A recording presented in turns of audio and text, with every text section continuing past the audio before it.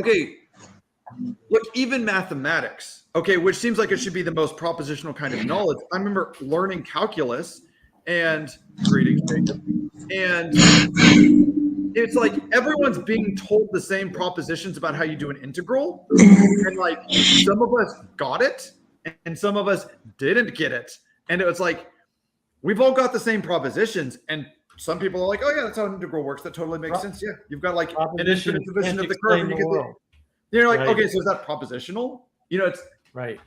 It's not. Well, that's the thing. A proposition is a compression or a reduction, right, of the world.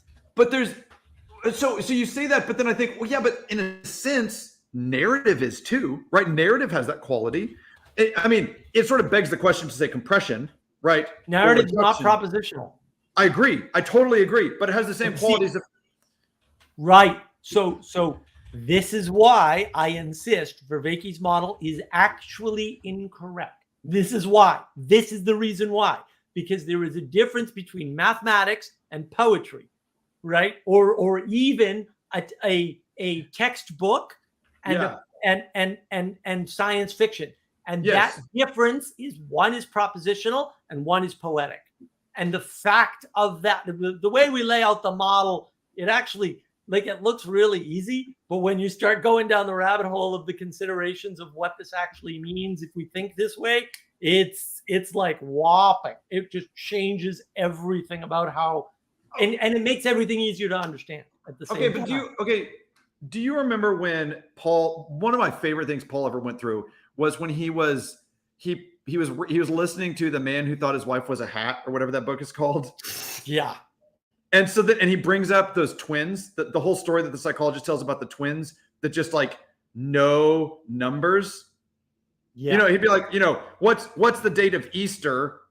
You know, 51,982 years from now. And they'd be like, April 9th. Yeah.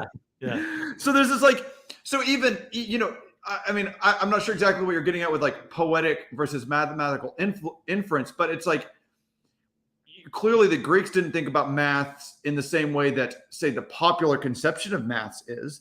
And but there, what's even weirder is that like you get this sense of you get these things like memorizing a multiplication table actually affords something much more like an intuitive knowledge of mathematics in some ways. And so there's all these weird ways in which they're turning together, and you can get access. You can get backwards at this stuff because you could brute force calculating Easter with an algorithm, right? 51,000 or whatever years. Propositionally, you could brute force it through a discrete linear set of relationships, which I would call procedures. That's another one of John's 4, right? Or you could go on the other side and you could have a mode of participation, which is another one of the 4, that isn't navigated by procedures, but the participation is navigated by poetics. And the difference is procedures are reciprocally narrowing and poetics is reciprocally opening. And I know that would just cause all kinds of problems with poor John's world, but it works really well in our model. Okay, but Mark, then I'm going to throw this back at you, right? Yeah. Most poetry in, let's say, for about 1,800 years of history was in it. It had a procedure to it, right? So Latin hexameter, the sonnets, you know, all these really formal types of poetry. What the poets were saying is like it doesn't have a procedure. I would say it has a structure. Okay, maybe I'm misunderstanding what's. I have a hard procedures. Look, I'll just be honest. When I hear the way that people talk about procedural knowledge, it sounds like people who don't do much stuff, because there's this like weird sense in which like you're like, okay, I would think that repairing an engine is a procedural process, but then you go and you like spend time around a good mechanic, and it's like they know all sorts of procedures, but that doesn't. It doesn't right. Like a good mechanic. Repairing an engine can't be a procedure. It can be a set of procedures plus a bunch of breaks, which require poetics to navigate. So that's the difference. So, yeah, I mean, I'm not sure if I know what poetics means there. It's something like an imaginative capacity to work out what's going on inside something you can't see. So it's like placing yourself inside a situation that you don't have sensory access to, something like that. You don't have to go that far with it. I would say you could do that on, say, either we do the McGilchrist thing and divide the brain and say you've got one side that's propositional and procedural and the other side is participatory and poetic. All you have to say about that is that one side is a linear and discrete processing system. That's all it is. So it deals with discrete start and stop points, right? And it only has a one-to-one relationship connection. That's all it has, which means it can only create closed worlds. And that's very useful. You totally freaking need that. Like, it's not optional. It's not bad or anything like that.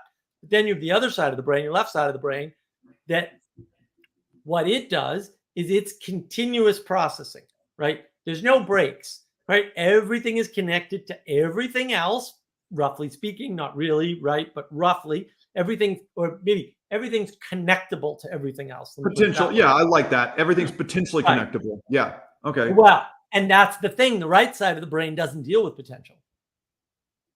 It deals with prediction within a closed system, but that's not potential, right? The left side of the brain deals with potential because it's not linear and discrete. It's multivariate and there's multiple connections. And what that means is that your understanding is predicated on which connections you make from where you're starting. Look, okay, Mark, maybe everyone is saying this, but when I hear these things broken out like this, I just think, wow, if you lost, like if you completely, let's say, down-regulated one of those, like you'd be psychotic. That's exactly what the model predicts. Like, sure. Right. So basically, here's what happens. If the model's correct, and like, we got like 3 years of evidence now that this is a way better model. It's way more useful, right? If you try to, let's say, participate with the world using procedures, you're autistic. For all intents and purposes, you appear autistic. Well, so are you talking about... on the other hand, well, hold on, it gets better. If on the other hand, your way of dealing with propositions is never procedural, but is simply poetic, you're psychotic. That's what you'll appear to be in the world. So when you're talking about this sort of like pure procedural approach, that's sort of like the bizarre story that Peterson tells where a guy asks him, how do I know if I can pick up the newspaper in the subway and read it? Which I like. I love that story. Like, that story is so great. The story is so great. It's like, well, how damp is it? And which day? And you start running through all the possible procedures, and you're like, and yet you have the Jacob. Poor Jacob. Oh, Jacob. God bless you. Thank you for sharing your struggle, Jacob. I know. Now.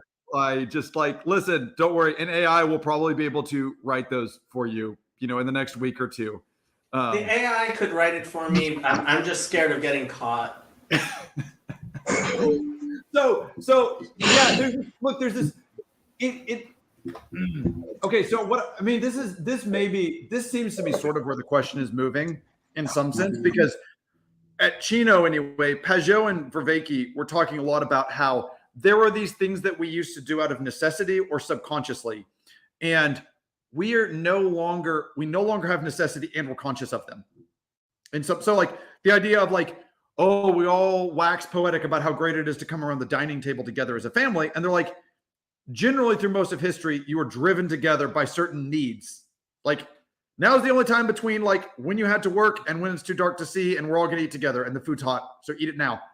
And so like but then when that necessity is removed from you, then you have to, if you're going to do it, it has to be conscious.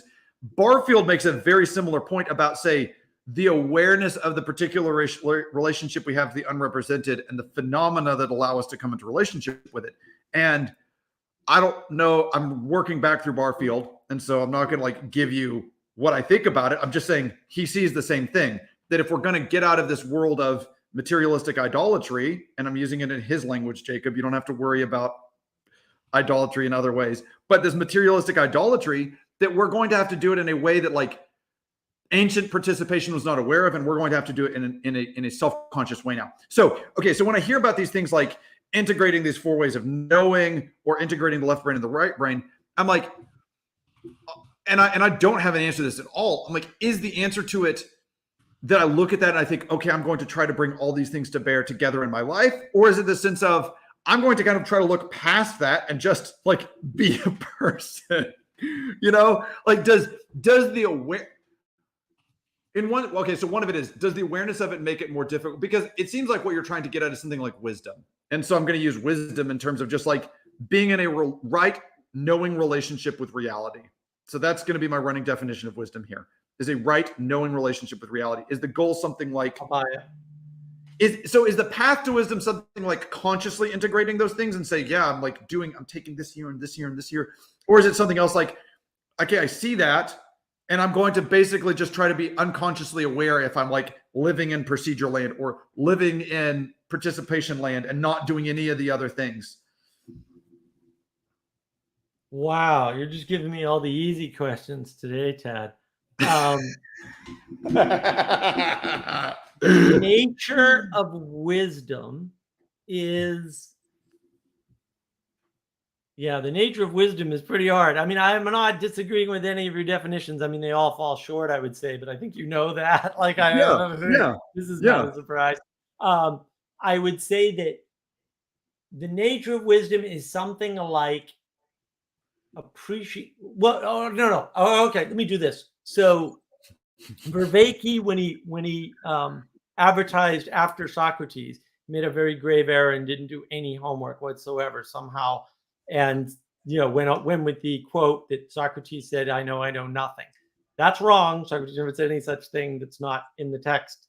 It's not even a mistranslation. It's total garbage. What Socrates did was, when he was coming back from I think it was the Oracle of Delphi. Don't quote me. I haven't actually read the Apologia. But when he's on his way back from the Oracle, he's walking with this man. And in that context, he's thinking to himself, the Oracle just told me I'm the wisest man in Greece, and I don't think so, right? Which is like, that's really important, by the way.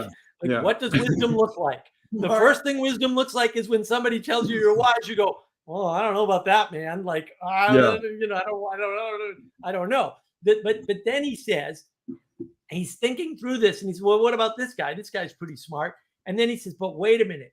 This guy is pretending to know things or claiming that he knows things that he doesn't know. And the difference is that I know that I do not know these things.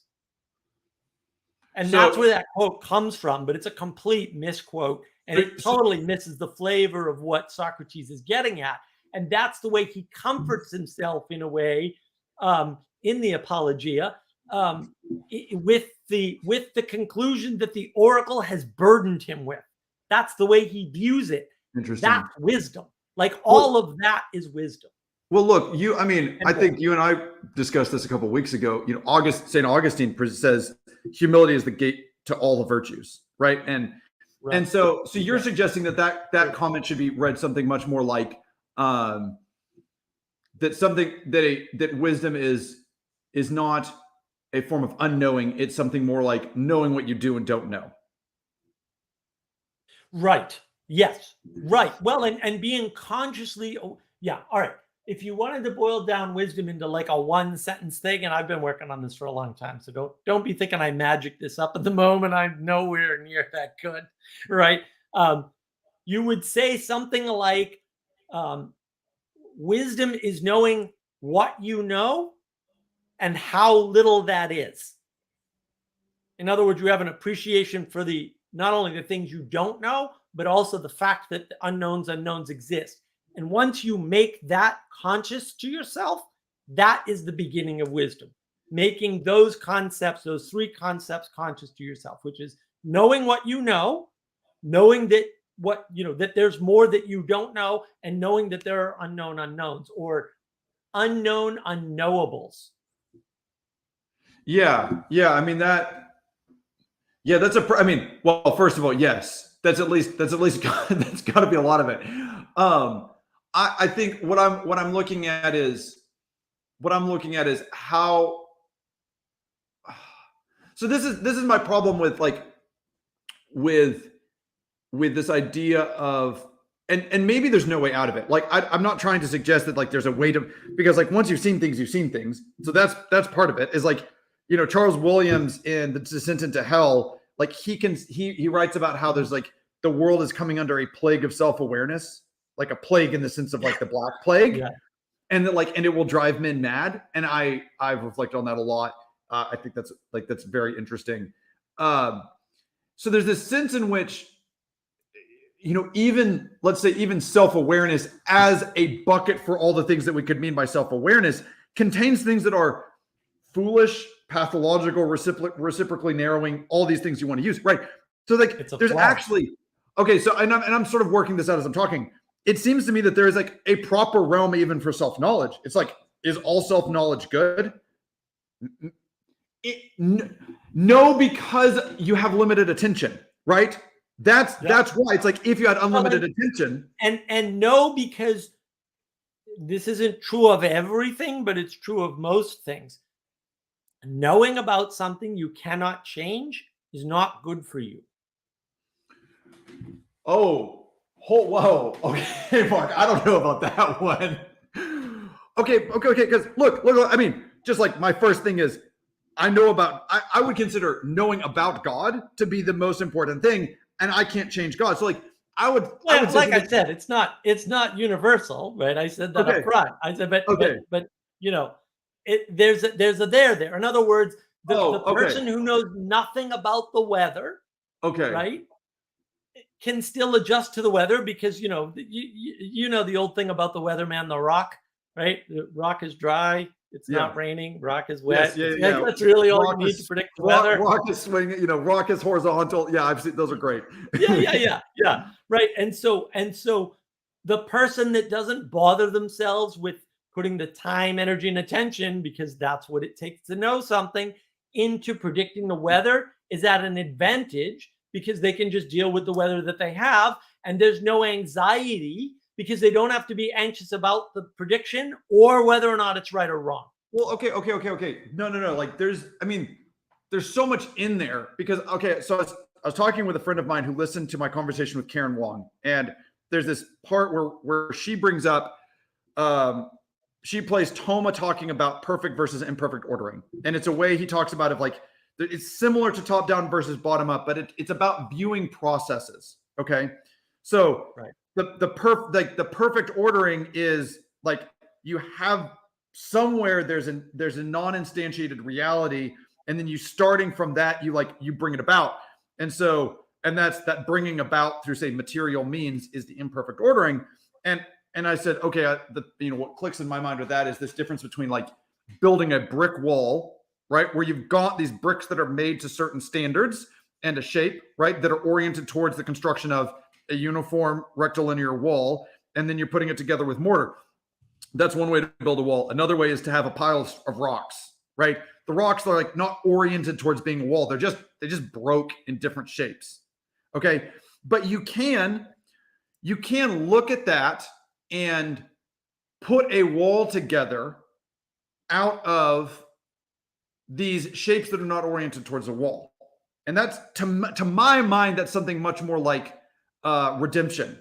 Like that's like the best picture. Like when we talk about redemption, it's something like here we are, and there's a thing that needs to be made, and the things that need to make it up are not yet ordered towards that thing. But you can do that. You can put the stones in a way, these irregular stones in a way that they then become the wall, right? Because holes are greater than some of the parts. But those are things you don't know about because they haven't been manifest yet.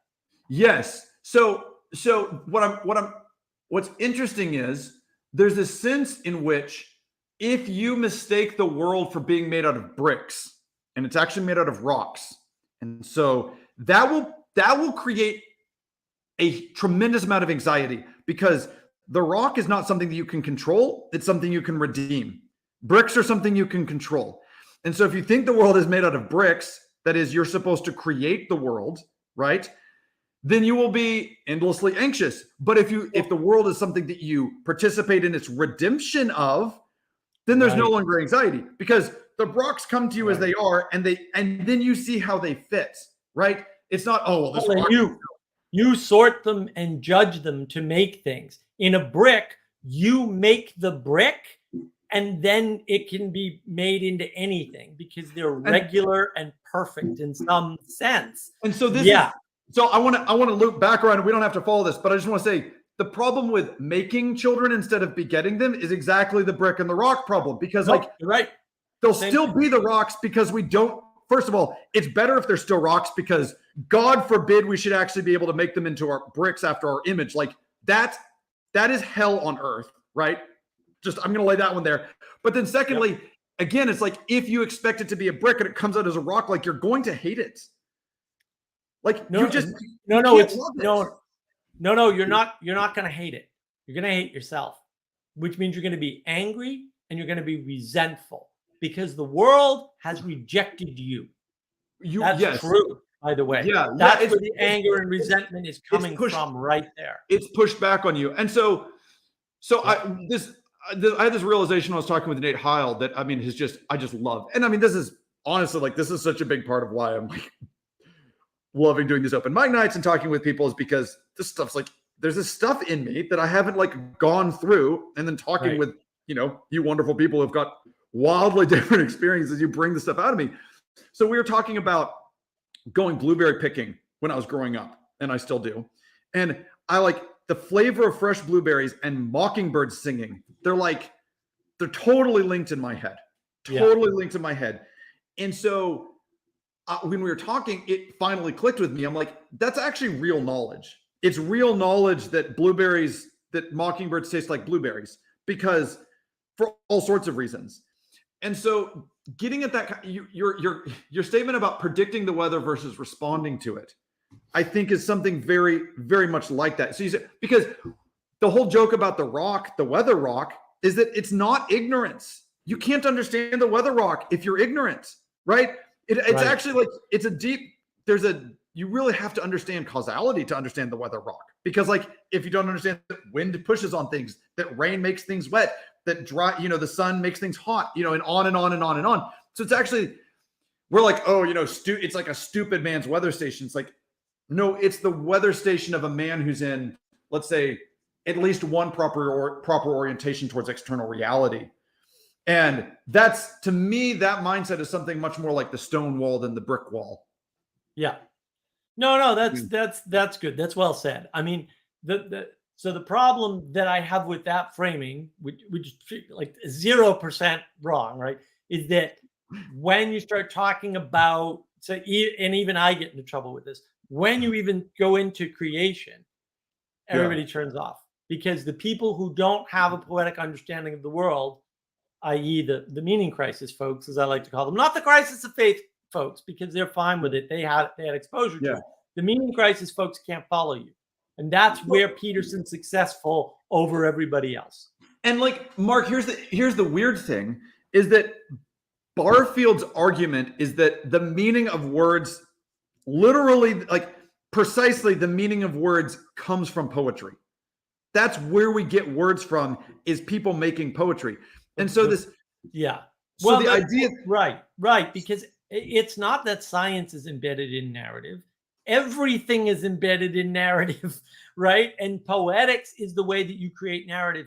And you cannot create narrative without poetics. You can't use procedures and propositions to create narrative. It doesn't work. Yeah, I listened to Jess and Sherry's response to the Chino conference on disappointment, talking about Job. And they pulled from, who was the guy, what was that author? Which author was it? They had a talk from, did he write, is it the guy that wrote Catch-22? No, it's the guy that wrote. Salinger? It's not Salinger. It is Salinger. No, it's not Salinger. I'll think of it. Anyway, he's brilliant, and he's obviously like very well spoken, and but he's like talking about like the shapes of stories, and he's like, oh yeah, he's like, we should be able to. That's Vonnegut. Thank you, Kurt Vonnegut. Yeah, he's like, surely these stories are such a simple shape, we should be able to feed them into computers, right? And it's like, yeah, if you can look at it and immediately say, oh yeah, like the U-shaped story, and then you go and you read 90% of the stories are absolute crap, and it's like, it literally geometrically, it's as simple as a triangle. So like, why are most stories garbage? I just wanted to bring up William's comment about Inca walls. I actually spent a bunch of time in Peru, And so when I'm thinking about stone walls and redemption, I'm thinking of Inca walls. And what's amazing is, so Cusco, which basically the history is the Incas had built all this stuff there, and then the Spanish came in and raised the buildings, but not the foundations, and then built a bunch of Spanish architecture on top of it. And then because it's in the Ring of Fire, they had all these earthquakes. It's either all the Spanish buildings fell down and they just kept rebuilding buildings on the Incan foundations, which nothing ever happened to, because they just, they built so well. There's what's weird is like it's that redemptive capacity of putting rock walls together actually makes them more resilient to reality. It's not simply like out of where they come from, but then how they continue to respond is also, let's say, more appropriate to the place, which is really anti-fragile. But yeah, I mean that's the problem, is that when you try to engage with these things, like you can there's a TED Talk on how to make a good TED Talk, and it's all about the pattern of a TED Talk. Right now, their definition of pattern drives me nuts. I'm like, you guys don't even know what a pattern is. What you're talking about is a structure and a process for that structure, which is basically just a procedure. Right. The problem is when you follow the procedure, you don't get that result reliably. Like it almost never happens. Because what you've done is you have taken your thing, your method, your procedure, your understanding, your worldview, and imposed it on that thing. And what people don't realize is that you can do that with anything. You can sit there and say, I can explain to you why people have children using politics. And you can. And it's been done. I'm not claiming that I've done it, because I wouldn't do anything quite that crazy, but people have done it. So you can literally take anything and put it in any frame. Well, that doesn't make it valid. And that's the postmodern conundrum right there. And so, wow. I mean, that, first of all, the first thing I think of is those like anti-racist pyramids that were running around from the anti-racist trainings, where it's like apparently the basis of all racism is to say some things aren't political, right? So the corollary being that the truth is that everything is political. And it's like, I mean, first of all, like that's vomit inducing, but second of all, like to your point, like you actually can draw those causal relationships, right? And so it's like, you can. Hold on, Ted, are you actually saying that your relationship with your wife and kids is not political? See, it's so absurd it made me laugh. You're right, Jacob. Thank you. So it is. It has to be, Ted. There's no other option. I mean, it is political in the sense that politics is the process by which multiple people like engage in the common art of living. No. Politics. No. The two-party system ideology in America is like. But personal is political. That's right. Politics, the difference between politics and a relationship is a relationship can be between just two people. Politics always requires more than two people. Right. Always. But we've got enough at this point. Like if the children form a labor union or something, then like I guess it's political. Then you're going to have to spank them. Right. And this is where, well, okay, but like here's the weird thing is that like there's a whole class of like political, I don't want to call it political theory, but like which viewed the body politic not as a contract but as a family, right? Okay. Right.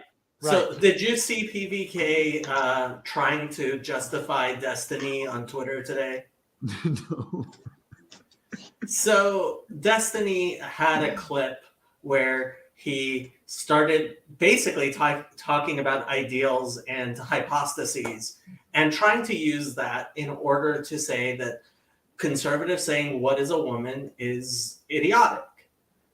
And it's like, yeah, exactly. He was trying to use this deconstruction of words in order to actually push his nominalism, which that is what the postmodernists do.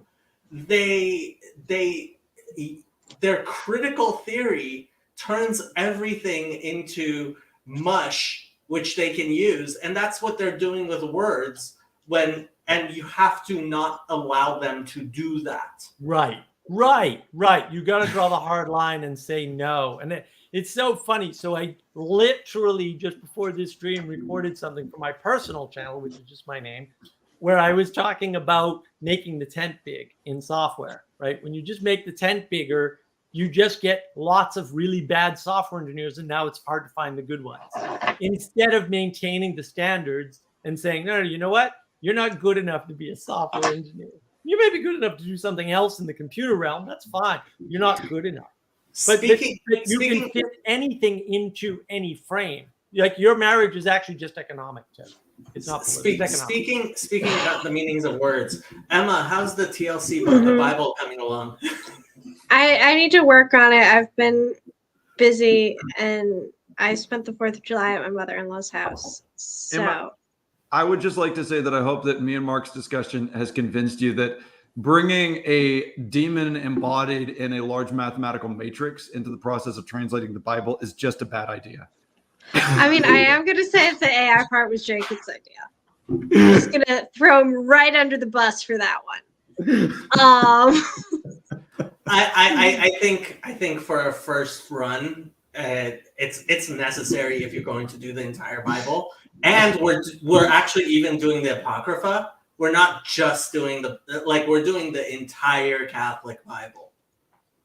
The director's cut, is Richard Bell.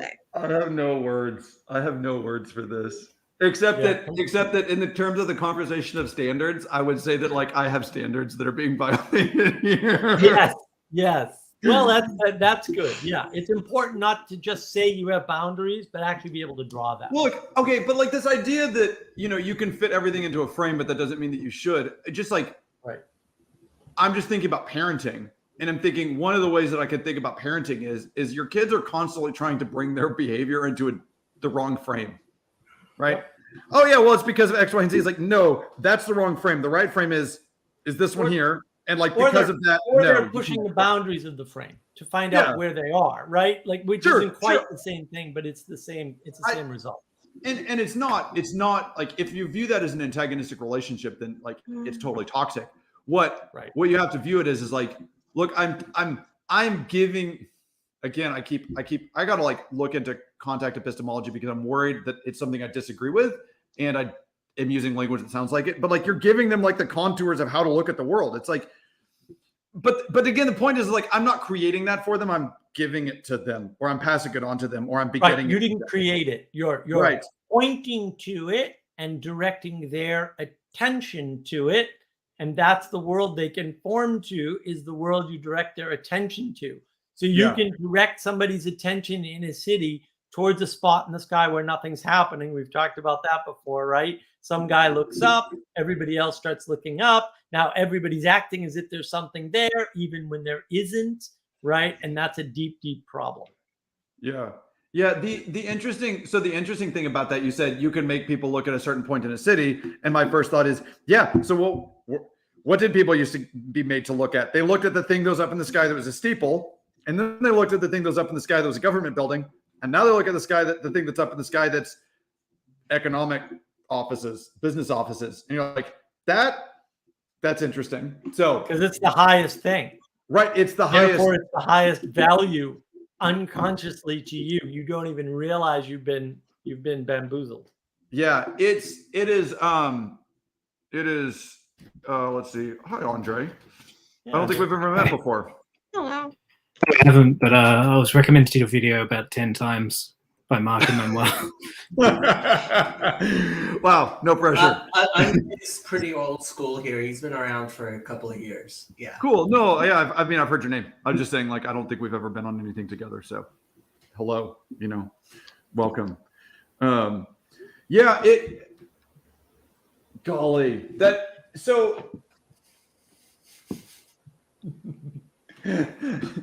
it just comes back to this so much because, and this is maybe a direction we could go in.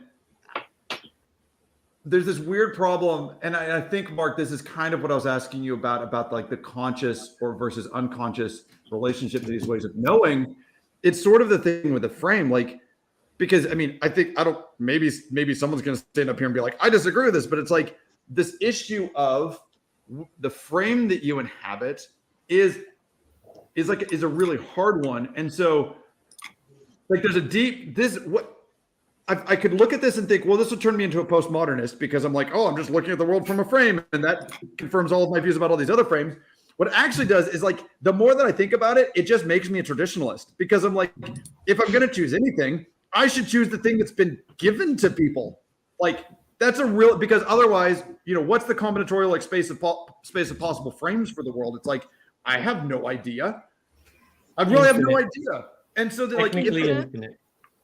Yeah, possibly. That's the issue. Well, and you should pick a frame that has been shown to work through, I don't know, at least a couple thousand years, Ted. Can you get me that? Right. And then right. And that's really the issue, is that again, because you can put anything in any frame you want, the question is what's the best frame? And the answer is the largest frame that will fit all the things you need to know about, right? But then I would say that when you're dealing with what the postmoderns would rightly call grand narrative, that is always your religion.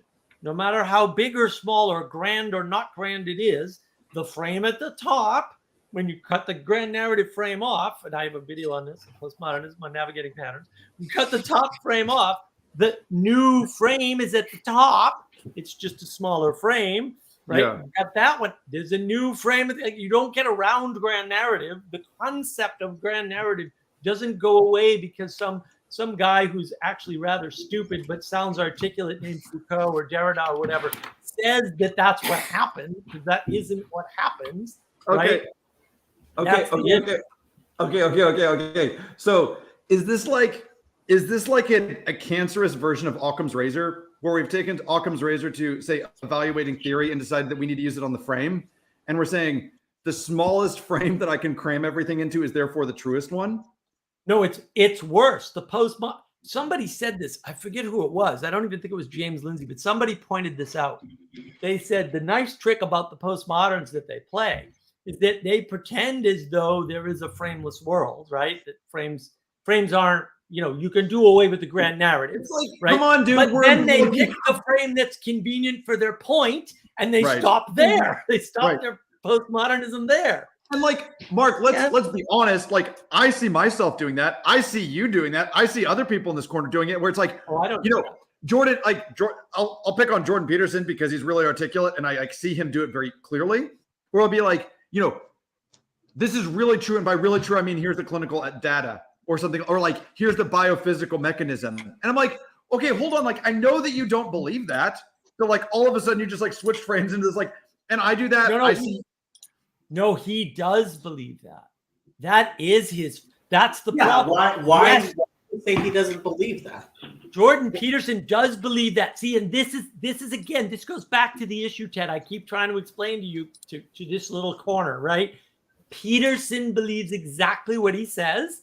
And I understand that Christians go, well, no one could believe that because it doesn't work. That is also true, right? But he does believe that. And you guys have better language, more precise and accurate language, ironically, right? But he doesn't. And that's the difference between the meaning crisis and the crisis of faith. And then what happens is I don't do that, right? Because what I'm doing is I am taking the larger frame and matching where you're at and finding a frame where you're going to find concurrence with the words and the meanings of the concepts that I'm trying to convey. And then I'm standing there for a while, right? And then trying to open you up so that you can get to the larger frame. Now that doesn't mean that you don't already have the larger frame. It means you haven't made a connection between, say, your Christian belief and the concepts that you've, say, picked up from Vervaeke or Peterson or whomever, which fit in there nicely enough with different language. Sure. I didn't understand the word Mark said, so just to clarify what I meant, like Peterson, I believe in multiple epistemologies, and there are various ways things can be true. Yeah. Yes. I think. Well, first of all, I just want to bring this Chad's comment because this immediately makes me think because this like frame jumping, I think, is held as this like modern ideal, and I think that that's part of why we love metaverse movies. Everyone wants to make movies about the metaverse or the multiverse, because like then you become the person who's got all the frames. Exactly. You become bigger than any of them. God again, because you control the metaverse. I really don't like the word frame at all. I tend to talk about levels of analysis and orientation. But Jacob, you're wearing frames. What? How can you not like wearing frames? You're literally embodying them. I understand. I am wearing a frame. Yes. I think there's multiple levels of analysis in the frame, Jacob. That's the difference. Yeah. But I get your point. And frames is a tough word for me too. It's just the word most people are most familiar with. What people mean by frame is Weltanschauung, and I just don't like it because I think it's too unidimensional. Well, no, it's two-dimensional as opposed to three-dimensional. That's why I like the idea of level of analysis and orientation within levels of analysis. So my orientation is always hopefully towards God. I hope, I try. And my levels of analysis can be at different places. So, but Jacob, I like, look, I hear that you want to do that, and I would say, yeah, I want to do something like that too, and I think like the other people here do. But there's also another thing that people, which you can talk, people talk about in different ways, but it's the like, no, it all has to fit in this thing, and so maybe you would just say, well, when we say like a frame, it's an exclusion of all other levels of analysis, and so you're just saying like it's just the political, but it's worth distinguishing between saying an orientation that's trying to like get, because I would take your language and say, yeah, and the most compelling description I've ever heard of that is Gerard Manley Hopkins' Inscapes, which is that you have let's say the phenomenological and semantic orientation towards things is varied in the same way that a landscape is, your position within a landscape is varied, and that your knowledge of a thing increases as you move around that landscape and in various times and seasons. So I'm with you there. And so when I say frame, I mean something much more like one particular place where I'm standing in the valley of that inscape, and I'm like, oh yeah, like I get this view when I'm standing right here. So how many of you watched Byrne's latest video? None of you? I haven't had time yet. Burn Power, Anadromist. It's really been like getting under my skin. Paul Vanderklay. Oh, Paul's joining the party. No, he never joins. Especially not saving the world by knitting. Can confirm. But Paul's just worried I don't know about what's going to happen tomorrow when Cedric and I start discussing how we're going to destroy the CRC. Right. I have no words, Jacob. Well, Paul called me a monster. I'm not a monster. Am I a monster, Ted? You've met me. Am I a monster? Well, look, there's at least two meanings of the word monster. One is that you're like something that is evil, and another one is that you are like existing in multiple categories in a way that your brain can't resolve easily. And I would say something that's capable. Yeah, I would say that Jacob, you do kind of fit that, like you don't resolve into like an easy category. And so there's like interacting with you is a little bit monstrous, right? So I'm not going to speak to your ontology as a human person. So you came to my house, slept in my house, and you're saying I'm monstrous. No, I said interacting. Do you usually sleep in the dragon's lair? That's not what he said. No, I said interacting with you is interacting with you can be monstrous, Jacob. I think look, and what's interesting is that like the capacity to, this is something that Mark has brought up that I really like is like that level of interaction between the two of us, in which like I slept in your house and you gave me food and we walked around the streets of LA together, is actually what allows me to, let's say, face the monstrousness of my interaction with you, where you say stuff about the Latin Mass that's like, okay, what am I going to do with that? Because I've kind of put a lot of my eggs in that basket, right? What And did I say about the Latin Mass? You said something to the effect of, there are certain things in that I wouldn't want to stand in front of God and say that I had said, or something like that. Yeah, that is true. So like, but look, like, I'm able to like overcome that because I slept in the lion's den, because you extended hospitality towards me, and like, you know, in our persons, in our embodied But persons. that's how is that a reflection on me? I mean, don't you know the words in the Latin Mass? Well, it's a reflection of what you believe about what you should and shouldn't stand before God and say. Yeah, you shouldn't know the words in the Latin Mass. That's actually the whole point of having it in Latin. I don't know about that. I don't know about that. No, they can't. I disagree all. completely, Mark. No, it puts you out of the propositional tyranny. This is another one of Vervaeke's good things. It puts you out of the propositional tyranny. The thing I actually oddly noticed today was that the Orthodox do the same thing in a completely different and possibly, pains me to say it, much better way. Because I knew you were going to say better. Wow, Paul wants to jump in. Oh, it's way, way, way up at the top, Paul. If you can get all the way up there. Or it's right there. Yeah. Now There we right go.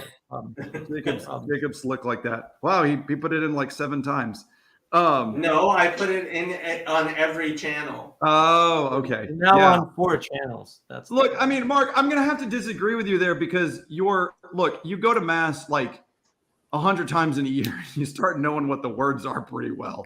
So, but the fact that you have to think that hard about it, and the lyrical nature of the language keeps you out of the propositional tyranny better than if it's translated into your language, which I would argue is one of the great problems that Protestantism brought to us.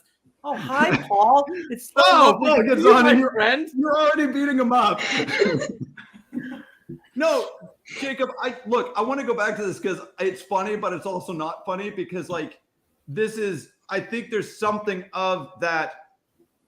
Look, we make monsters out of each other. And so a big question is, how do you get over your monstrous apprehension of another person? Like, that's what I'm trying to get at. Like, you know, or yourself or myself. Sure. And so what I'm trying to say is like, your hospitality is like one of the things that helped bridge that. Now, you know, I could have ignored that and just been like, oh yeah, like Jacob's totally, you know, whatever, mistaken about all these things, and sure, he let me in his house, but I don't care. But instead, like, it's that capacity to look, I'm trying to understand Jacob. And so I'm granted this category of, okay, he's also a person with a body who needs a place to stay, et cetera, et cetera. And the Good Friday prayer for the Jews is an annual prayer in the Christian liturgy. It is one of several petitions known in the Catholic Church as the Solemn Intercessions, and in the Episcopal Church, United States, as the Solemn Collects, that are made in the Good Friday services for various classes and stations of peoples. For the church, for the Pope, for bishops, for priests and deacons, for the faithful, for catechumens, for other Christians, for the Jews, for others who do not believe in Christ, for those who do not believe in God, for those in public offices, for those in special need. These prayers are ancient, predating the 8th century at least. The form used before 1955 read as follows. Let us pray also for the faithless Jews, that Almighty God may remove the veil from their hearts, so that they too may acknowledge Jesus Christ our Lord. Amen is not responded, nor is said, let us pray, or let us kneel, or arise, but immediately is said, Almighty and eternal God, who dost not exclude from thy mercy even Jewish faithlessness. Yep. Here are prayers which we offer for the blindness of that people, that acknowledge the light of thy truth, that acknowledging the light of thy truth, which is Christ, they may be delivered from their darkness. That through the same Jesus Christ our Lord, who liveth and reigneth with thee in the unity of the Holy Spirit, God, forever and ever. Amen.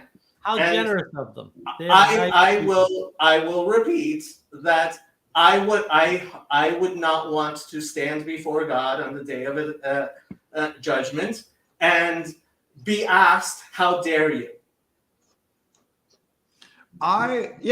Jacob, look, I mean, this is the reason that I'm a Christian you and be I'm a nice Jew. to the Jews. Good thing Look, Ted's never said the pre-1955 one. 1955. Have I? I don't know that we prayed The that I'm one. pretty 1963 one's not that much better as far as I know. But I mean, we can take a look at them. Yeah, I mean, Can I Jacob, just look, make I mean, a this comment is about the monster video, the monster comment? what's that? It was an estuary comment, Jacob. It was a Jordan Peterson comment. You're a formidable individual. You're Yeah. swimming upstream in the Christian Reformed River. You yourself said here how you're going to destroy the CRC, and you're pointing out this Catholic prayer. Come on, Jacob. You know me. I completely accept the fact that I am a monstrous person. No. You're still not in the language. Paul, look, I'm sitting there, I'm listening to you say, hey, you can't change people. You have to accept I can't change Jacob. Look. I'm doing it a little bit at a time. Oh my word. Seriously, Paul, if you told me to delete my channel, I probably would. Why would I tell you that? Okay, I was just about to say I don't get why people think Pastor Paul is in charge of Jacob, but I guess now I kind of get it. Immediately. I haven't deleted my channel, but if I thought that you thought I should, I would give it serious consideration. And if you were to say that, then I would quite likely actually listen to you. Oh, I wouldn't say it. I think I know. it's better with you and your channel in it. He trusts you, but at least it's submission. So I'm all in. Submission good. It's the Protestants that don't understand it. Jacob, there's an entire class of stories where like the hero, right? And it's like we're all the hero in our own stories, probably for better and for worse, where they like the whole reason that they're able to make the journey that they go on is because they befriend a thing that seems monstrous. I am not the hero in my story. That's why I have pictures of people on the wall. There you go. No, you are. You're just not that type of hero. You're not right. We lost PBK. He just wanted to defend himself against this vicious attack that you launched on him by trying to smear his name. Look, there's this. And so it's that like the companionship with that thing that seems monstrous. I mean, I could rattle off a bunch of those stories, but like, you know, how many of the Narnia stories do they have? You know, like a satyr or a dwarf, or you know, all kinds of weird creatures that are their friends. Or you know, if you've read the Lloyd Alexander's, the Prydain Chronicles, there's like Gurgi, the weird like chimp person, or there's Gollum, and you know, it's like and on and on and on and on. And it's like the point is not that like you may not feel like the hero of your story, but you still have to act like you are. In the particular sense of you're the one making decisions towards the good, towards God, what God desires for you, for his will in your life. And like that, I think oftentimes that means like coming into an appropriate relationship with the thing that seems monstrous to you. So let me ask you a question. Okay. Is anger something that God does? God does. Is God angry ever? Yeah, No, I mean, wrathful, scripture seems very clear that he is. No, wrathful. He's not angry. God, so the word wrath in Hebrew that usually gets translated is various ways of saying charon af, which means flaring of the nostrils. Mm-hmm. And as a father, have you ever flared your nostrils at your kids and shown anger when you weren't actually angry?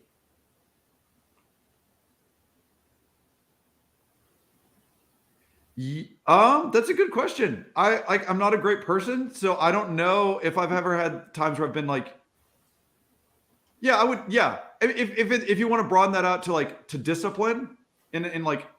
Yeah, so like the broad category of things that look like aggression that are disciplined. Certainly. Do you stop yourself from actually disciplining your children when you're actually angry? Yeah, when I'm in control of myself, for sure. That's what a good father does, because anger is itself sin, right? actual anger is sin, which is why God never gets angry. But God does display anger. Okay. Because there are times when you have to display anger. And there's a difference between God who is love and God who shows anger. And there's a difference between being a monster and acting the monster. Oh, yeah. I mean, that last part, I'll definitely agree with. I just look, Jacob. I'll just say that like I haven't thought enough through anger to know what I think about all that. So like, I'll chew on it. The signal is important. The signal is important. But That's like, the point. But then you also have like Lewis and Paralandra talking about this idea of, Ransom's battle with the unman, where it's like, it's not a person, it's just evil. And Lewis is making the contention that like, Ransom's, his fictional character Ransom's like, oh, this is what anger is for. Anger is not for people, anger is for evil. Right. And so it's like the first time in his life that like anger actually like has an appropriate outlet.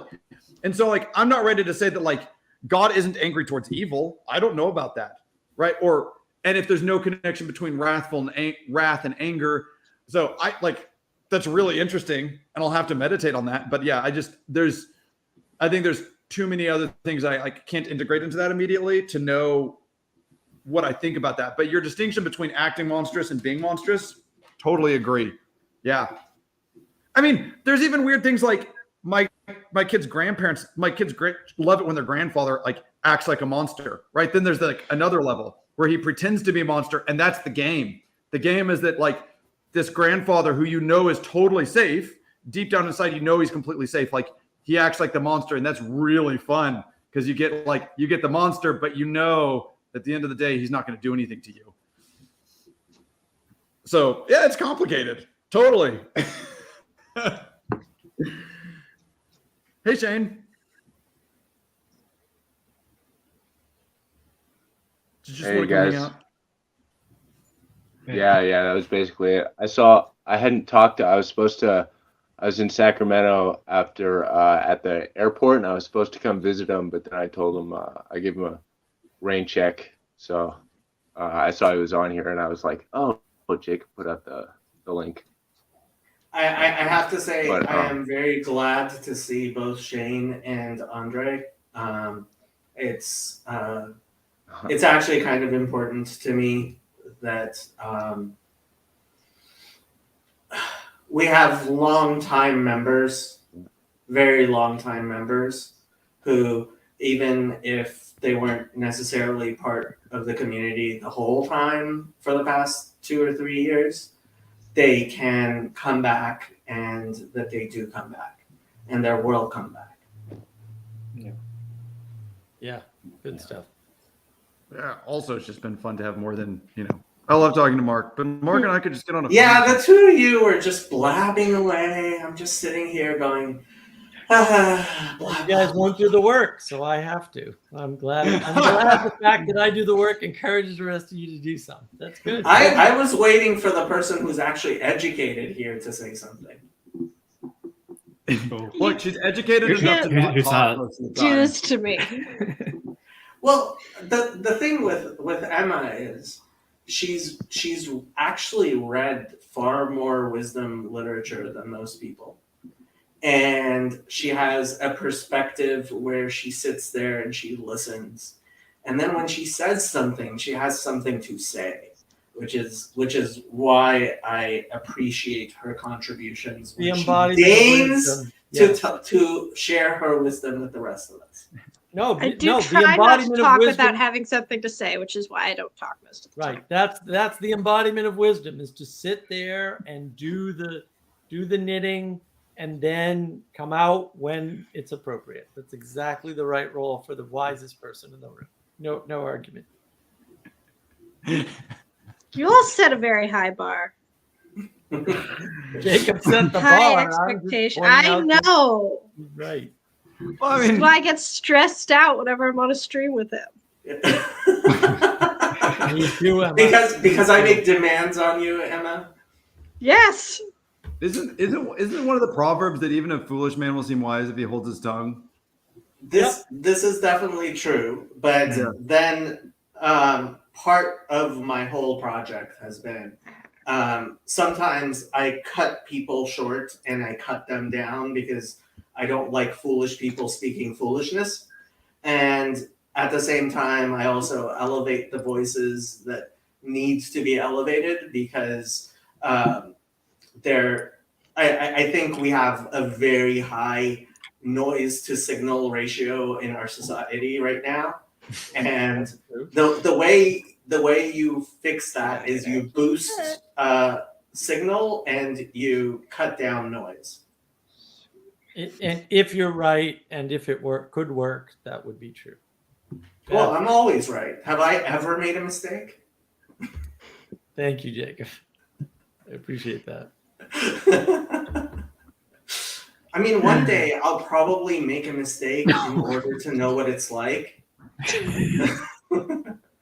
but I'm not sure how I would accomplish that. No. Jacob thought he was wrong once, but he was just mistaken. Yeah.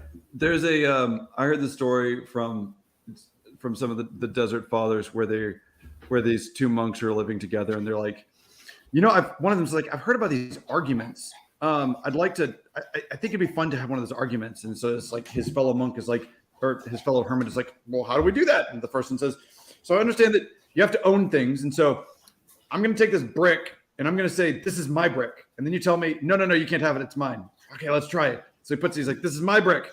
The second monk said, the second hermit says, no, it's mine. He goes, okay, you can have it. It'd be something like that. A Monty Python skit, actually. You just try to make a mistake, and then you couldn't do it in the end. Like you're just so far above that it would be impossible. You just give it over. You'd relinquish your truth to us without making mistakes. No, I mean, look, guys, I get the signal to noise thing, but it'd be really weird to just sit in silence on a live stream and so people talk. Well, you said you were going to bring your banjo. Yeah. Where's your banjo, Ted? Okay, I actually deliberately do that. I sit there quietly until people come on. Yeah, I've noticed. You sat there once for about 55 minutes, just saying nothing. Yep, he does do that. I'm a quivering mass of availability. That's one of my favorite. Well, and that's important ever. That's one of my favorite. Is that your rap name too? Wow. I'm just amazed that Emma brought up banjos in the context of silence. That is astonishing to me. I was like, I don't know how we'd sit in silence, and was like, well, we gotta have a banjo. It's like, that is. I'm just reaching back to something you said a couple weeks ago. Is all. That's amazing. Yeah. Well, actually, I've been thinking about things I could run, and I wanted to bring it up while Chad was here, but I didn't get the chance. I think it would be fun if someone did a monthly or so corner creativity roundup. Come on, show something you've been working on. An art thing for people who do art, or anything like that. I think that would be fun. Mark, you've got a little bit of something you've got some people that do stuff like that on your Discord, don't you? You've got some people that share. We've been doing this for 3.5 years. I hope you guys can all get as organized as we've been. I don't think you will, because I think you're just a bunch of rebels, but whatever. I mean, it's all good. Yeah, those art streams. Hope it works. What would usually happen is they were organized, and then it'd be 2 or 3 people, and they end up just doing art and ignoring each other for 2 hours straight, and occasionally just making comments oh, I'm just making coffee. Well, how about you? That's the Verbaki server all over again. But that happened on BOM several times. Yeah. Whatever. You guys are doing fine. It's great. I mean, if you think you have a thing, no, I don't know where it is. You're gonna worry about this little corner of the little corner, as Paul Vanderklay said to Justin Wells. Whatever. You keep rebelling keep not understanding submission and then whining at me when I call you a rebel. That's fine. Yes. I don't. You'll still actually be rebelling, by the way. Whatever. It's cool. Mark, I just go to church. That's where my rule comes from. Yeah. Well, look, I mean, like, to your point, like we've always had, we transferred it over to the mark of wisdom. We've always had, what did you learn today? Right. We've always had important videos. We've always had these little things that we do on, at least on a semi-regular basis. We've always had listening parties, things like that. Right. We've been maintaining that. We used to do daily meditations. We don't do that anymore. Maybe we should. Right. We've always had that stuff. The other people in quote this little corner obviously don't participate. So to the extent that they're a cohesive corner, I would say they aren't still, right? Which is why you have to worry about this little corner of the little corners of this little corner, right? To Paul's excellent point. Although I don't think he really understands the implications of what he's saying when he does that. Whatever. You guys can have your little corner. Have fun. Oh my goodness. I hope it works, Emma. I do. I've seen this for it's been going on for 6 years or 5 years or something with BOM, and yeah, we see the results of that, which is what you have today. It might be an overly optimistic noob idea. Keep doing it. Keep going. It might work someday. It'd be great. Mark or Jacob, would either of y'all want to carry the stream on? I'm gonna hop out and get to bed. I'll keep it going. Yeah. Wonderful. There's like 20 people watching. Hey, Kirk. I know. No, it's great. I don't want it to end. I mean, clearly people are enjoying what's going on. I have limits. So how'd I look? You look very good, Kirk. So Kirk is a young man who has been joining some of my streams. So I've been joining some streams lately from New Orleans. He's had a slight problem knowing when to wait to his turn to speak, but we're working on that. He's 15, so I've been a lot more. How do I say? Patient with Kirk than I am with most people usually. You may have noticed. That's admirable. Yeah. That's fair. Nice to meet you, Kirk. Nice to meet you. Is it all Americans here? No. Andre is from down under. Well, in the future. Mexico? No, Australia. down under. Yeah, Australia. Oh, Australia. Okay. Hey, Ozzy, how's the shrimp on the bobby? Oh no! I can't tell. Was that You've wrong? never heard that one before? Yeah, it's the first time I've heard that.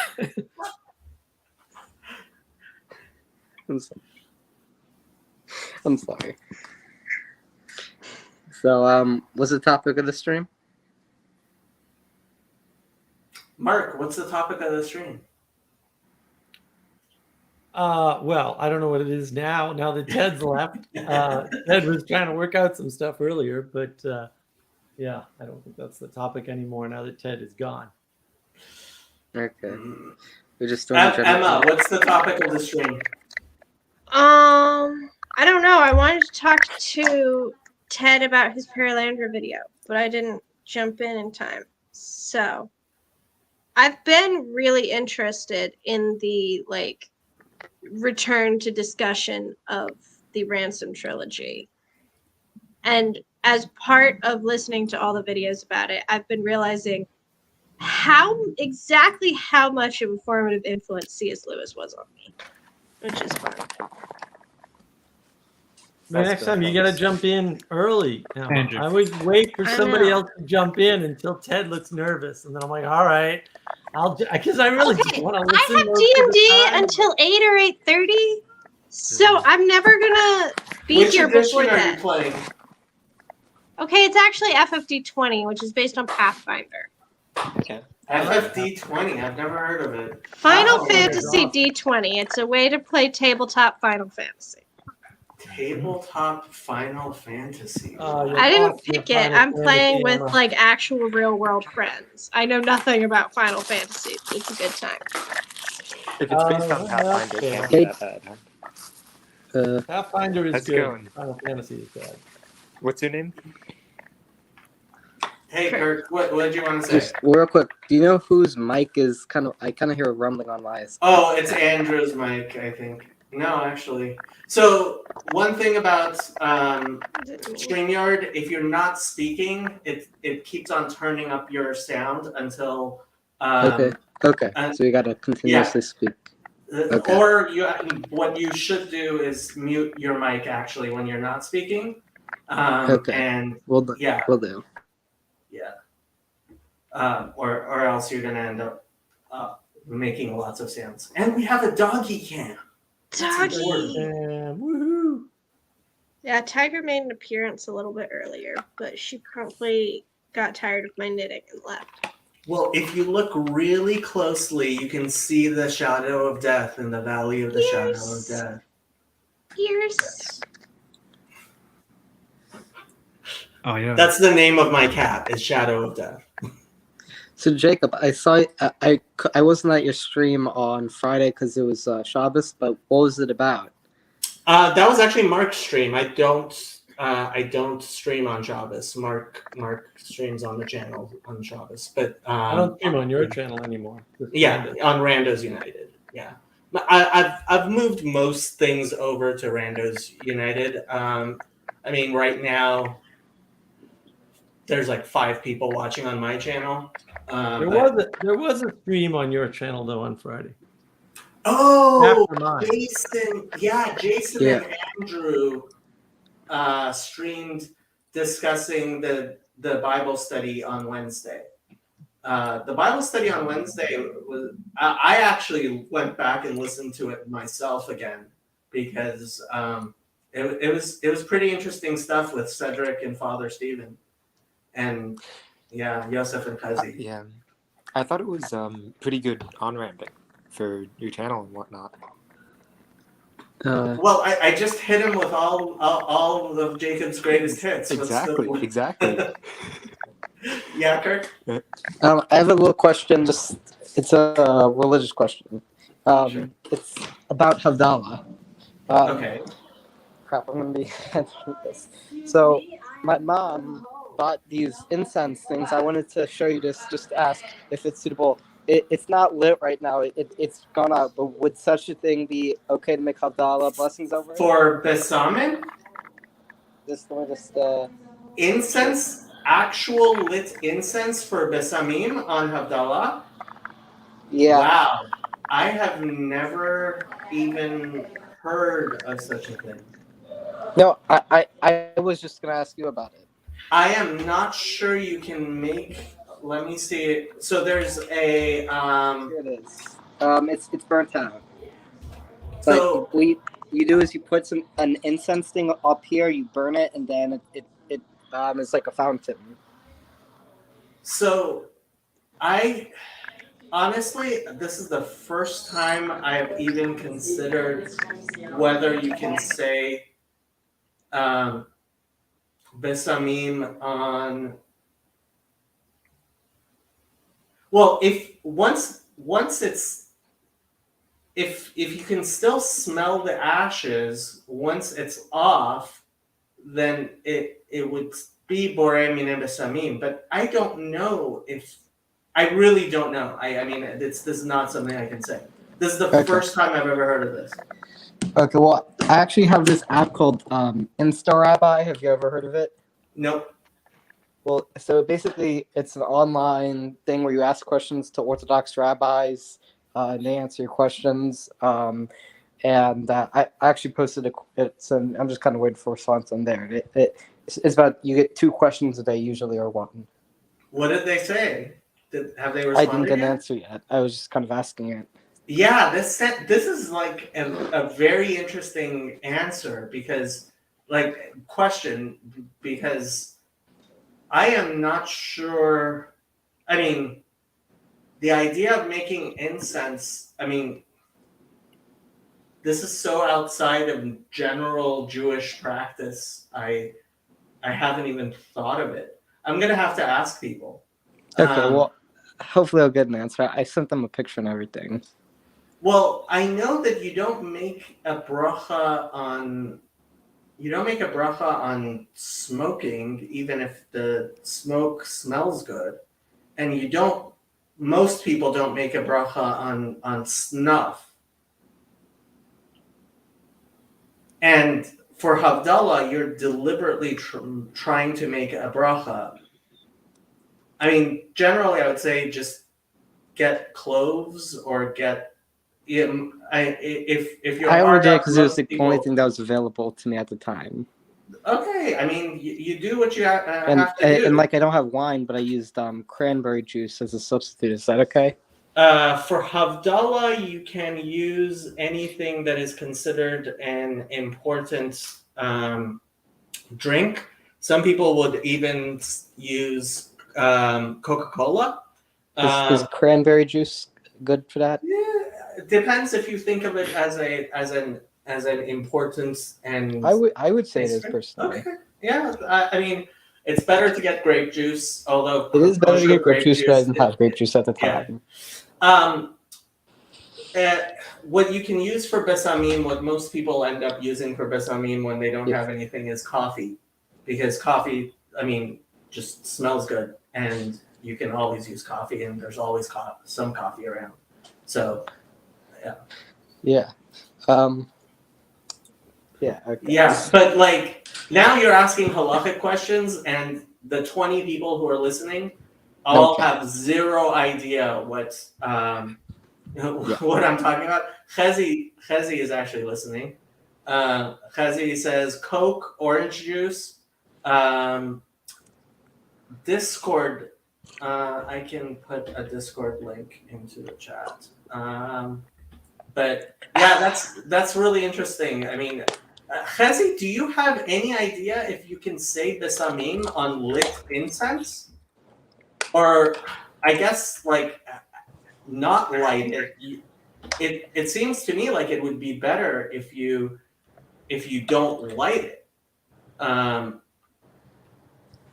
Yeah, that's a really interesting question. And flashlights for or I'm gonna ask just real quick. Is Hezi on marijuana? Hopefully not. Chezi smokes just a little bit more than I would recommend. I don't recommend spending your entire Shabbos stoned. No, I don't even. I thought Moshe Feinstein said you pretty much can never do it outside of medical purpose. Rabbi Rav Moshe Feinstein's tshuva, if you read it closely, there are certainly if it would cause your parents pain to know that you are doing such a thing, then Rabbi Feinstein clearly prohibits it. If your parents don't mind so much, it becomes a question of should you do such a thing? Probably not, but is it halachically actually prohibited? As long as there are no health ramifications. If there are no health, then no. It just the main thing is whether or not it causes health, which I think Rav Moshe thought it did generally. I don't remember his tshuva actually mentioning health. The two things he talks about is one, you're having respect for your parents. Certainly. And the other thing he brings up the case of the Ben Sora Umora, right? The son who is stoned with actual stones in the Bible for disobeying his parents, and the disobedient son. And there it talks about he drinks wine and he eats meat. And Rav Moshe says if gluttony. So Chezi says you can use incense for Havdalah. Yes. So I'm guessing you're saying Minei Besamim. Let's be Hashem. What is Havdalah, Jacob? It's the ending ceremony of Shabbos. Okay. At the beginning of Shabbat, you say Kiddush, and which sanctifies the day, and then at the end of Shabbat, you say Havdalah, which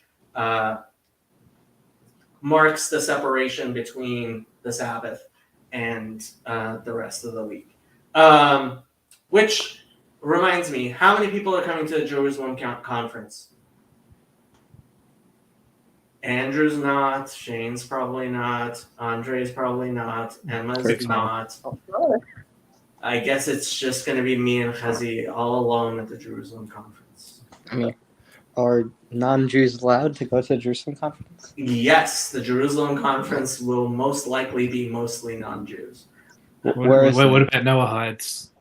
Are they kicked out? Hopefully there will in fact be Noahides there, and we are actually, if Chazi gets his act together, we will hopefully have at least an ad hoc rabbinic court for people who want to formally accept being a Noahide available to people. And if Chazi if I were living in Jerusalem helping Chazi plan this, I would actually get an actual rabbinic court available so that people could formally actually get a certificate and of having a ger toshav status. But I have no idea what Chazi is doing in order to get the conference. So it's in Jerusalem, literally? Yes. When is it? Purim Katan, February 24th, 2024. 2024? Yes. No, I don't think I'm going to be able to fly to Jerusalem then. Probably, definitely not. But you're probably going to be in school. Yeah, February 24th. Yeah. No, I might be doing school or seeing family or going to Shabbat, something like. It is going to be. It's a Shabbaton. It's going to be over Shabbat. Yeah, well, I mean, I'm probably not going to be able to get my parents to let me fly all the way to Jerusalem, and even if I was a Noahide, but you know, they're welcome to join us. You don't have to come alone. Yeah, well, they're probably not going to want to do it either. But thanks for the offer. It's weird because with your last name, at first I actually thought you're Italian. A lot of people think my last name is Italian, and my last name is actually not Italian. It's actually Turkish. It means person who sells manufactured cloth. I see. So Shane, how you doing? I'm doing well. So I went to Georgia, right? Mm-hmm. And worked with my uncle and my mom, and then they were doing an online business. Well, it's a business, but he has an online part to it too. And so I am back in California, and I just started up my own kind of like online book selling thing, like taking the skills that I learned while I was working in Georgia, bringing it here, and then I've got a probable job at a beef cutting place. So or just I might go back to managing a Taco Bell just down here. So you're in Santa Cruz again? No. I'm over in like the more like Stanislaus County, like closer. Yeah. Pretty much like Modesto area, basically. Modesto, Turlock. Okay, Modesto. So how far is that from Fresno? That's probably. It might be like 30 minutes from Fresno, actually. Okay, so I am going to go visit the monastery in Dunlap with Tim, and I might be able to swing by and see you. So that would be really nice. That'd be awesome. Yes, Chris. Yeah, man. I thought in Orthodox Judaism, visiting a monastery was considered to have issues of avodah zarah, of idolatry. Yes, there definitely does. I do lots of things. I am not an observant Orthodox Jew. I do many, many things which I would never recommend any Orthodox Jew ever do. But also, Eastern Orthodox Christians believe in the monarchical Trinity, which is, according to much of, if not most of, Orthodox Judaism, people who specifically believe in the monarchical Trinity are officially accepting what we consider shituf, and shituf is permitted to Gentiles. I see. Good. Yeah. Good to know. Yes. So the Tanya studies are usually going to be on Thursdays. Yeah. So tomorrow is going to be the book club. It's Rabbi Jonathan Sachs. Yes, we're chapter 6 of we finished chapter 6 of the Great Partnership, and yes, what Chazi said about not touching weed until you are 26, No, because it will stunt the growth of your prefrontal cortex. Yeah, I've done some edibles and I would definitely regret it. I would never do weed ever. Well, also edibles under the age of 25. I don't want to do it again. I did it and I regret it. Good job. But yeah, so what was it? What were we talking about? Lord Jonathan Sachs. Oh, right. Yeah, so tomorrow night is book club. Tomorrow I'm gonna have a conversation with Cedric with a whatchamacallit. On Wednesday nights we have Hebrew Bible study, and on Thursdays we usually have Tanya, but we skipped it because it was Shva Asar B'Tammuz. It was the 17th of Tammuz. I see. So, are you allowed to study Tanya during the 3 weeks? You are definitely allowed to study Tanya during the 3 weeks. The question becomes whether or not you're allowed to study Tanya on whatchamacallit itself, on Tisha B'Av itself. And generally we would say no. On Tisha B'Av, most people study either specific parts of the Talmud or Book of Lamentations. Book of Lamentations or the laws of mourning, but things, not anything which would generally bring joy. Yeah. Until afternoon. Yeah. Yes, we're going deep into the weeds of Judaism, and most people have no idea. Oh, right, Pirkei Avot. Oh, I totally forgot you guys had Pirkei Avot when I scheduled. Did I schedule Pirkei Avot right when you guys usually do it? Did I schedule my chat with Cedric right when you guys do Pirkei Avot? I'm really sorry about that if I did that. Oh, so are we gonna do Pirkei Avot tomorrow instead? Or no, Pirkei Avot. So Pirkei Avot on Monday is getting skipped. Okay. I'm just hoping that it's not because I was being stupid, and not looking at the schedule. Yeah, I didn't even think of Pirkei Avot. I'm sorry, Chazi. Yeah, I probably did schedule right during Pirkei Avot. Next time, I will not be such a pig. Sorry. Yeah, Kirk. Also, I read, so the source of saying the Shema in the morning and night is Deuteronomy 6:7, I believe. It says when you lie down or when you're up. Yeah, when you lie down and when you get up. Yeah. So does this include naps during the daytime? No. That's not how it works. So, if honestly, my recommendation, as opposed to studying halacha necessarily as much as you're doing, is maybe start studying the Mishnah. And the first Mishnah of the entire Mishnah is brachot. Yeah, brachot. Me'ematai korenet hashema. When do we start saying the Shema?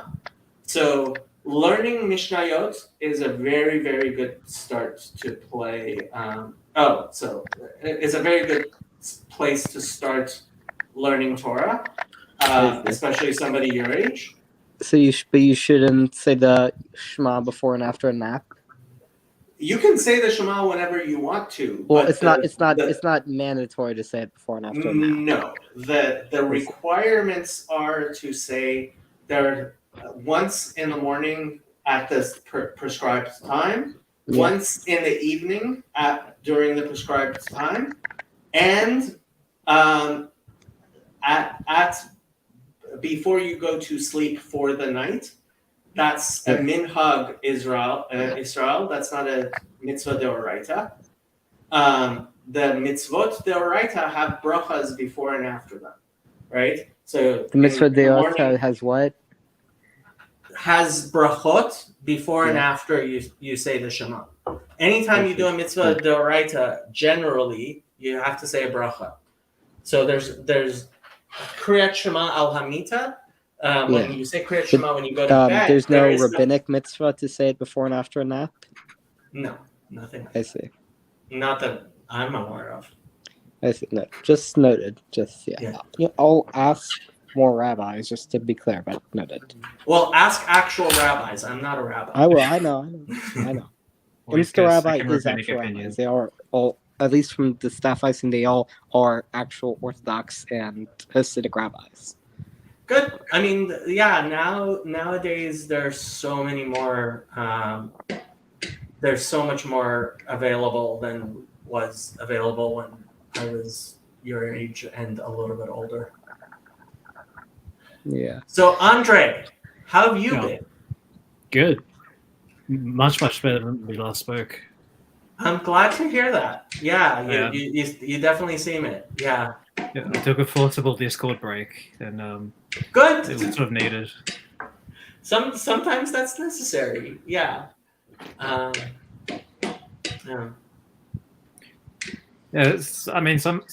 Sometimes the rumor mill can get going, and when you take yourself out of Discord for like even a week or a month, you like look at the melodrama that goes on. It's like, 5 people are complaining about one sentence Paul Vanderklay said for 3 weeks on end. Like, let's make it into a big thing. Yeah, I hope you've gotten a chance to smooth things over with Grim. I'm not sure if you remember. I haven't talked to him. Yeah, I remember. He hasn't spoken to me, and I don't know what his position is, but I left a nice comment on his latest stream because he's trying to get monetization, I believe.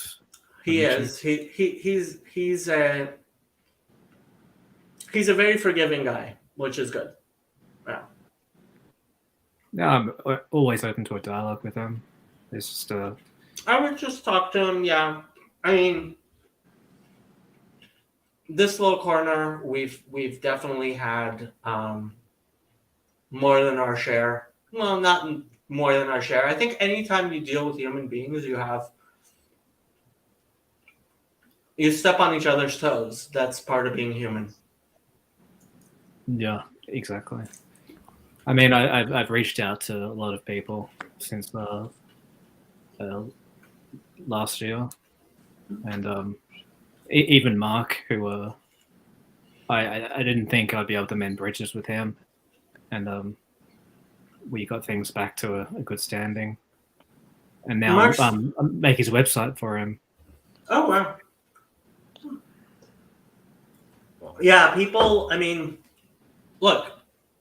People are very understanding when you explain things to them. And I mean, I know I went through a period of time when I wasn't speaking to anyone at all for months, right? And that can break a lot of relationships. But when I got back and started talking to people were a lot more understanding than I myself was.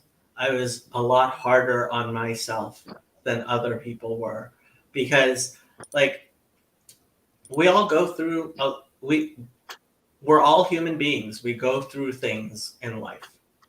I had a massive self-inner critic from events that had happened to me, and like one of the main things is like I didn't actually put myself in the shoes of other people, how they would perceive it, and then I sort of did, and it was one of the things Mark said in his participation stream was like participation is crucial, especially with communities, but things that you do, even regressing from like a community, have actions on others. Well, I just think it's really important not to see anybody as disposable. You know, I understand why, for example, Joey would kick people off Bridges the Meaning. And he had a very good reason why he was like, you know what, this is not a permanent community. This is not a place where you should end up being for long amounts of time. And that's part of the reason back when I was on Bridges of Meaning, I had my server as a kind of backup place people could go to, because I understood why he had to kick people off of Bridges of Meaning.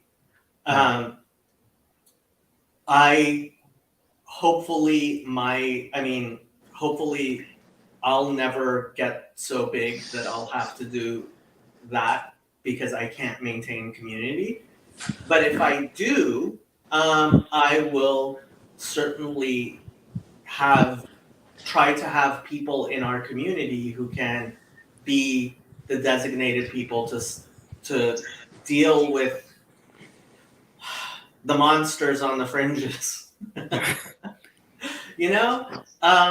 But that's the mark of a real community, is that you can come back and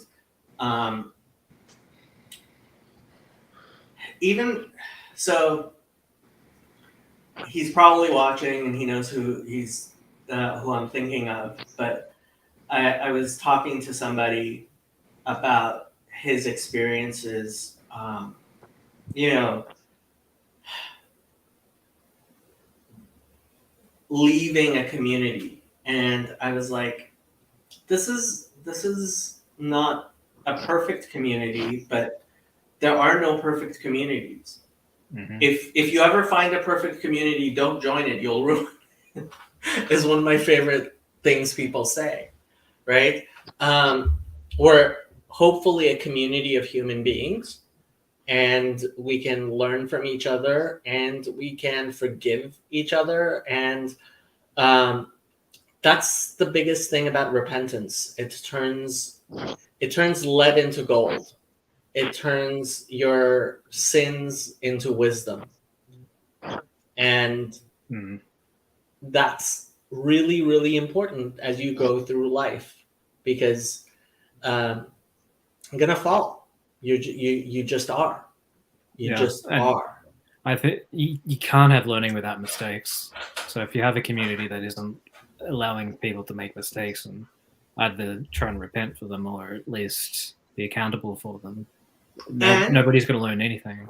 And there are times when you fail because you're ill, and we also have to understand illness, and that happened, right? Yeah. So, yeah. And Khezi really likes your haircut, Shane. Oh, thank you. I did want to say, like, as far as like there's honestly nothing. I don't think there's anything. I mean, I think Mark has shown me that nobody in this community could tell me anything that would make me hate them. Like if there's, for me, it's like if there's not violence or threat of violence, like you can pretty much like say anything, even if there's like a trying to, I hate to tell there's you a way this, Shane, people can behave. There are sins in my past for which I think I'm going to burn because I deserve it. I deserve it. Yeah, that's because and I'm not going to tell you what they are, but like I'm not one of these I'm the greatest of all sinners people. You know, when somebody says to me I'm the greatest of all sinners, I ask them how many people they murdered, raped, and ate today, not necessarily in that order. Because unless you've murdered, raped, and eaten someone, you're definitely nowhere on the Jeffrey Dahmer scale, right? And I'm nowhere on that Jeffrey Dahmer scale. I have not, I'm not on that scale. At the same time, there are things which I'm going to burn for. And God have mercy on my soul. But I am who I am. And I have to recognize that. Yes, Kirk. I had a little quick, just completely unrelated. Is it okay if I ask it? Sure. So, you know how Dennis Prager went on Jordan Peterson's show and said something that porn is allowed in Judaism because... No, he did not say porn is allowed. Okay. From what I understand, he said porn is, for the most part, allowed in Judaism because it cares more about intentions than action. So is it true that looking lustfully at a woman or looking lustfully at pornography is not considered adultery in Judaism? Because I thought I read in some rabbinic opinions you shouldn't look at porn based on the principle of putting up guardrails around certain mitzvahs. It's beyond not putting up guardrails. When you say Shema, in the third paragraph of Shema, it says, "V'lo taturu acharei levavchem asher atem zonim achareihem." You shall not go after the your eyes,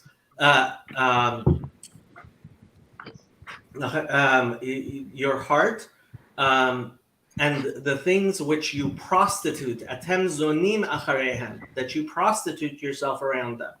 So the problem with what Prager was saying is that he is used to talking to a lot of Protestants and explaining to them that yes, Judaism has a focus on orthopraxy over orthodoxy. We care what you do far more than we care about what you are thinking about, or even what you say. Well, actually, the Hafetz Chaim wrote a lot about how important speech is. Speech is definitely important, and what you think is definitely important.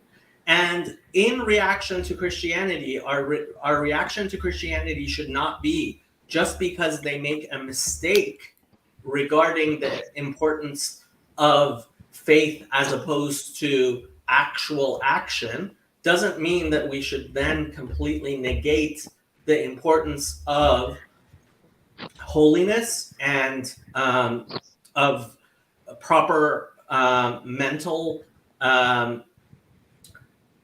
preparation and being lust is not a good thing. Lust is not a good thing. Lust is something that should be confined to a holy matrimony, and so the problem with what he said. First of all, he made a mistake. He said it's not one of the 613 not to lust, and that's not true. It's actually, there's at least 2 mitzvot in the 613 which engaging in something like looking at pornography does violate. Which would those be? Lo taturu, not to stray after your eyes, and kadashim tihu, you shall be holy. Yeah.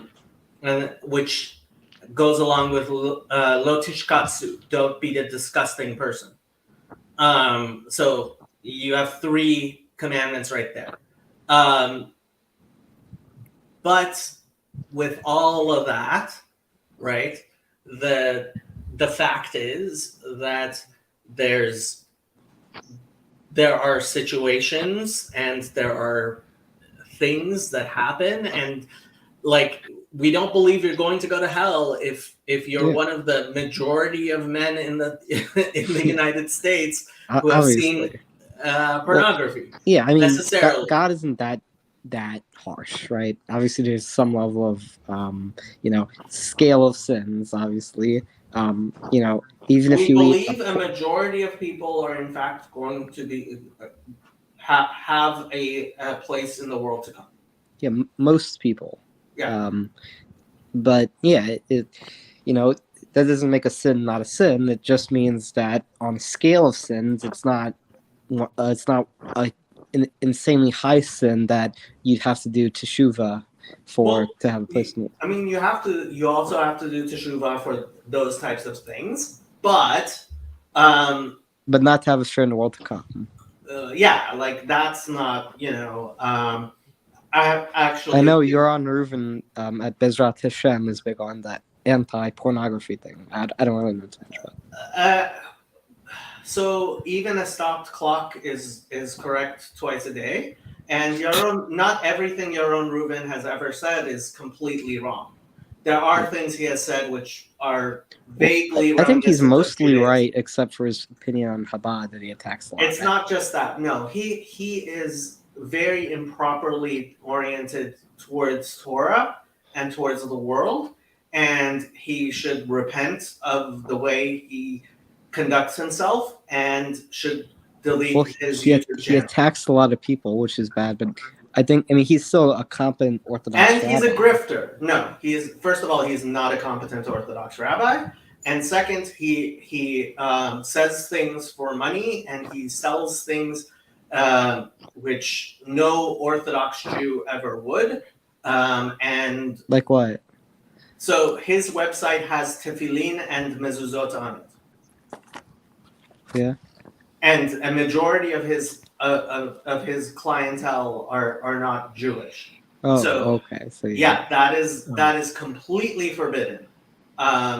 Is that why you don't like Manis Friedman as well? Because he does that same thing for money? No. Manis Friedman is a competent Orthodox rabbi. I don't necessarily agree with some of the things the way he phrases certain things. He says he phrases things in ways that are appealing to some people, and I have never heard him say anything that is completely objectionable. He has said things in ways I would not phrase them personally in that way. But who am I to criticize somebody who's an actual Orthodox rabbi? Manis Friedman is an actual Orthodox rabbi. And what do you say about Asher Maza? He should also delete his channel.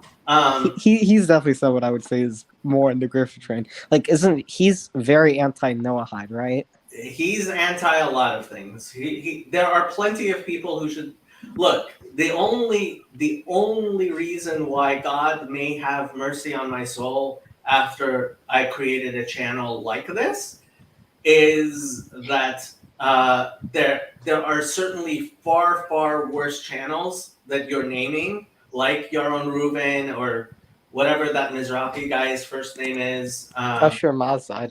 I don't know. And Asher Maza. And do you know who he is? All of these rabbits, they should all delete their channels. And if they do, then I will also what issue do you have with Asher Maza other than him being very anti-Noahide? He does not believe in the Kabbalah of the Arizal, and he speaks very brazenly in his heresy against the Kabbalah of the Arizal.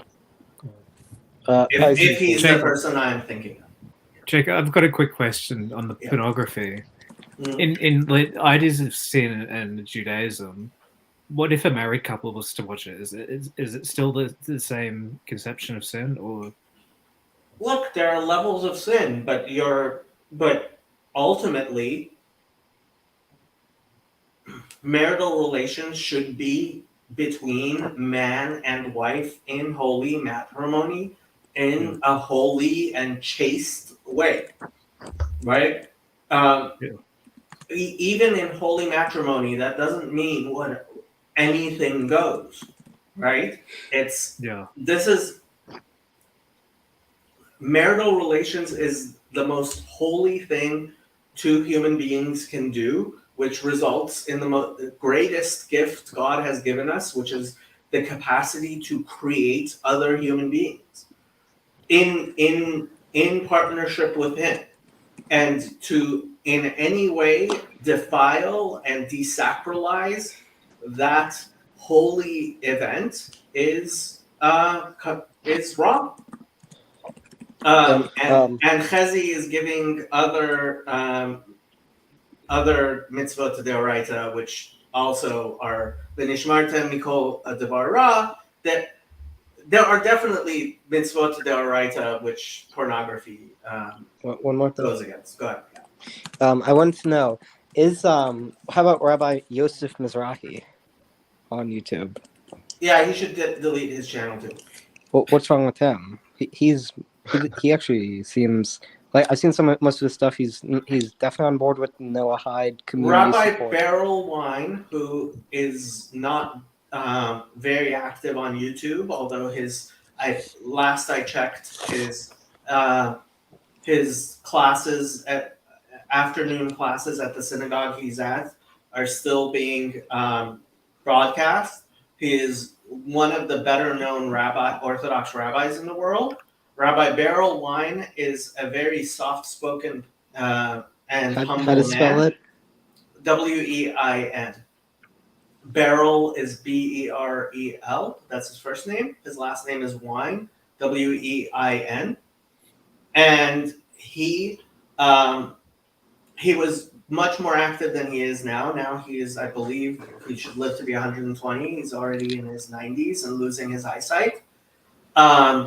He very, very, very rarely speaks out against anyone.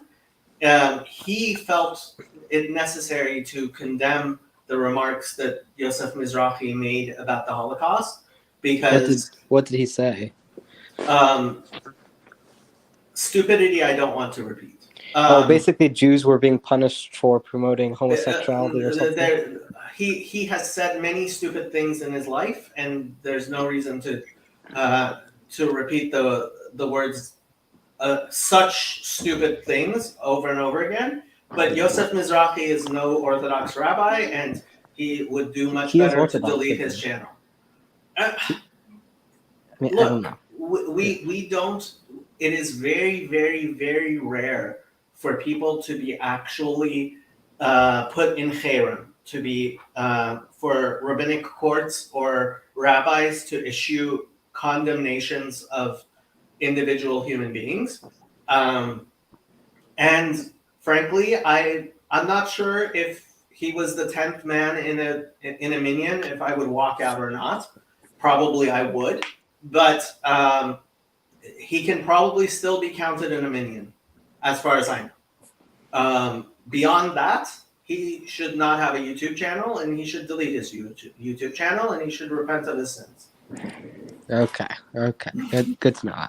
I'm just trying to make sure that the people I watch aren't grifters and that they're authentic. It's hard to suss out who's real and who's not. Okay, Or Sameach has a very nice channel. Tanakh Or Sameach, yeah, I know Or Sameach. I like him. Aish HaTorah, I like a lot. Aish HaTorah, Chabad. There are many, many capable Orthodox rabbis on the OU Israel. YU Torah. YU Torah, even. God have mercy on their souls. Now, that's a joke. When I call Chezi a heretic, this is very, very different from what I am saying about these grifters who should delete their channels. Yeah. I'm sure you guys really care about this inside Jewish baseball. Yeah. You know, I watched one Tanakh Talk video and did not understand half of it. Which rabbi? Probably Rabbi Kaufman. He's hard to hear. He's hard to understand unless you have a good. Yeah, Rabbi Schulman's very good. Rabbi Skobach's very good. There are many, many people who you should be listening to over me, but the leniency I find for having a channel is there are definitely a lot worse people than me on the internet. Certainly, there Grifters galore. say, We live in the age of internet. How long have you been listening? What? What'd you say? How long have you He's been asking listening Kirk. to Jacob, Cool Kid? I've been listening for like I was asking Kirk. How long have you been listening? about 2 to 3 weeks, but I've been participating 2 to 3 weeks. pretty sparsely. Yeah. Okay. Yeah, he's very good very timing. It's of my opinion that Jacob and a handful of other people, I'm pretty sure tradition almost fell off the cliff about, in this raging waterfall of stuff, probably like 6 months ago. I think we're in the clear now, but I actually attribute a lot of the reason, not goodness itself, because you can't really get rid of goodness itself, but goodness as it's instantiated in like actual human, as it's manifested. Oh, can you hear me now? Yeah, you were cutting in and out. I think because of your connection. Andrew, can you please turn off your mic? No. He's joking. There was a what would you say? There was a lot going on, and I would say if Jacob has an opinion on the people who represent, Orthodox Jewish beliefs, I would listen to him, because a lot of bad stuff went on, or a lot of bad stuff tried to go on, and I kind of attribute his channel to like sounding the alarm on a lot of it, and not to mention other people, but like just from you can if Jacob doesn't go down in history, he will at least be an unsung hero, I think. Amen to that. And that's just, yeah. Well, I've seen some stuff. I think Jacob is a smart guy. He's not a scholar. He acknowledges he's not a scholar, but he knows a little bit about what he's talking about. My philosophy is, each puzzle is made up of a million little pieces, and any little piece you can contribute is important. That's not just true for Judaism; it's true for any systematized system of knowledge or whatever. And yeah, I was talking to somebody, and I was saying, so Jesus was probably a stonemason. What gets translated as a carpenter is a stonemason. So there's probably some road in Israel that has a stone that Jesus broke and put there that people are walking on, right? So Jesus spent some time making a stone that people are still walking on. And when you do little things that aren't the important things everybody's going to remember, don't think that there won't necessarily be like some stone you put in a certain place that thousands of years later somebody wouldn't be walking on. Yes, Kirk. Is Andrew's mic the reason? Not him. Andrew Jones, is that his mic the reason why it's breaking up? Andre? No. So your mic does pop a little, Andre. So let me explain about StreamYard. Yeah. When you don't speak on StreamYard for a while, StreamYard starts trying to bringing up your mic, making it louder and louder and louder until it catches a sound. And so if you're not speaking, you should generally try to mute yourself. Yeah. Because otherwise, even the little stuff in your the most minute sound will start sounding really loud to the rest of us. I had automatic gain control set on, so I just turned it off. That's probably what it was. Well, StreamYard also itself does gain control constantly. Yeah. Oh, on top of that. Yeah. Okay. Yeah. Just Yes, Kirk. Do you know what Mishnayot are good to study on Tisha B'Av?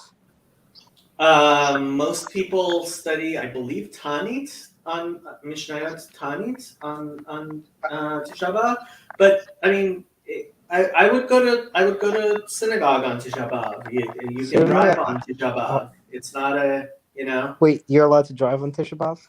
Yes, you are definitely allowed. It's not an official holiday. You're allowed. You're allowed to drive on. It's not a biblical holiday. It's a rabbinic holiday. Well, it is mentioned in the Bible in Zechariah, but yes, it is not a Torah holiday. It's not a Doraita. It was instituted by the prophets. Well, yeah, in the same way that Purim technically appears in the Tanakh in the Bible, but the reading the Megillah and all that were decreed by prophets, which would make it rabbinic.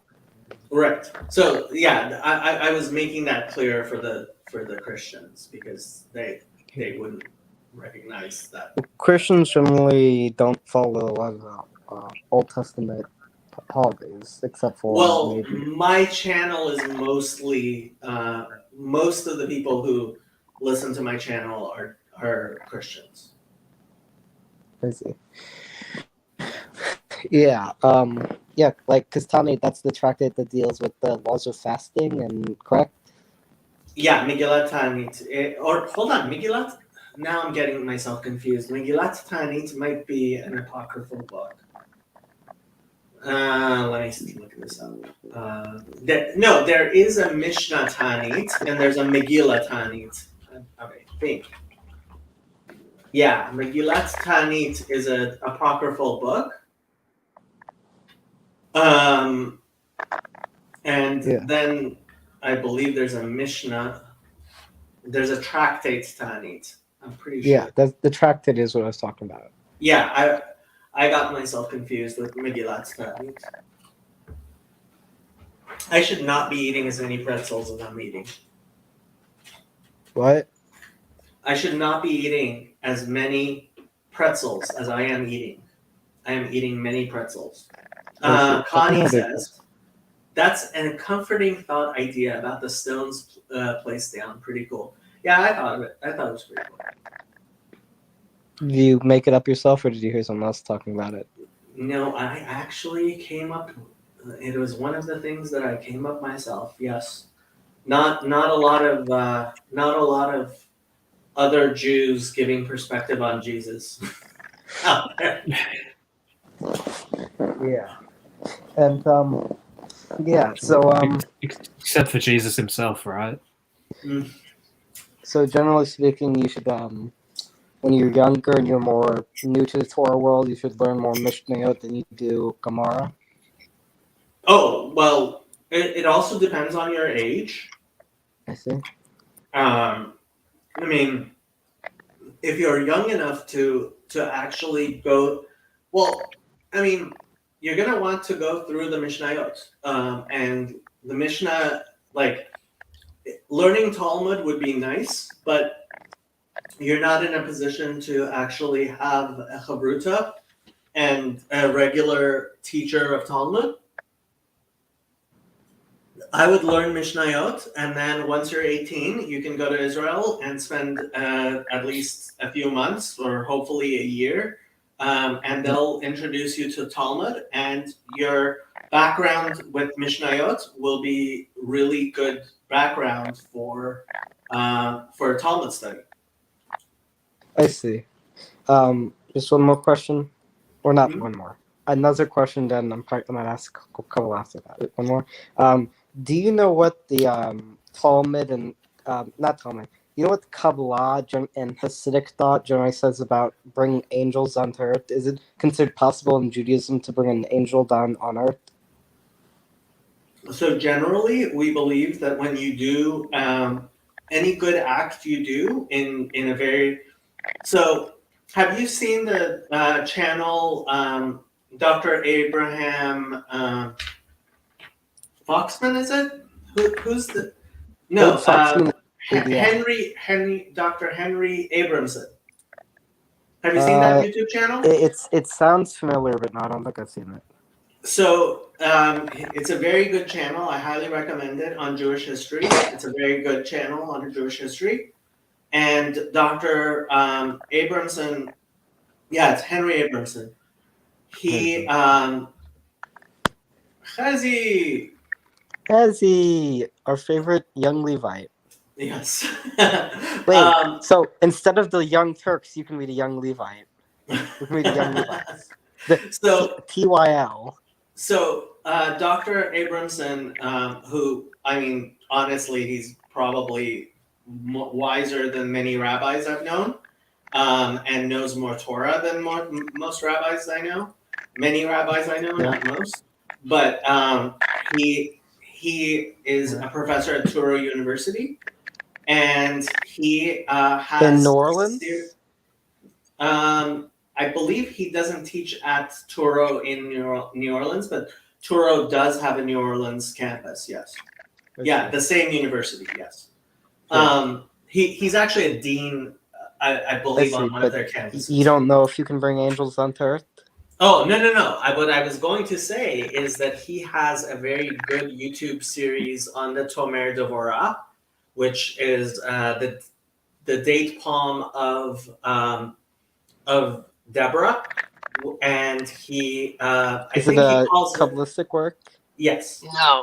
Oh, but yeah, it's a Kabbalistic work of the Ramak, Rabbi Moshe Cordovero, and the book he wrote is the Kabbalah of Forgiveness, and there also there it explains, and also the 13 Petaled Rose by Rabbi Steinsaltz, which is somewhere. Yeah, I know. Adon Israel even Steinsaltz, I believe, is his name. Yeah. Mm-hmm. So they both explain that every time you do a good act, you create a sort of spiritual being, like a demon. And every time you do a good act, you create. Every time you do a bad act, you create a spiritual being like a demon. And every time you do a good act, you create a spiritual being like an angel in the world. And those have spiritual effects. And so this is big in, I would imagine, Hasidic thought and Chabad philosophy, since they're more big on Kabbalah and doing good deeds to rectify the world, as opposed to more of the yeshivish world, which is more legalistic. This is, well, Chazi might have opinions on this, but other than the modern Orthodox and the rationalists, this is generally, this reflects ideas in the Talmud themselves regarding But I thought this whole idea of rectifying the world through good deeds was much more of a Hasidic thought than it is more of a yeshivish thought. So even the Litvaks, even the yeshivish people, generally everybody accepts the Kabbalah of the Arizal. It is very, very rare that Orthodox Jews openly admit to not believing in the Kabbalah of the Arizal. I see. So even the yeshivish world. What? So even in the yeshivish world, there's some Kabbalistic influence. Definitely, yes. I see. And Hezi, does Hezi have any thoughts on this? As a modern Orthodox? Hezi has his video off, so I'm guessing he's probably busy on a phone call with somebody. Oh, okay.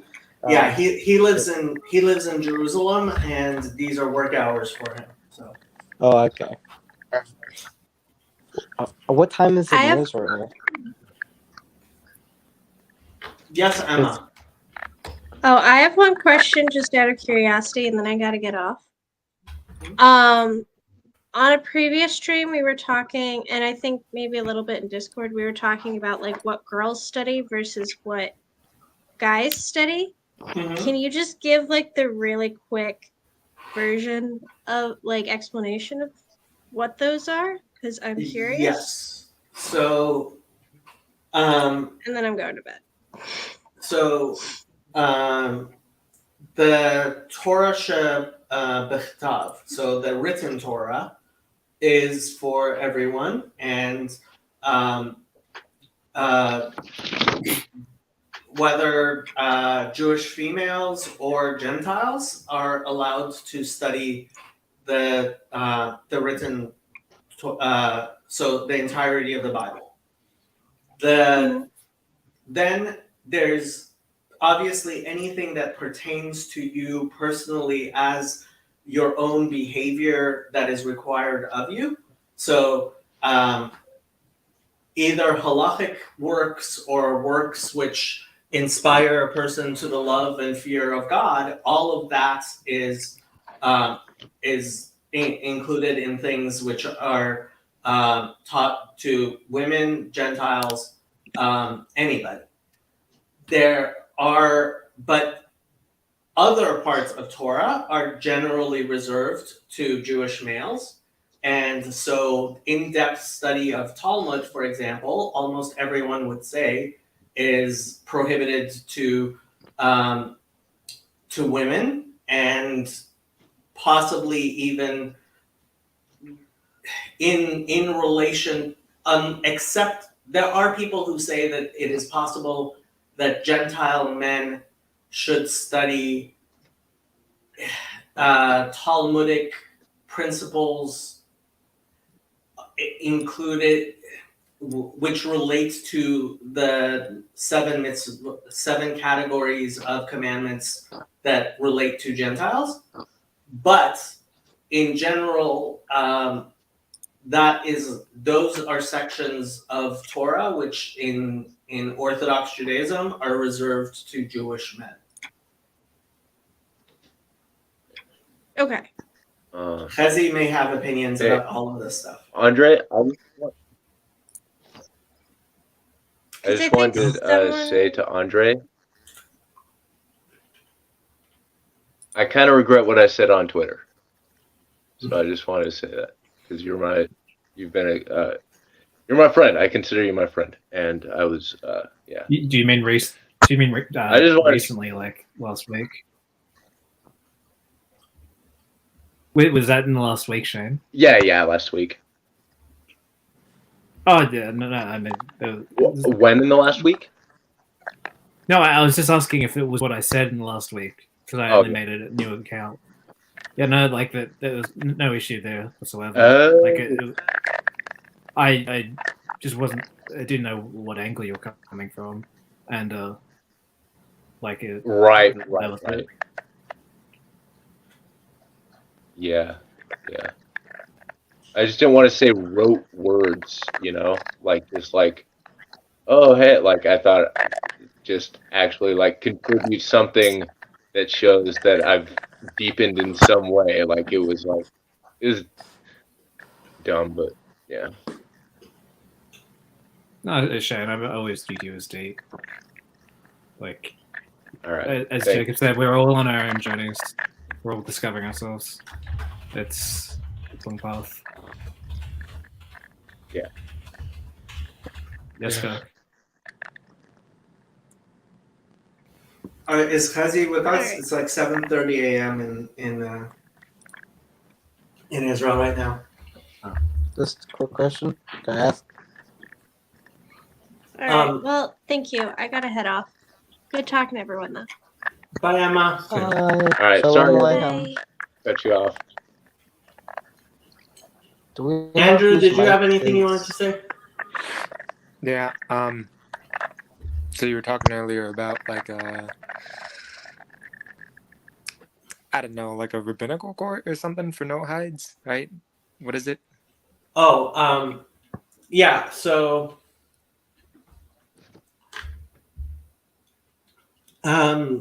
any three Jewish males, adult Jewish males, can constitute a rabbinic court. An ad hoc rabbinic court. Obviously, an ad hoc rabbinic court isn't something many people pay a lot of attention to, but it is possible for ritual purposes to do that. And then there are actual rabbinic courts, which are real rabbinic courts. And according to Maimonides, and there are various opinions about this, but according to Maimonides, an actual Noahide, should go before a rabbinic court and accept upon himself the 7 categories of mitzvot. And so what I have been talking with Chezi and Yosef about is trying to find a way to make that possible for anybody in our little corner who wanted to, hopefully before an actual rabbinic court, but if we can't manage that, even an ad hoc rabbinic court, to go ahead and accept their attestation of belief in the 7 laws of Noah. So why is it called the rabbinic court if it's not composed of rabbis? It's called a rabbinic court because that's the best way to translate it to English. The word in Hebrew is Beit Din, which means a house of judgment, okay. So like it's a court, and so I guess I could call it a Jewish law court. But generally we refer to it as a rabbinic court, and an actual rabbinic court, a court that has authority, for example, to put people to death, requires rabbinic ordination, which arguably does not exist, or at the very least has not existed until very recently. There has been an attempt, which is not completely ridiculous, to revive rabbinic ordination recently, which was somewhat, to some extent,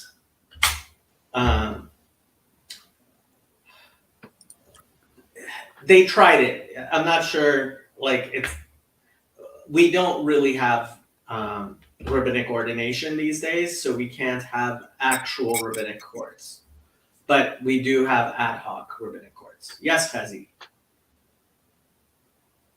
Chezi, you were going to speak. We were all waiting for you to speak. And now he's gone again. Okay. Too stealthy. Yeah. So, like you're talking about forming rabbinic courts for Noahides. And maybe I should ask, Father Stephen this question. But, I don't know. Why didn't Christianity do it, you know? Why didn't... It's not obvious that Christianity didn't do it. It's really not obvious. It's possible. So there is that part where Paul talks about James, John, and Peter, I believe, were the 3, right? And he calls them the pillars. It's possible that that's actually, he's talking about a rabbinic court there. Well, that's insane. Why is that insane? I don't know. I'm just, I read the Bible and I don't understand it. So. Yes, but you're a Christian. I mean, nobody expects Christians to actually know their Bible.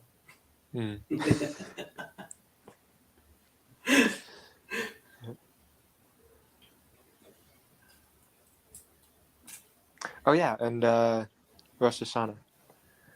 What about Rosh Hashanah? So Rosh Hashanah is creation of the entire world, and just as it is perfectly permissible, if not even commendable, for Gentiles to celebrate the creation of the world on the Sabbath, not by trying to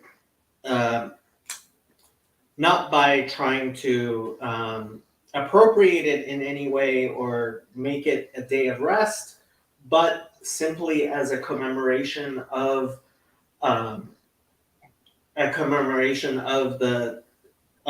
the creation. So they can certainly say things like Shabbat Shalom or Good Shabbos or something like that to celebrate this. Similarly, Rosh Hashanah is the celebration of the creation of the world, and that is something that Gentiles share in. And it is Rabbi Shulman very clearly said, and apparently this is somewhat universal as far as I know, that it is commendable, I would say, for a Gentile to actually remember that the world was created on Rosh Hashanah. How you go about doing that is there was the Tanakh Talk had a 2-hour discussion between Rabbi Shulman and Gabriel Sanders, was a Protestant minister, and now he's an Orthodox Jew living in Israel, about that. I mean, you can listen to that, but yeah, apparently Rosh Hashanah is something that also makes sense for Gentiles to commemorate. But I thought the world was made yesterday. No, the world was made 5,783 years ago and 9 months. Yeah, and you mentioned Gentiles not keeping Sabbath. Yeah, Chezi is not a huge fan of this, but for thousands of years, Orthodox Judaism has taught, in accordance with the verses that says it is an eternal sign between you and me, that the children of Israel keep the Torah, that the Torah is a sign of Israel, and keeping the Torah is keeping the Sabbath is a sign of Israel, and therefore Gentiles should not try to appropriate the Sabbath as something of their own.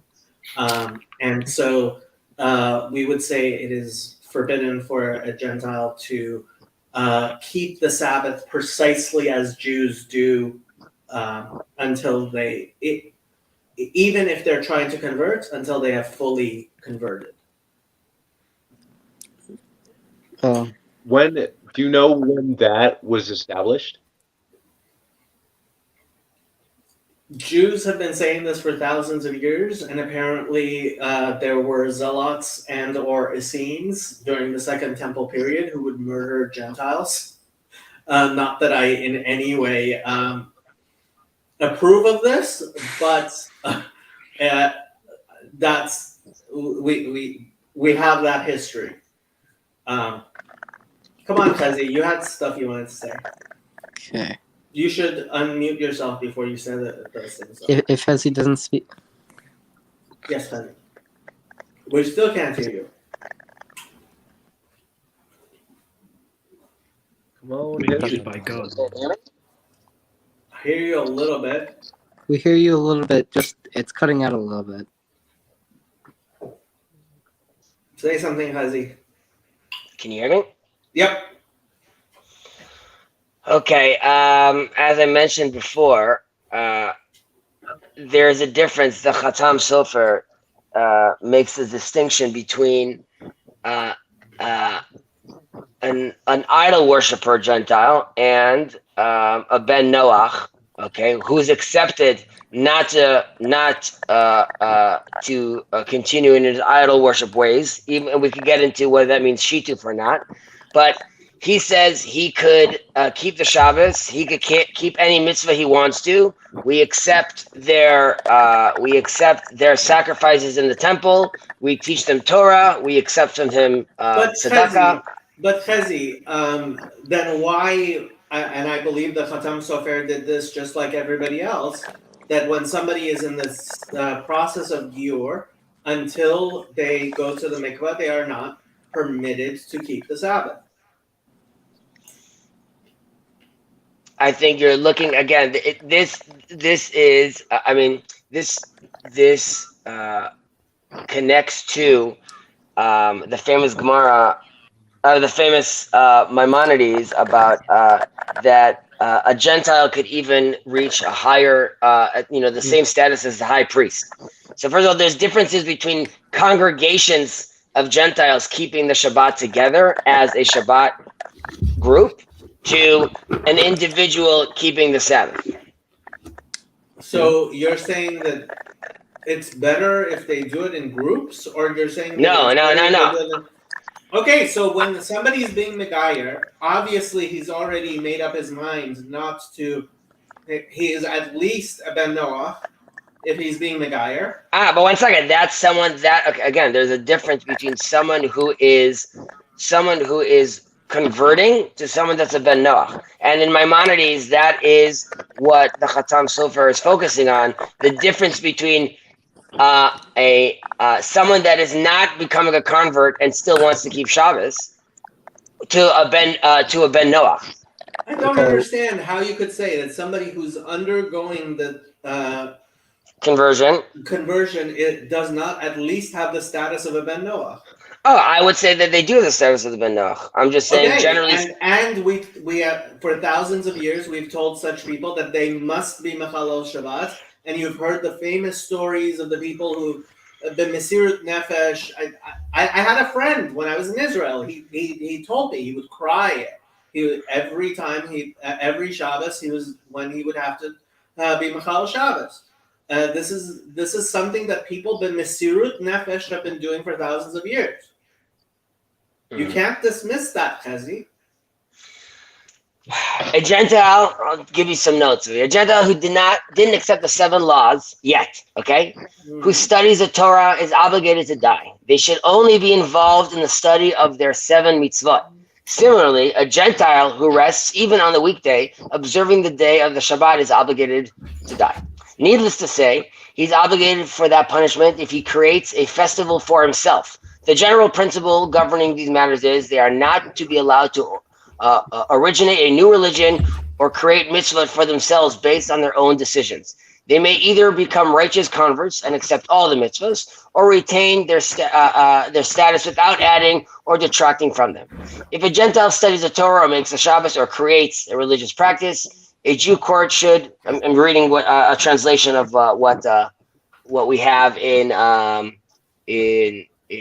some of our texts. A Jewish court should beat him, punish him, and inform that he's obligated to die. However, he is not to be executed. בן נוח שרצה לעשות מצווה משאר מצוות התורה כדי לקבל שכר, אין מונעים אותו לעשותה כהלכתה. ואם הביא עולה, מקבלים ממנו. נתן צדקה, מקבלים ממנו. אבל העקום שנתן צדקה, מקבלים ונותנים אותו לעני עקום. There's a difference again between a Ben Noach and a Gentile, obviously. Yeah. We should not prevent a Noahide who has accepted the 7 laws, who desires to perform one of the Torah's mitzvahs in order to receive a reward from doing so, provided he performs it as required. If he brings an animal to be sacrificed as a burnt offering, we should receive it as well. Now, where do I want to focus on over here?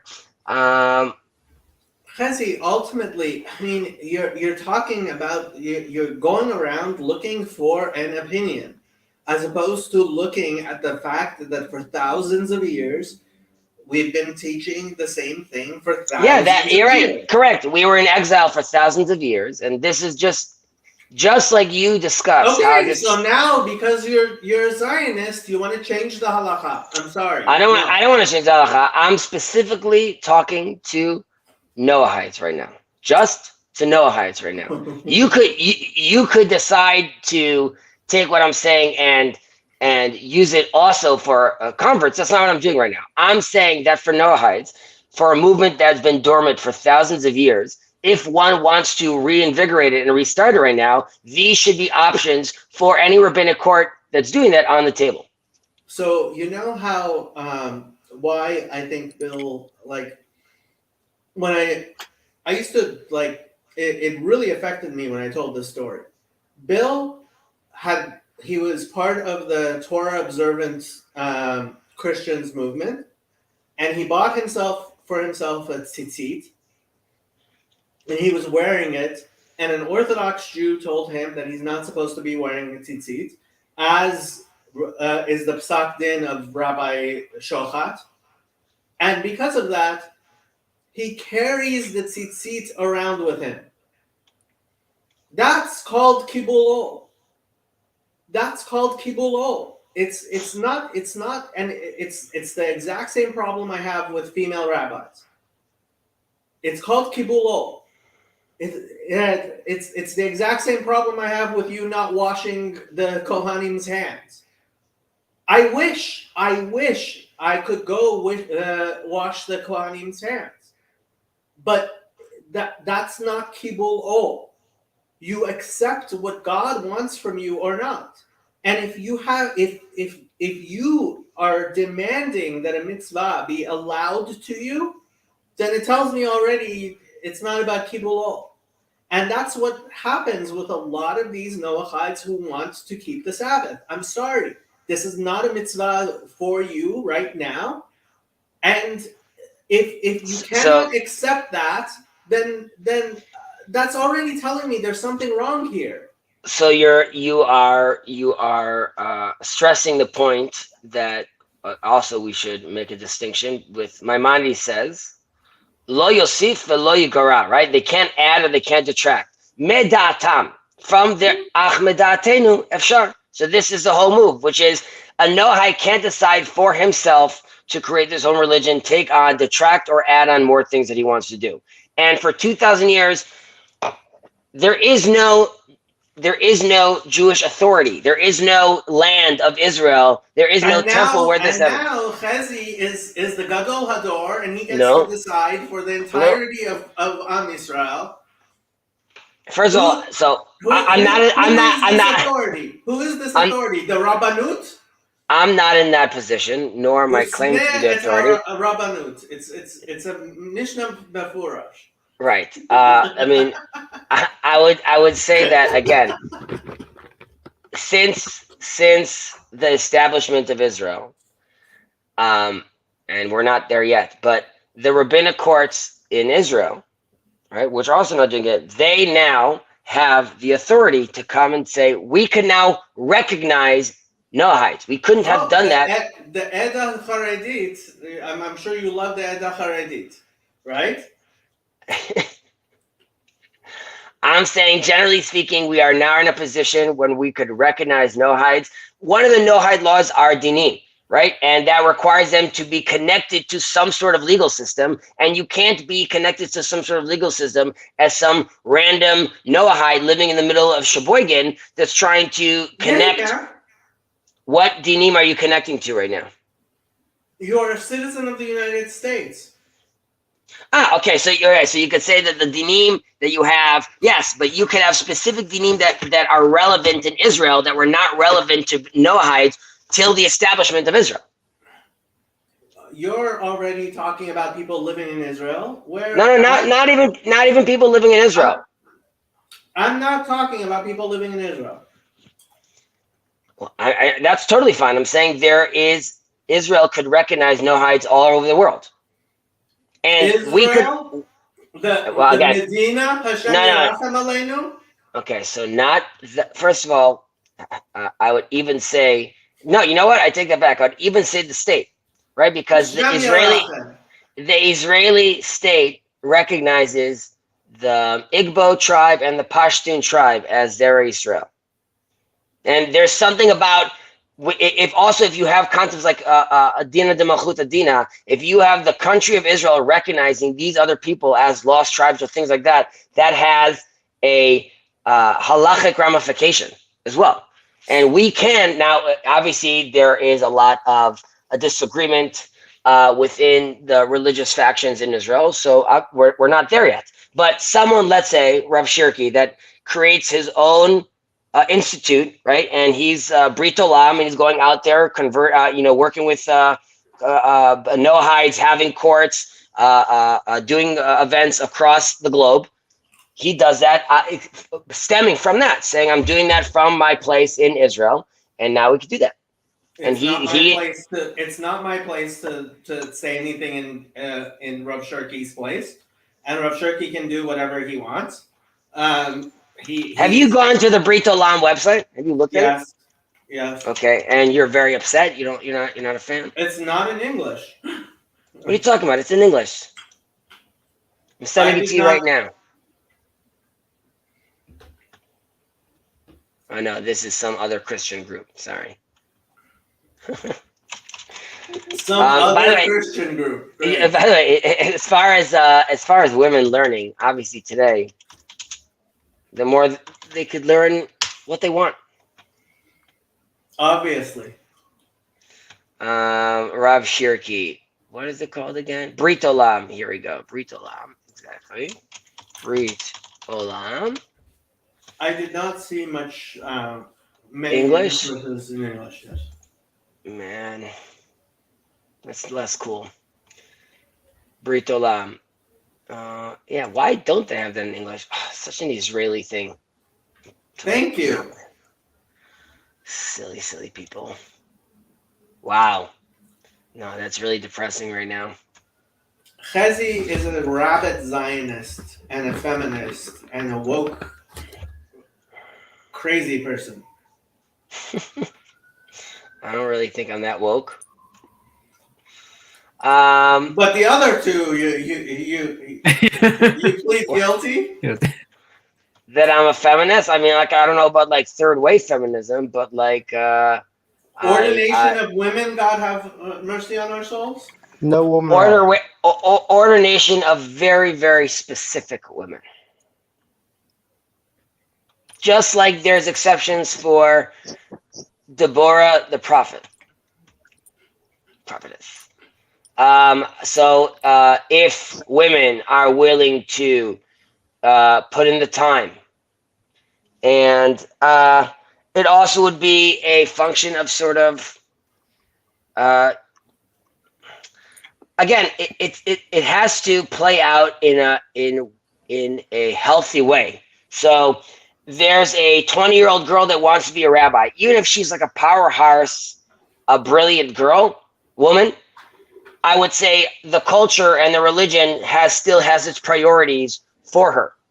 That doesn't mean she can't learn. That just means, like, is this the proper orientation? Now this 20-year-old woman gets married, has children, does her thing, works her job, and at the age of 40, the kids are out of the house. She now decides to become a rabbi. That's very different than someone deciding to do that, because then I would say a lot of other cultural and physical obligations or priorities were already accounted for. So only menopausal women. No, I didn't say that at all. I said I'm giving you conditions where these things could be accepted by the community more. As in, if you're sitting in a room right now and this woman rabbi in the synagogue comes up to speak, right? But you're being told that she's not wearing a purple prayer shawl and that she hasn't gone to, like, this is a woman that has lived an Orthodox life, and then when that phase of her life was done, so she taught her sons and her children, then married off her children. Now she decides to focus on that. That would alleviate many questions or many biases that one could assume this person has. I'm not saying that. Why do you want to alleviate biases, and like what is the halachic impetus to ordain women other than you want to be like the goyim? The reason would be lishma, for heaven's sake. So that's why. Obviously, it's not for the sake of heaven. So we'll use the women of the wall as an example for this. Hashem Yerachem Aleinu. Okay, so being there on the ground, seeing sometimes the women of the wall, just to explain, these are a group of, let's say, reform and conservative, sometimes women that want to pray at the Western Wall. However, they would like to pray. One second. They would like to pray in the Western Wall. They want to do so in a mixed crowd. Mixed crowd. Not even just the females by themselves. They deliberately want to have znut in public. I don't know. Okay, so mixed crowd, and okay. Now, the government has decided to allot like a section for them to pray at near the Western Wall, and which in theory could have been like it ended at that. However, there are provocations on both sides. Sometimes they're there, keeping to themselves, but they are disturbed by ultra-Orthodox people members who believe in God. Right. Sometimes, they go off and make more noise, bring like bigger groups than they should be bringing. Now, from a zoomed out perspective, after 2,000 years of exile and after the Holocaust and after so much death, people that want to pray to God by the Western Wall, knock yourself out, have a great time. That's way. Don't want to pray to God. They have zero desire to pray to God. Even if they want to worship themselves and sexual immorality. Okay, so then I'll mention. And you could jump in, Kirk. 1 second, please. I'll just mention the words of Rav Nachman, right? Which is you should try to find goodness even in evil people. And even if they're totally evil, you should still try to identify some holy spark over there. And with that, allow them to elevate themselves. So again, there is definitely a holy spark in that they reveal how much of a kaifer you are. Okay. People wanting to get close to God and praying at the Western Wall in 2023, we should just be telling them, we are so happy that you want to pray to God. They have zero desire to pray to God. Yes, Kurt. All right. Okay. So my 2 cents on it, if you want my 2 cents, is women can pray, but it should be in segregated areas and they should be Orthodox women only, basically. So, one second. Kirk, did you just say only Orthodox women can pray? Well, yes, in segregated areas. So again, so if she's not Orthodox, she can't pray. Christians can't pray. Not at the Western Wall. I don't see the purpose. What are you talking about there? What about the purpose when all Gentiles and all people will have to come to the temple? Those Noahites follow their 7 conservative and Reform Judaism are arguably worse than Noahites since they also ordain homosexual sexual morality. This is how Kirk has been listening to way too much Yaron Ruvain and these other rabbits. Okay, so let me explain to you, Kirk. While technically that is something you could take a look at, practically, when we look at halacha and how we actually guide people, and this is how you know that people like Yaron Ruvain are not competent Orthodox rabbis, is you have to look at how you would go about enforcing rules like this. Like, what would you do? Would you have some sort of person who's going around asking people questions? How do you enforce these types of rulings that some fool like Yaron Ruvain would advocate for? I'm not saying there should be a rule. I'm just giving my opinion. And it sounds like you got your opinion from Yaron Ruvain because it's the type of things he talks about. And so you think I thought you said conservative women shouldn't pray because they don't believe in God. No, I said that there should not be a designated area for this group, Women of the Wall, because they deliberately take a mixed group to go and provoke people because they want to destroy halacha. Then that would be my opinion. That is a I may have protest. misworded it. I'm sorry if I didn't. So no, and that's fine. You're young, but anyone who wants to individually go pray at the wall, even someone like Yaron Ruvain, should be allowed. Yaron Ruvain can enter a minion. I would not stop him from being counted in a minion. God have mercy on his soul. And as we say on Yom Kippur, that on Kol Nidre, we say that it is permitted to pray with sinners. And so, yeah, it is permitted to pray with people like Yaron Ruvain. God have mercy on his soul. Yeah, that's your main example of who's a sinner. Well, I'll take your word for it. He is kind of a grifter. But one of the things I was going to ask on the Noahide question is, from what I understand, not only is there are you allowed to charge interest and usury to Gentiles? It's actually a positive mitzvah to charge interest when you're charging interest on Gentiles. Does this only apply to non-Noahide Gentiles, or are you also supposed to charge interest to Noahides as well? Okay, so this is a complex matter, exactly how that particular din manifests.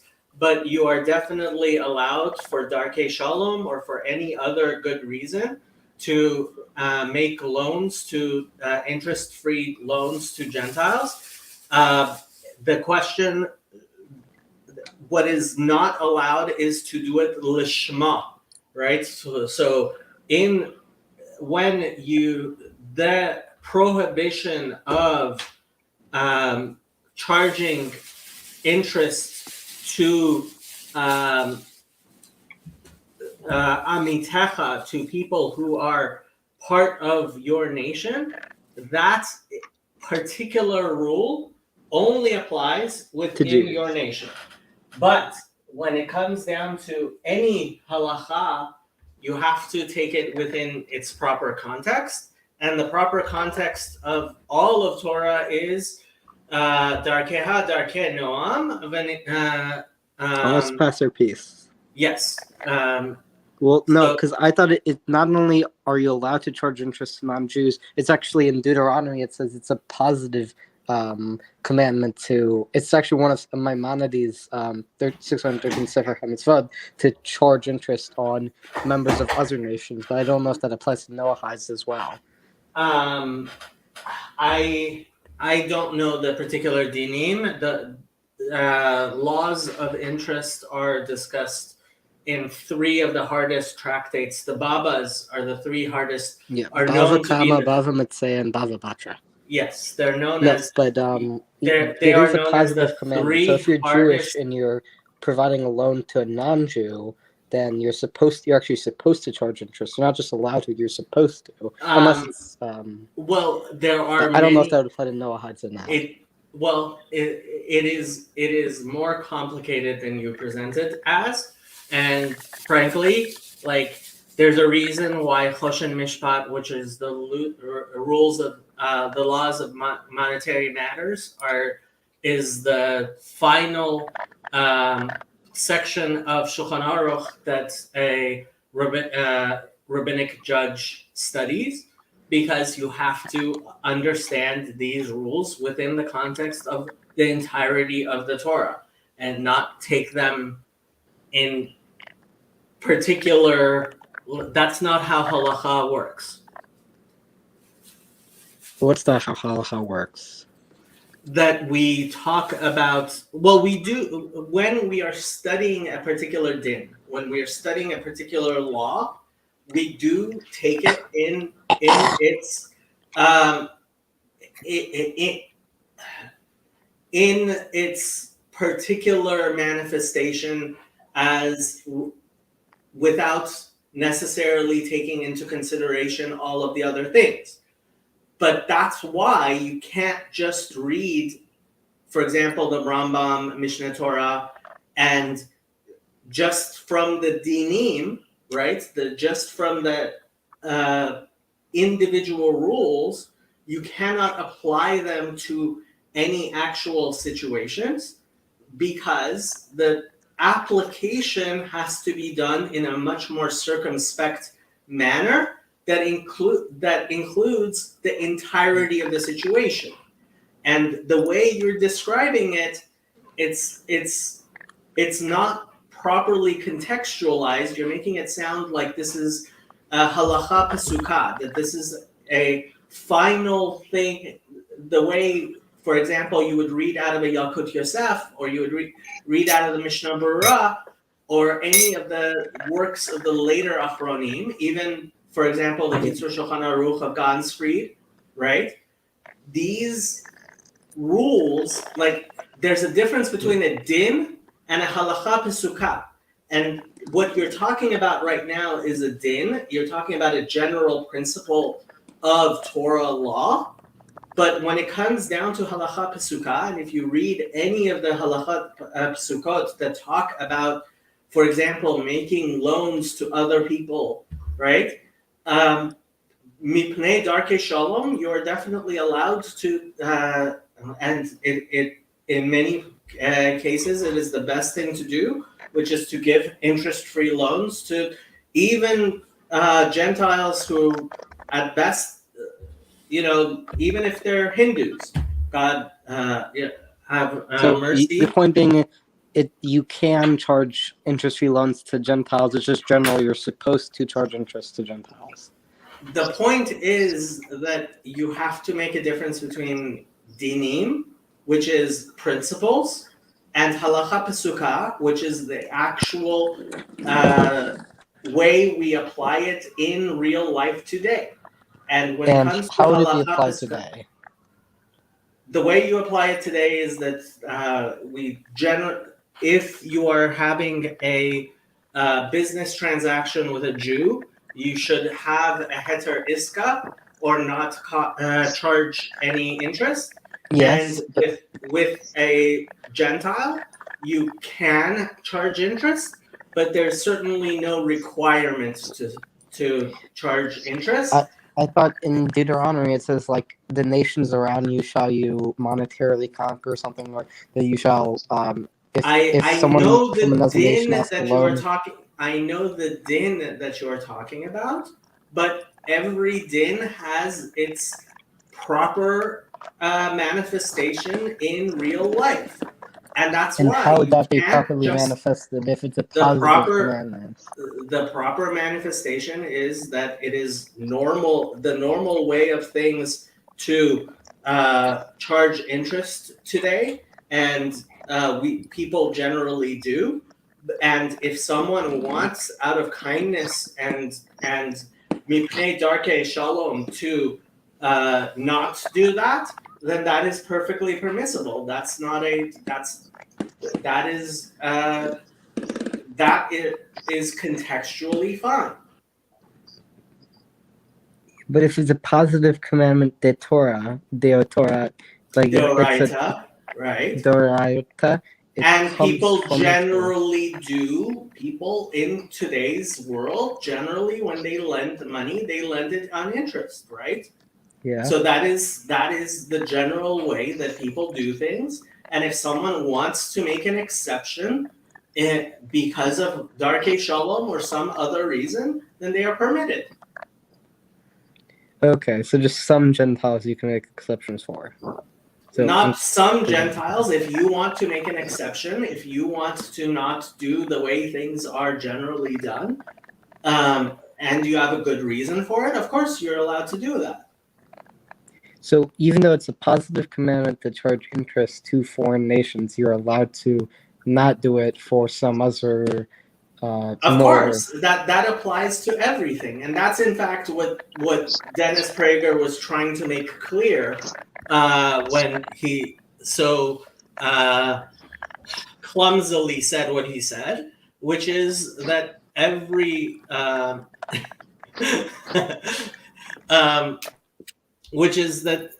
every rule has its exceptions. That's important. Okay. Now, Kirk, let's let some other people speak. Okay. I'm going to go get a drink of water. It's Andrew's. It's part of Jewish law that you have to charge interest to people, just Gentiles. There is a reading of a particular verse which says that in fact you should charge interest to Gentiles. Yes, that is a reading. Yes. I imagine my question was if that applies to Noahides. I don't really know, Kirk. I imagine that it should be done because they're not Jewish, as opposed to you're identifying towards rather than identifying against. Oh, let me be perfectly clear. Jewish law definitely has different categories for citizens, for resident aliens, and for foreigners. These categories, which actually exist in our modern law, come out of Jewish law, and this is clearly the case throughout Jewish law, that there's a difference between someone who is a member of Israel, someone who is a sojourner, who is a resident alien, and someone who is a foreigner. These three categories go throughout Jewish law. I am going to get a drink of water. I will be right back. Okay. It's like infallibly saying oh, our people would spend this money better than them, so we're just going to charge them interest because we have a moral obligation to, because we're going to spend it better. I think what I believe more so is it's in their best interest to charge interest because it's conserving the culture of their people. Whereas Gentiles, it's there is that part of Judaism and links to sort of Noahidism where you're accepted into the faith for conversion. There's nothing ruling Gentiles out if you're not born of Jewish faith. You can always convert. Yeah. Andre. Very interesting ideas you guys have. I'm not sure any of those ideas are reflected in actual Jewish law.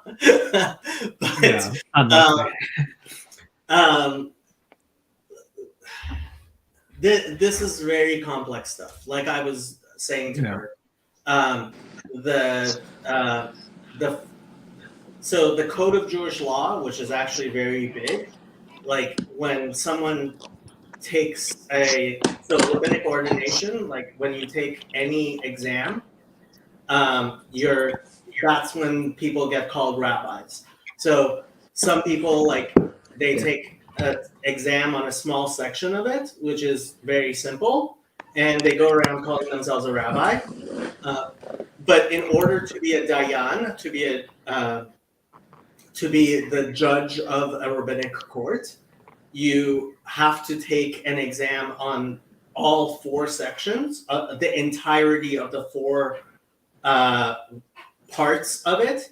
And the fourth part is the parts that deal with monetary matters. And like we were talking about, the three tractates known as the Babas, they're the three most difficult tractates, which are the ones which deal with monetary matters, because this is very, very complex stuff in Jewish law.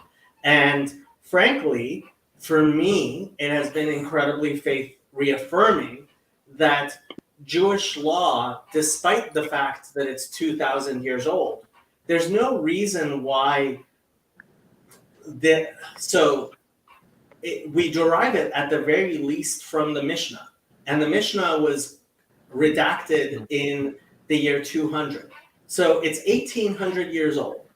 And for example, Gandhi's really stupid ideas about economics, or Lysenkoism, or any of the various ideological ways of coming up with, or theological ways of coming up with an economic system, the vast majority of them don't, basically all of them don't work very well.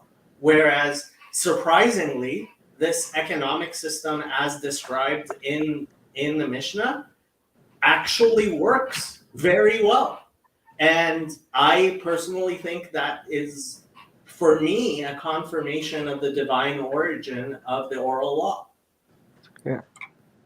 I think capitalism generally works.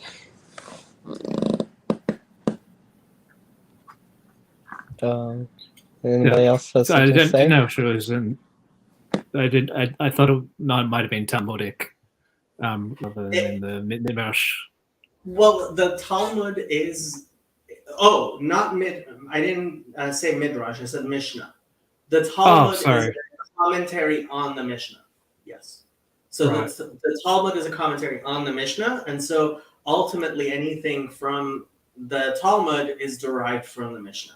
Generally, there are very few exceptions. Okay. Is this related to the jizya? To some extent, it is. So, if you believe Robert Eisenman, which I generally do, and if you've been paying attention to, for example, the Quran includes an explicit prohibition on intercalation of months. So, Rabbinic Judaism adds an extra month, 7 years out of 19 years, right? And that's how the Jewish calendar stays with the solar calendar, because it's a lunar calendar, right? So the Essene community had a lunar system which they thought was perfect and whatever, right? And almost except it wasn't. And so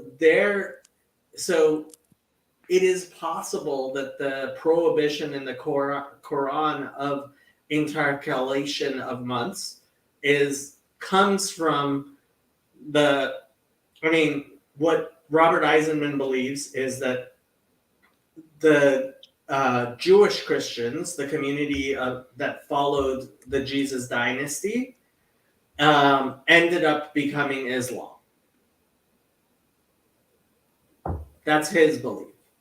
No, I mean this taxation stuff is. So the jizya is also from the Quran. Yeah. And so it's possible that all of this stuff comes from the Jesus dynasty originally.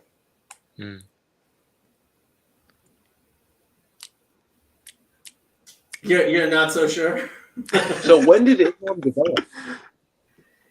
When did Islam develop?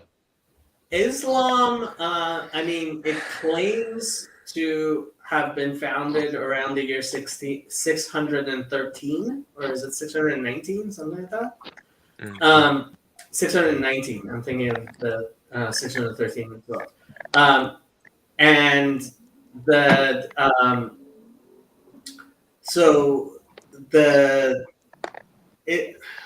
Islam, whether that's actually true, and it's difficult. It's possible. The earliest evidence we have of Islam is around the year 700 or so, 700 or 800 even. Sure. Islam claims things happened earlier than we really have archaeological proof for. One thing, if Muslims believe that the Hebrew Bible was corrupted, are they fit to be Noahides if they think that it was lost in translation? Or it's been corrupted? That is a question. That is definitely a question some people bring up. But generally, it is the consensus of all of Orthodox Judaism, all of sane Orthodox Judaism, that Islam qualifies as a Noahide religion. Okay. Well, but sane, what's sane and not sane is subjective. Yaron Ruvain is not sane. That we can agree on. A little bit. Yeah. Okay, Kurt. I would like you to allow other people to have some time. No, I haven't spoken for like 10 minutes. Okay, just ask one more question. You Then haven't spoken for all of 30 seconds. Okay. Can I just say one more thing and then I'll cut out? One last thing. Okay. So I know the only two sections of the Shulchan Aruch I know are Choshen Mishpat, as you mentioned, which is monetary matters, and Orach Chaim, which I believe deals with the laws of Jewish holidays and prayers. Other than that, what are the other sections of the Shulchan Aruch? Yoreh De'ah is mostly deals with kashrut and similar matters, and Even HaEzer, which is deals with marriage and such things. Does it deal with family purity as well? Yes. Andre, I am like completely unaware of most of TLC. Is there anything good out there? I mean, I'm mostly just in Jacob's little corner. I'm mostly completely unaware as well. I thought TLC was Jacob, and then Paul Vanderklay comes along and says like TLC's here and it's there and it's there. I'm like, well, like I don't know. There's like you've got Grim Grizz and Chad and who was the other guy they were working with? Gavin. So I imagine like TLC to be bits of. I don't really know like what it considers. So good channels. The Anadromist Burn Power is a very good channel with really good content. Ken Lowry, Climbing Mount Sophia, has pretty good content. The Meaning Code with Karen Wong, she has very good content. Andrea with the Bangs, I don't know what she's doing these days.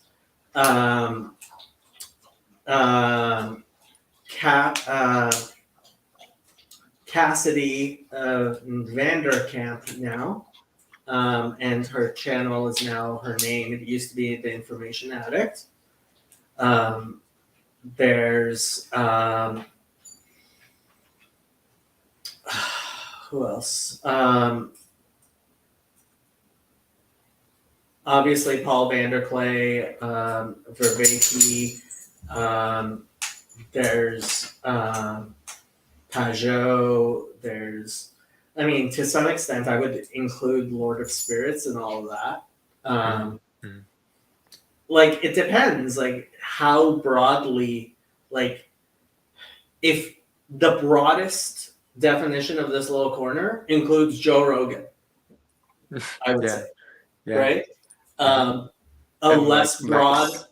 Lex Friedman. Right. Yeah. Like a less broad trigonometry, right? A less broad definition brings it down to just Pageau, Vervaeke, and PVK, right? But like basically all of the people who show up in those various channels, but like there are little communities of people who hang around with each other more or less, right? Like Michael Sartori has his own little group of Protestants, right? Father Eric has his group of Catholics. There's, funny enough, I think the Eastern Orthodox and the Jews hang around with each other. Well, that's what I always considered it being. It's like the split off communities from Bridges of Meaning and those similar discords. Whereas I still think if you're including larger names like Vervaeke and Pageau, it sort of goes back to the IDW space, and it's always seemed a bit ill-defined to me. Like the term "this little corner" was said once or twice when I was on your streams like months back, and I was like, "Oh, okay, that must be them." And then Vanderklay starts saying it a lot. I'm like, "Who does it include?" I never could tell. I mean, it's a very fuzzy. So this little corner, Sevilla, came up with the with that term from what's her channel? Toward a Meaningful Life, I think it is. I think so, yeah. Yeah, so she came up with this little corner of the internet. Mm-hmm. So technically, like, she's kind of the founder. Well, so like, if it's similar sort of groups of people, even though I know they're outspoken a bit with it, does it include Mark and Manuel, or are they their little corner? So, yeah, no, I would say they were part of this little corner. I think if they know the term "this little corner," they're part of it. That's actually my best definition is anybody who recognizes the term TLC as this little corner and identifies any of the various people that use that term, then I would say they're part of this little corner.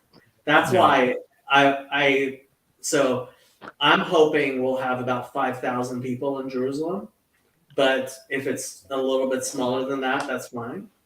Where do you get the figure from?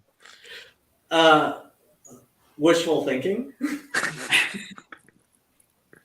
So it's, knowing TLC is sort of like the Freemason handshake. Right. In a sense. And if should we come up with a handshake, huh? It has to be a small handshake because of the little corner.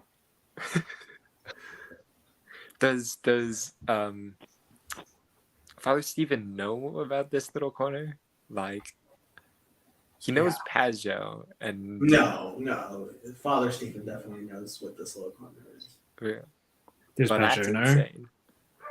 I think he's used the term "this little corner." Yeah. He went to Chino. Yeah. So. Father Stephen did not go to Chino. No, Pageau did. Oh, Pageau, yeah. Oh. Yeah. Vervaeke and Pageau know the term "this little corner." Mm-hmm. It was funny at Chino that Vervaeke recognized, like, that's when everybody was like looking at him like, you didn't think of this before? And he himself said, I should have thought of this. And it's like, yeah, you really should have. We all assumed you knew this already. Oh, you probably only knew the ancient Greek term for it, knowing Vervaeke.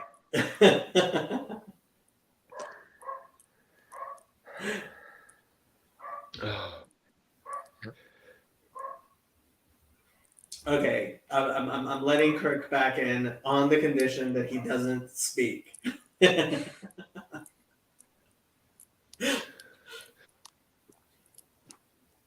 I have no idea what Grimm's doing. Like, when I join his streams, I just have no idea what's going on. Grimm has no idea what he's doing. Yeah. No, that's and I've said this to him many times. Like, Grimm he's our shaman. He is an artist. He creates art which includes in it a synthesis of ideas that are beyond the artist himself. Yeah, I tend to agree with that. Like, Grimm doesn't necessarily understand everything that he says. It's like he's making art, and sometimes it gets away from him, and you can sort of see that in his streams. He searches for the link. That's the beauty of Grimm. He sees connections. He has concepts that are beyond him. And frankly, I mean, that's a difficult space for him to be in himself, right? Like, he didn't really like it. I don't think he really likes it when I say that, right? But it's true. Like, he's an artist. He's channeling a spirit that's beyond him. And that's why, like, Paul Vanderklay says that he's a genius. He he is. I think he has a genius way of thinking. I think that also might. Go ahead, Jen. Yeah, I think what it probably signals. Okay. So what I was thinking is that it probably signals to him that there's something about him that's not about him, but about it's like there are forces that are. It's like people don't have ideas; ideas have people, and I think it makes like it's like, okay, so if this is all something else besides me, where am I? And I think it makes for a very like it probably puts him in a space where he doesn't know. It probably creates a problem with identity, because I've only ever been able to like after, if there are forces I have to draw in order to put all that on, like on paper, in order to see the difference between that and myself. And I think like that's why it's therapeutic. And I think like it's hard for people who can't get away from the grip of the numinosity of the archetype. Does it say it in like okay. So there's a qualitative difference between someone who is possessed by an idea and someone who can channel an idea. I think that Grimm has a capacity of synthesizing information in ways that are very useful, and that's what I mean by him being a shaman or an artist. We all sometimes get captured by different spirits that we don't necessarily understand. But when Grimm creates, when he says something, I listen. Not necessarily because he understands what he's saying, but because I know that he has a capacity to pay attention to important things in ways that, like, he just senses. He has an intuition about what is important, which is a gift. I mean, he's a gifted artist. He's sort of like an esoteric version of Jordan Peterson, because he looks at like the fringes and like somewhat conspiratorial types of things, then like unpackages it and then repackages it in his own distinct form, and points out like the details that most people would notice. So the example I give, one of my most popular videos is Vervaeke's Bullshit, which was a video I made after listening to John Vervaeke talking about like responding to Jordan Cooper about Martin Luther. And when I saw Vervaeke's video, I was like, this is really important. I didn't, but when Grimm pinged everybody on his server and said, hey, this is important, we need to pay attention to this, I was like, okay, I need to make a video. And so I started a live stream to discuss before I made an actual video, although that live stream ended up being really the video. Yeah. And Grimm came on, and I'm like,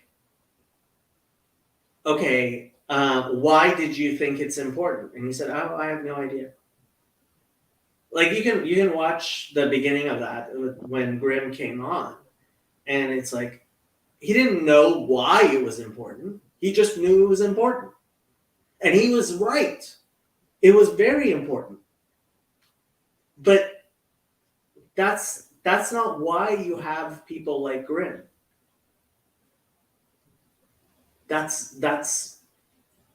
you have artists and shaman around because they are able to channel.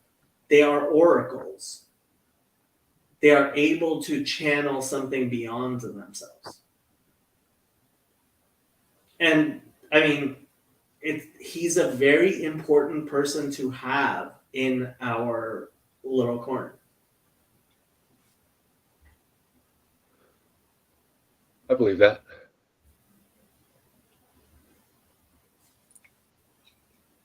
I believe that. I also think there's a couple of different, like, oh, I guess, cool kid. Yeah, I think Kirk really needs to go to sleep. So yeah, he's gone backstage, and hopefully he'll fall asleep. Right. Go ahead, Shane. Yeah, I remember, yeah, like being on like different Discord servers, and like even like the young people, like it's like they just have they have so much to say, and it's like, oh gosh, like especially like Well, just like part of the especially when they're problem, new. yeah, well, part of the problem is we constantly encourage people to talk, participate, and talk, and it's like, no, you're young, you're dumb. Just like, yeah, we'll talk to you and we'll teach you, but like no, you're a kid. Like, hold on there, right. you know. And it's so many life experience. Yeah, it's something that our society is like, no, like, and it absolutely kills me. I was watching this video of Jonathan Haidt, right? So he came to a campus to speak, and the Wokarati lost their mind. Ooh, Matt, how you doing?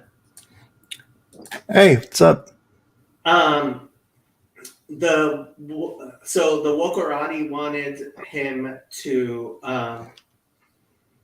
wanted to have somebody respond to him. So they had an undergraduate psychology student on stage with Jonathan Haidt. And Jonathan Haidt said something, and this undergraduate psychology student said, I don't agree. And I was like, get her off the stage. Get her off the stage. Like, why is this person on the stage?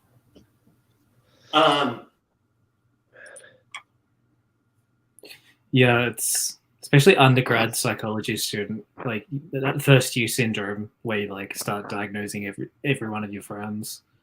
I think that happens a lot. So when it comes to like holding a talk, I could just imagine them saying like, "Oh, maybe you've just got narcissistic personality disorder." It's like, no, you know a fancy term. You got the DSM. Like, but you're wrong. Oh yes, so, BPD. I am very glad you joined. If you want, I will clear the stage and just the two of us can talk. Or whenever you want, I would definitely like to have a discussion with you, either in private or in public. I saw the video before you deleted it, and I didn't think you needed to delete it. I thought it was a little disrespectful, so I deleted it. And it was look, you were passionately addressing important subjects, and look, if I deleted every time I got passionate about an important subject, I would have 0 channel left. True. Yeah.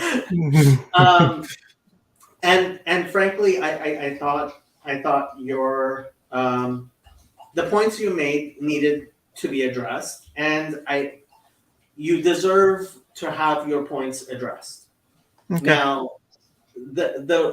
I have to say, when Andre jumped on, I kind of was trying to use that as a chance to let you calm down a little bit. I didn't realize that was making you fume more, which apparently it was, which I'm sorry for, because you're an intelligent guy that I do respect, even though I very much disagree with the stuff you say. All right. So, yeah, just wanted to make that clear. Well, I tend to kind of boil things over. It's not that you technically are better at expressing your own thoughts, and I'm less studied when it comes to those things. So it's not a case where I can't express things, but it's a little bit more different for me to convey. So a little bit more difficult. Yeah. And you know what? It shouldn't be a matter of whether you. So yeah, I mean, I've spent more time than I probably should studying how to phrase things and how to make arguments and things like that. And the capacity to express ideas is not, and this is one of the big things I dislike about Richard Feynman and what he said, because a lot of people agree with what he said, that if you cannot explain something simply, then you don't understand it very well. And I just think that's him being stupid. Because I know that many people understand things very well, and it's a completely different skill. And this is part of Ian McGilchrist's whole thing, which is that it's two different skills. And actually, Thomas Sowell, Intellectuals in Society. Yeah, I love him. He says precisely this. He says you cannot mistake verbal virtuosity for actual content of wisdom and intelligence, right? Mm-hmm. That the capacity to communicate is very different from wisdom, is very different from intelligence, I would say, right? And certainly embodied knowledge and sanctity, right?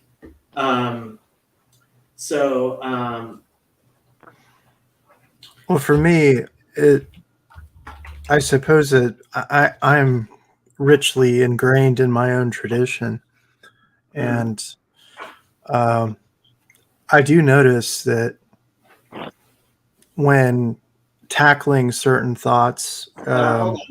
My thing fell. Go ahead. Yeah, I do notice when tackling certain thoughts that are pretty high in thinking, like free will versus determinism is not a small one. And there are people, it's easy to go crazy thinking about it for too long. And I've studied Christopher Langan's concepts of the CTMU, if you're familiar with his work. Christopher, Cognitive Theoretical Model of the Universe. It's a theory of everything framework for science and theological, and it has the concept of God in a holographic explanation. So basically, if you can think of holographic, you mean complete?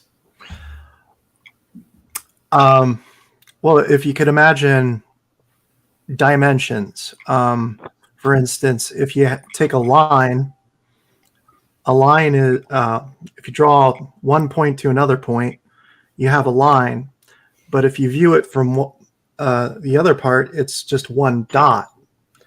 So something viewed from multiple dimensions, you begin to get distinctions based on those dimensions. And then you can begin to cut up the dimensions, so to speak, and create syntax for a language. You might say that reality is a form of language exchange. And basically his theory is that everything is a form of exchange of information between the medium of reality and consciousness.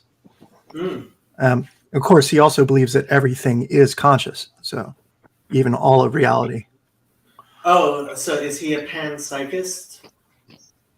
Something like that. It's a little bit pantheistic almost, but not quite, because he doesn't believe everything is God. He believes there is a main global operative distributor of reality, a God head, but he also believes there's distributed cognition. So we all are all a part of God in his thinking. I don't know whether I am entirely on board with his thinking, but I've been exploring his framework, and I don't mean to cut you off, but my dog is demanding my attention. I will be back. You guys discuss amongst yourselves. Okay. Boy. How you been doing, Shane?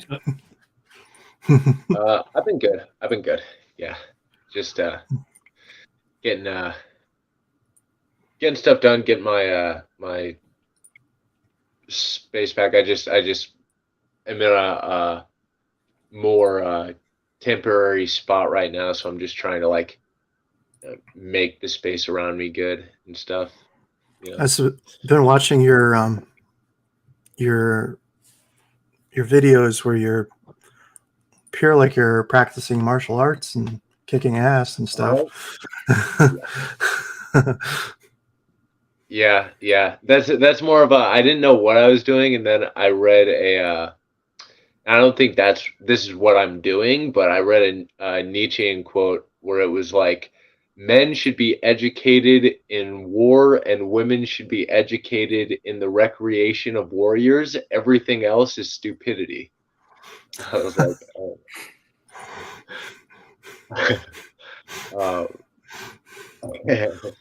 I think that's yeah, I'm careful with Nietzsche. Yeah, exactly. I want to start reading more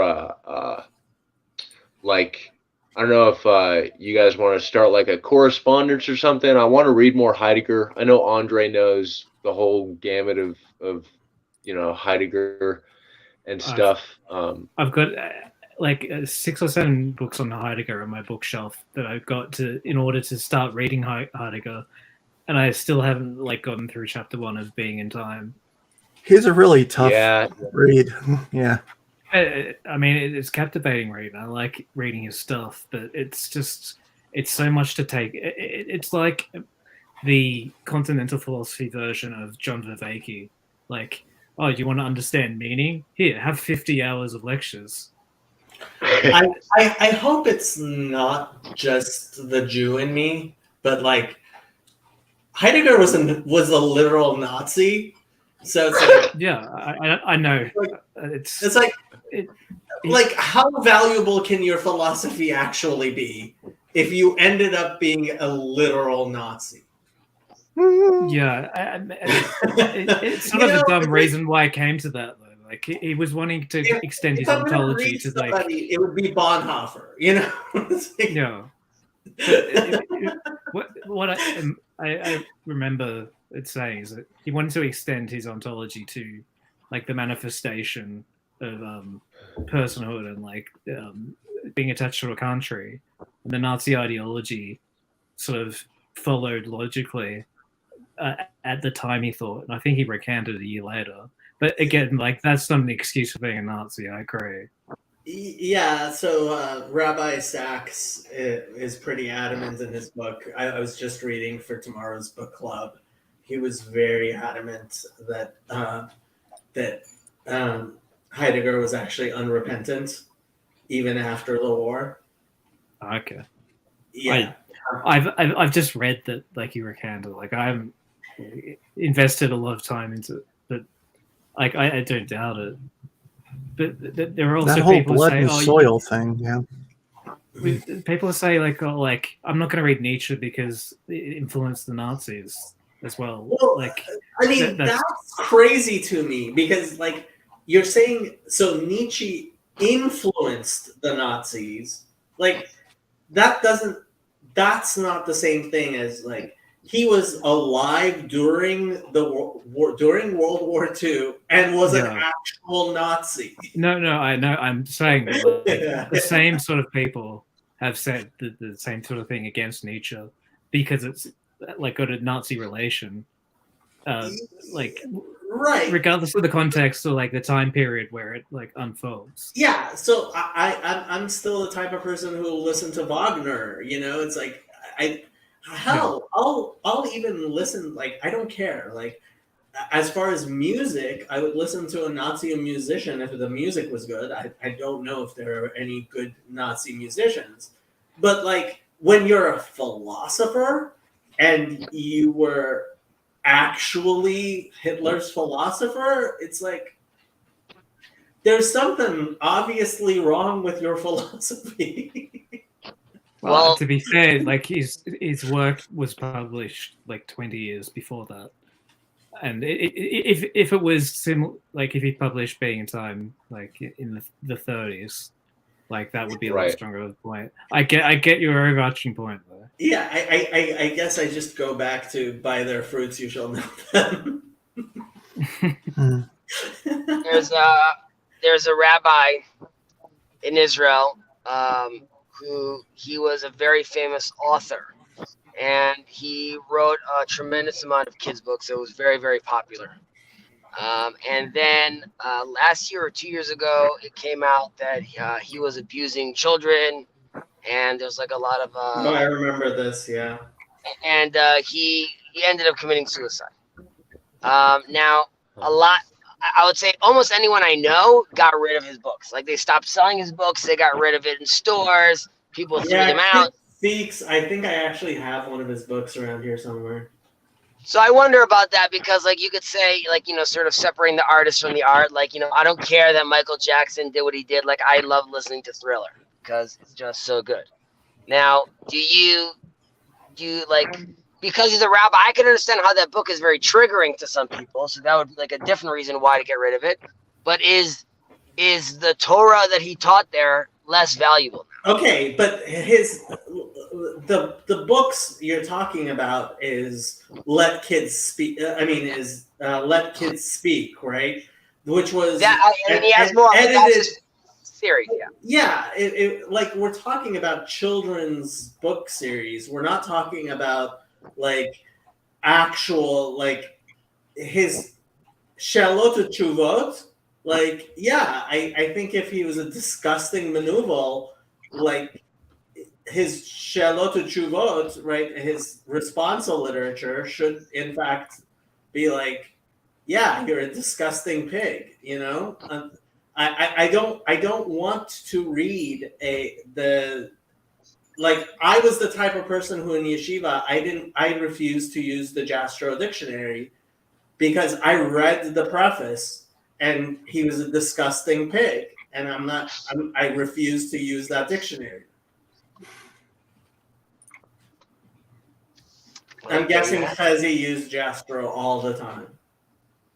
I wasn't like against using it, no, but like you know, I try to separate those two things. As Maimonides says, accept the truth from who says it. Right, but like, if at the same time, do you necessarily go looking through like the works of, I don't know, like if Heidegger had a good idea, then somebody tells me Heidegger had this good idea, I'll listen to it. But like, at the same time, like if I was going to be reading a continental philosopher of that time, it probably would be Bonhoeffer before I would read Heidegger. I like Bonhoeffer. I admire Bonhoeffer. What I found really hilarious was somebody asked ChatGPT to write terms of service according to Bonhoeffer, and the terms of service included always follow the law and never do anything violent. It's like, yeah, we can see this. This is definitely not Bonhoeffer. Man. Yeah, that was one of my favorite books, Life Together. That was really cool. What was I gonna say? Probably sometimes I forget things and I'm like, that was important, but I forgot it. So you don't only forget things that aren't important, but this one I don't actually think was important. So if you forgot it and you don't remember it later, it couldn't have been that important. Right. Now, if you forget it and then remember and be like, oh, like that's happened to me. Yeah. Well, I'd agree, but like I've done the same thing with my medication. Like it's important to take it. Just because you've forgotten it doesn't mean it wasn't important. I've done it too. Taking your medication, especially medication, which is helping with memory. Yeah. That's what I was gonna say. You know what I wonder sometimes? Like, sometimes I think, what if when you're around somebody, like you can map onto people, and then it's like you were telling me about your medication, and you were like, and I remembered the thing I was gonna say, and then you told me your medication. I don't know if does your medication help with memory, but my memory got better just listening to you, and it was like, oh man, yeah, there's some sort of ADD medication, so it's executive short-term memory that it aids with. But it's not full memory, it's attention also. What were you saying? So I think I was going to say something. I remember that was a joke. Oh, okay. Well, for a second, because I thought you were genuinely inquiring. Well, he said attention deficit disorder, so I was like, what were you saying? Yeah, I started taking what's that one medication the one Abilify. I was taking that for a minute as a Perpazole. Yeah. Oh, okay. Yeah, I know of it. Yeah, I stopped taking it. Do any of you guys listen to, like, when you're listening to Paul Vanderklay, be like, please, Squirrel Vanderklay, stop, like his ADHD, like, there are very few people I have actually been like, okay, this guy has really ADHD. He's sitting there making a video, and in the middle of the video, you can just tell his mind is wandering. And he's it's like, I follow his thought pattern quite well. So I do too, but sometimes you can tell he doesn't have control of it. I think it's like polar opposite to Jordan Peterson. With Jordan Peterson, you see him like stop and think and be like, so if this happened, and then like the crowd's just watching him like walk around going, and he says it.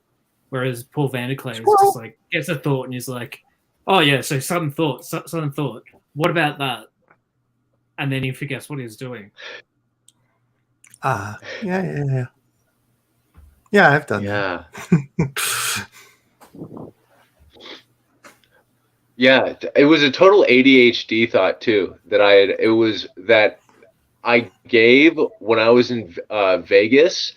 I ended up having to stay in Vegas for like 3 days straight. I stayed on Vegas streets for 3 days, I had to sleep outside, and I ended up at St. Paul the Apostles Church and OCA Orthodox. They allow churches in Vegas?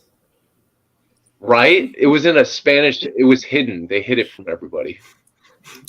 Oh, and yeah, it's because like they didn't don't want the take away the homeless business from those shotgun chapels where everyone can get married, so they've got to hide all the chapels.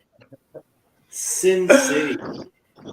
That's what I was afraid when I tell this story. I'm always afraid when I say I went to a church in Vegas that they're thinking that I went like to get married, taking this like shotgun chapel seriously, but it wasn't a shotgun chapel.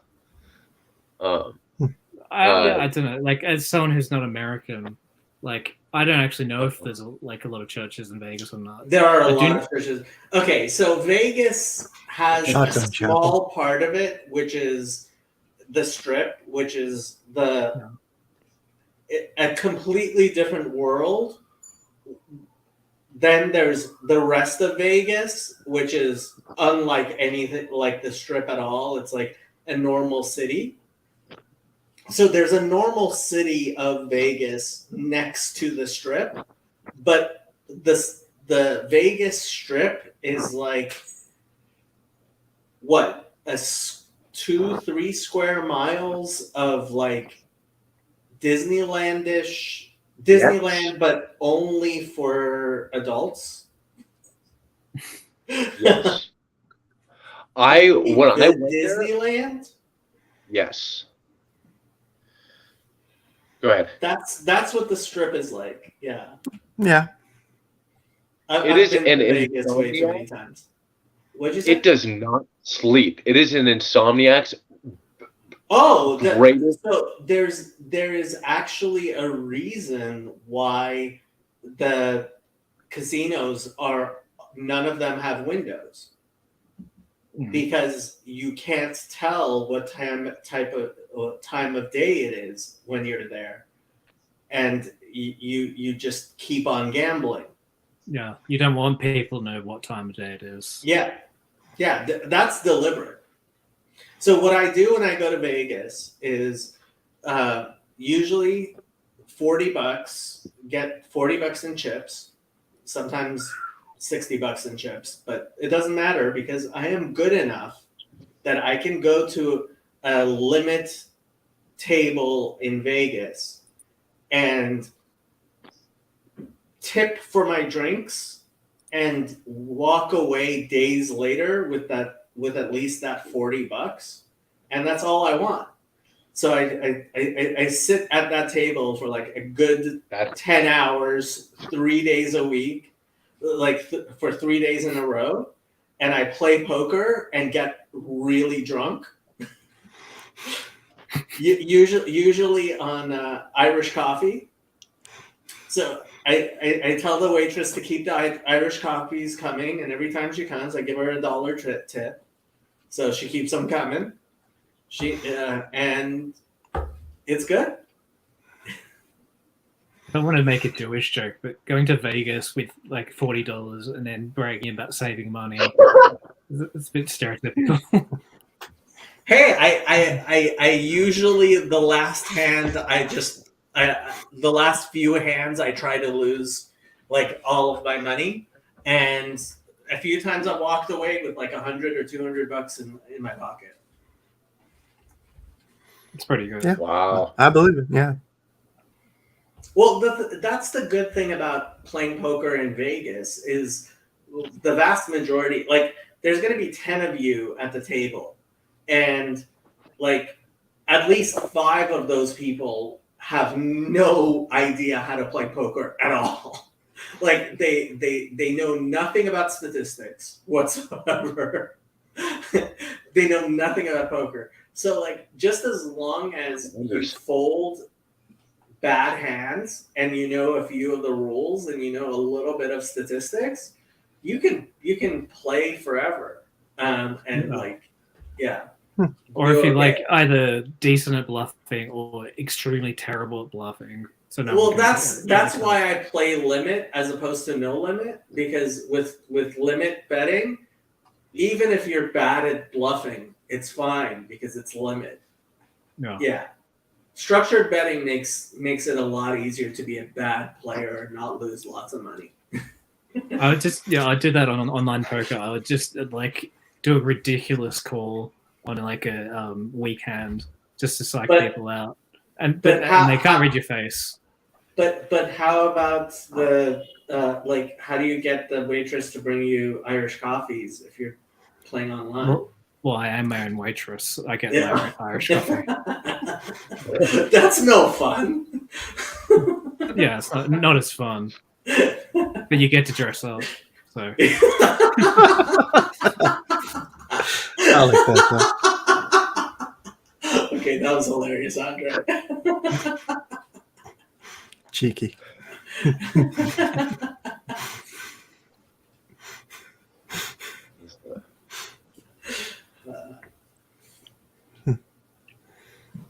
Oh, so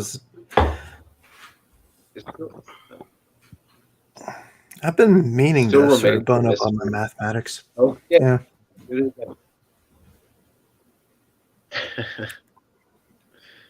What did you say?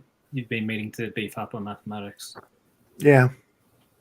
For myself, because I just find it's interesting because it's the concept of language sort of being broken down to a lot of these interesting things that are, because you have the Roussell's paradox where he had trouble with category theory and the set of all sets that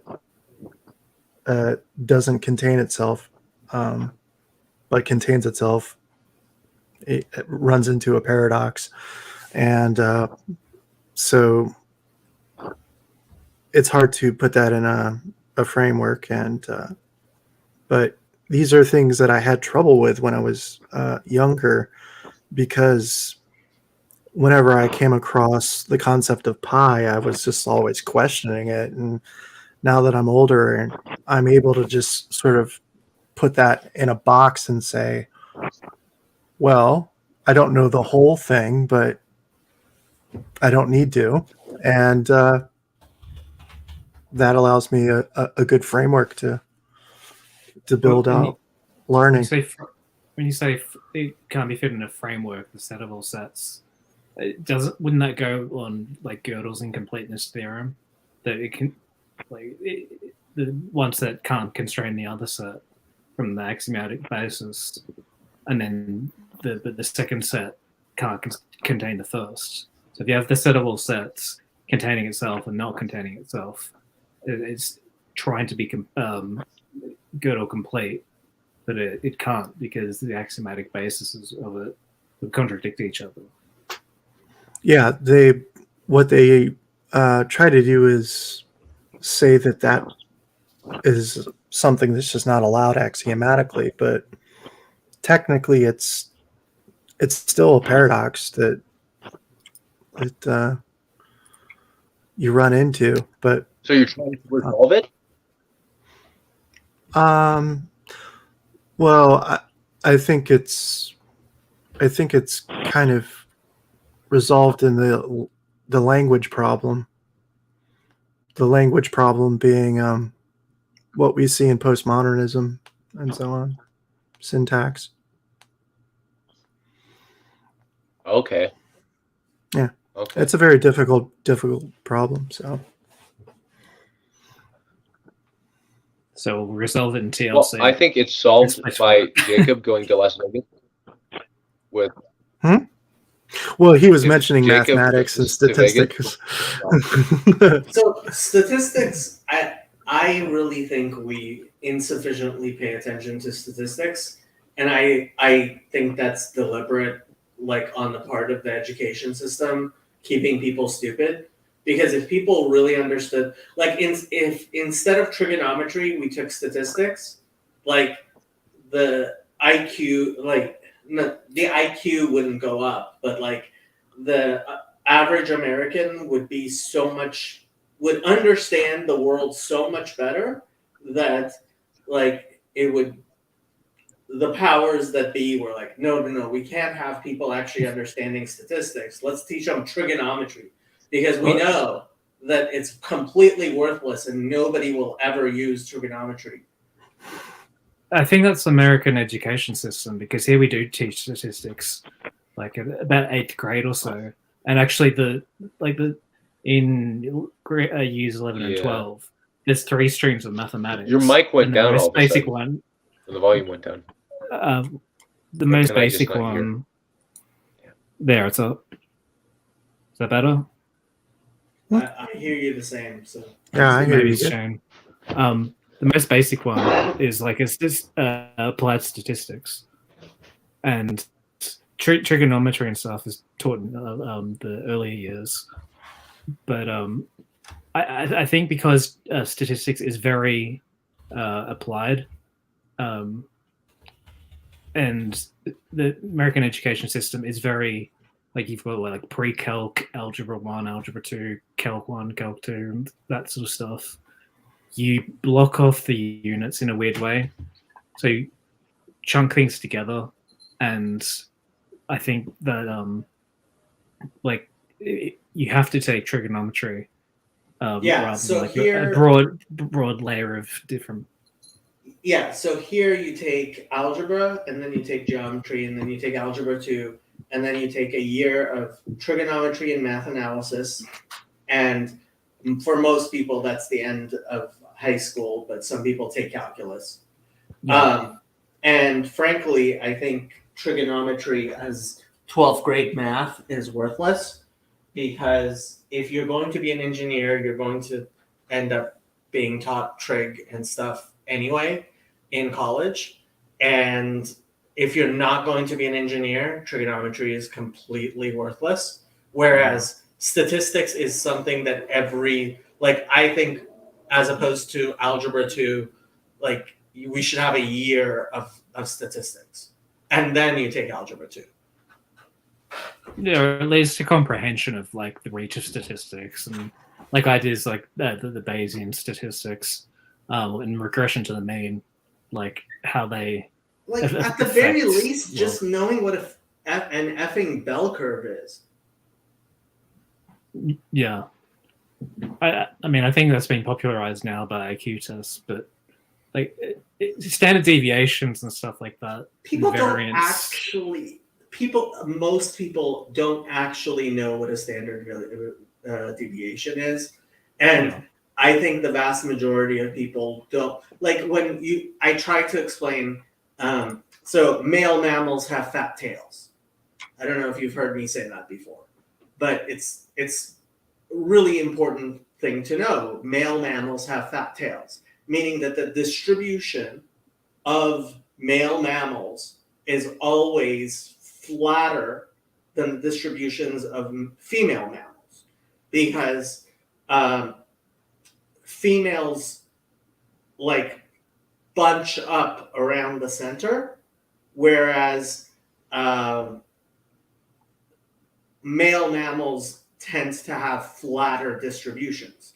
So in any large population, even though the average male is taller than the average female, right, in humans, the shortest, in a large population, the shortest person will always be a male, which should not be the case, right? Yeah.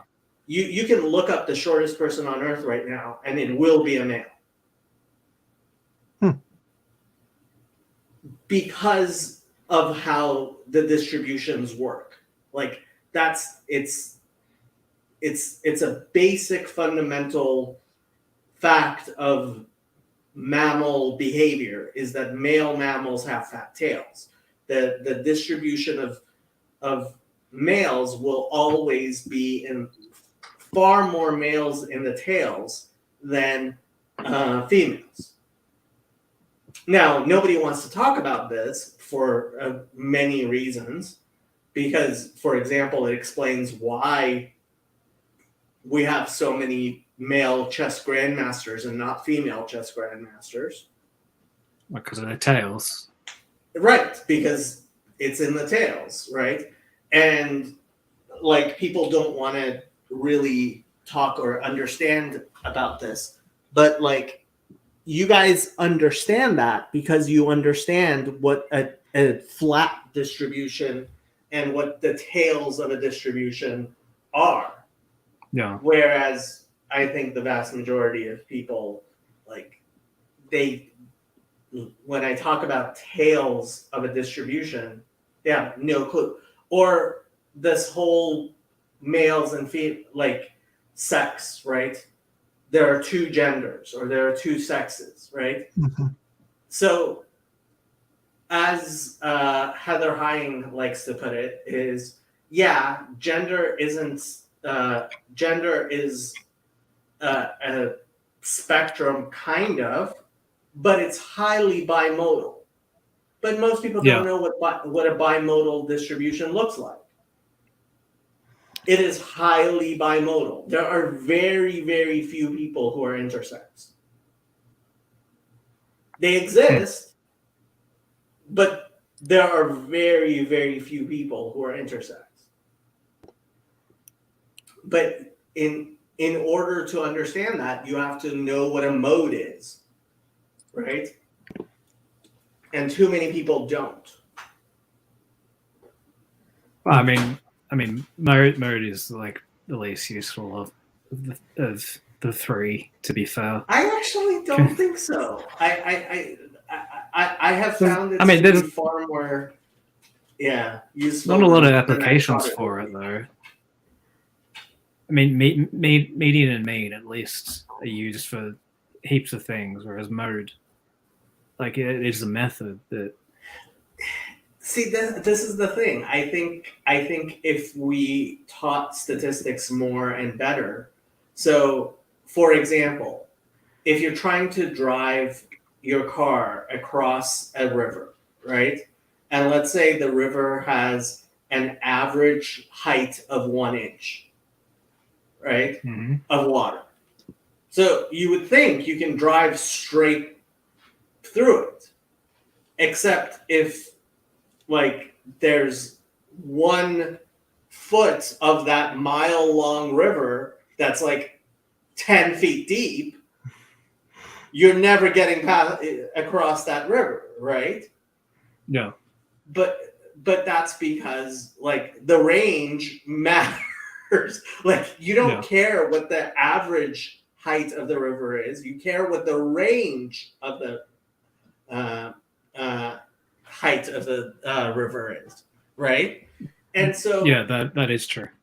Yeah, you have to. That's the. It's the stuff that I've read in Thomas Sowell's Basic Economics. Yeah.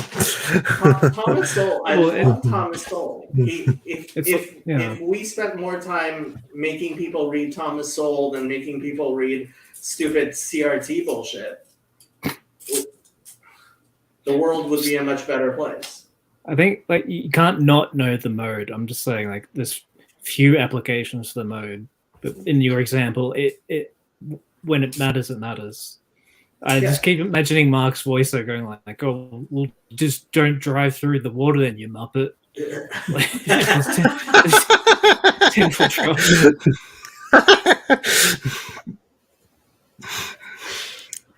I agree. Yeah, Mark and I are kind of like oil and water. We just don't mix. I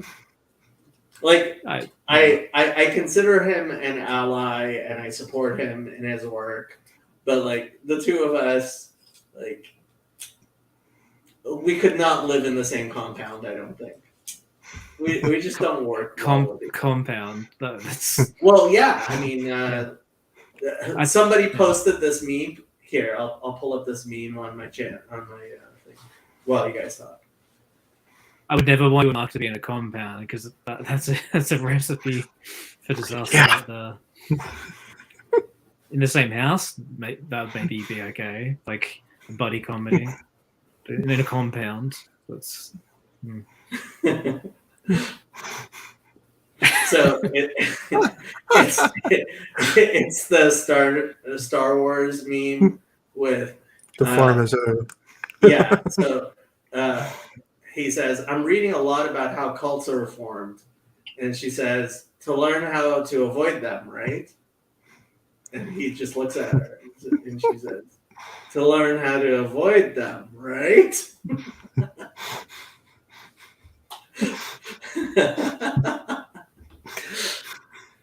Yeah. I think you and Mark could make a good cult, though. I think we are making a good cult. What are you talking about? This is seeing TLC? This little cult. This little cult, yeah. This is I actually posted this. I found it on Twitter today. To avoid straining your eyes at work, use the 30-30 rule. After 30 minutes of work, quit your job and buy a 30-acre farm in the middle of nowhere. That's a beautiful farm. Yeah. I don't know what kind of work you do that 30 minutes of work will buy you the farm like that. But you have to work in Big Pharma.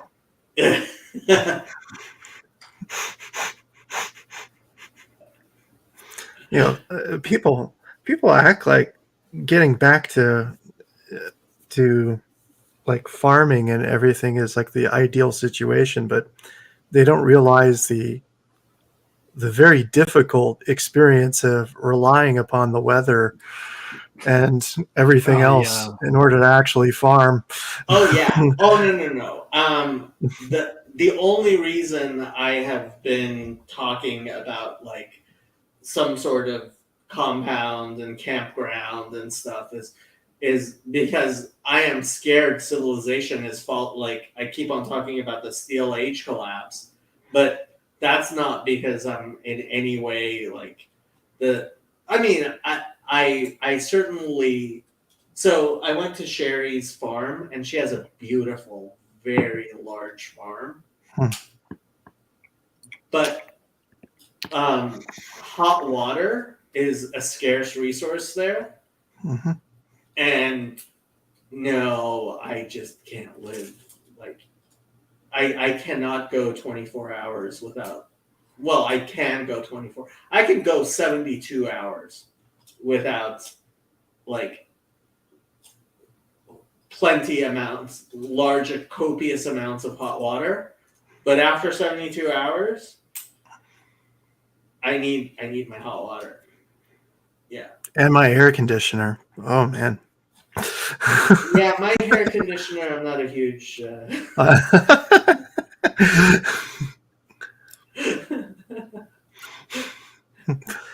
air conditioning and heating and air conditioner. I thought you said air conditioner.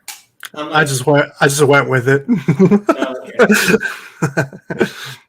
Oh, AC, yeah, AC. Well, it depends. Although, yeah, like so whenever I go on my road trips, I try to think of what it would be like if I was the richest man in the world 200 years ago making the same trip. Right? So I'm driving in this SUV with air conditioning. There's music. I have this beautiful road where I'm like oftentimes driving by the beach, right? And let's say I was the richest man in the world 200 years ago trying to go from Los Angeles to San Francisco. Right? Yeah. Like I'm sitting there with my soda and like ice and like, I think about the luxuries. Like maybe I would like have slaves who are fanning me and playing music and whatever. It still wouldn't be the same. Yeah. Right? Like the richest man in the world could not take the vacations that I do 200 years ago. And we're just live in the rooms that we do nowadays. Yeah. Oh, so every time I take Tylenol for a headache or something, I think to myself, what if I lived before there was Tylenol? Mm-hmm. Oh dear. You just drink some water. Like that's what most headaches are, dehydration. Okay, barring migraines. Fine, but like toothache or whatever, like any ache. Like imagine living in a world without anesthetics, without antiseptics, without like all of the incredible stuff that we have. So what's his name? That guy that got canceled, that comedian who got canceled? To be a bit more specific, there's a lot on the top of my mind, but I think I know who you're talking about. Yeah. Louis C.K. Yes, Louis C.K. Had this bit where he was saying, sometimes like I catch myself being so ungrateful. Like I'm on an airplane and there's Wi-Fi and I start using it and then it goes out and I become really, really angry at like, damn Wi-Fi, like I'll never fly this airplane again. As opposed to like realizing that 30 minutes ago, I didn't even know you could have Wi-Fi on a plane. Yeah. And I'm sitting in a sky chair flying through the air. And I'm really upset that this thing I didn't know existed 30 minutes ago isn't working. No. Sitting in your magical flying chair in the giant like metal shoe going across the world. Flying through the why don't I have the magical information signal as well? Right, that has the entirety of every library. Like people would go to the Library of Alexandria, right? This would be a great trek in their life. I was like, the entirety, just archive.org has like, or Project Gutenberg or Wikipedia. Can you imagine just if you had a printout of Wikipedia? Forget about like searching it. If you had a printout of Wikipedia 100 years ago, you would be the greatest like intellect in the world. You would have capacities. Imagine all the YouTube how-to videos. 60 years ago, if you were the only you would be the greatest sage in the world. Like when I change the wipers on my car or anything on my car, really, I look up a how-to video on the exact model of my car. Like I put Mazda CX-5 2015 windshield wipers, and I find several videos of people actually showing me changing the windshield wipers of my car. And that niche like does exist because my dad made a YouTube video and he's only got like a couple on his account of how to replace the rear seats in I think it's a Nissan or a Toyota van. It's a Japanese model, and like do some modification to them. And he's had like 15,000 views on it, and it's like he's like only one of like 3 videos and 2 other playing the trumpet. There's like 50 views on those. So you look up that very, very specific thing. It's like, oh, there's a guide how to exactly do that. I wonder, like, in such systems, like when COVID hit, the very first thing that people started panicking about was toilet paper. And I was watching this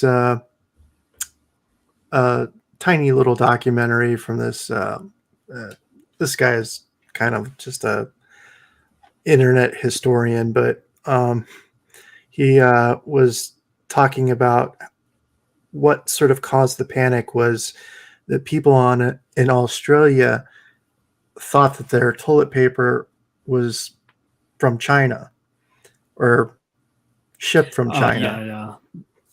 And that caused them to panic buy, and then the price went up on Amazon.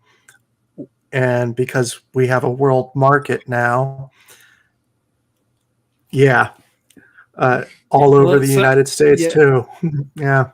That's partially true though, because like we have a lot of trade with China, but there was sort of like a little seed of misinformation in there, where like it happened with masks as well, because there was an import that had come through China, and been like seized or something like that. So all of a sudden there was like a false flag of there might be a shortage, or we're going to have a shortage. And I mean, toilet paper is one of these things I do not take for granted. So any type of wood or paper is very, very scarce in Israel because they can't grow it themselves. Like there are very few trees in Israel.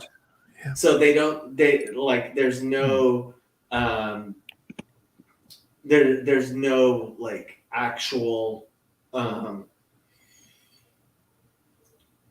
logging or anything like that. So toilet paper is actually pretty expensive in Israel. And people, like when I was in yeshiva, people would bring toilet paper from the United States with them. When they would go like visit in the United States, when they would come back, they would just like bring toilet paper with them. So that makes me think pill merch. The price would have gone up excessively then for them. To some extent, I actually think a significant portion of the population uses like bidet attachments at home. Yeah, which I'm considering of getting myself for myself actually. Like it actually seems like better than toilet paper anyway. Although I've never done that. Yeah. I have friends who've used them and they're like, yeah, why would I ever buy toilet paper again? It's like, I mean, it has to like it. I would only use it in a private, like my own, bathroom. But at the same time, it seems like, much better than buying toilet paper. It sounds like those arguments are from function over aesthetics. Because, it's probably a lot easier than buying toilet paper, but the sensation of it isn't something everyone can get used to. I would think, I mean, if you have like warm water and stuff, why not? Yeah, I mean, like the idea of like your ass getting that wet every time like you go to the toilet, it would take some getting used to. Yeah. Like you go there dry and you come out wet. It seems like you've done the wrong thing.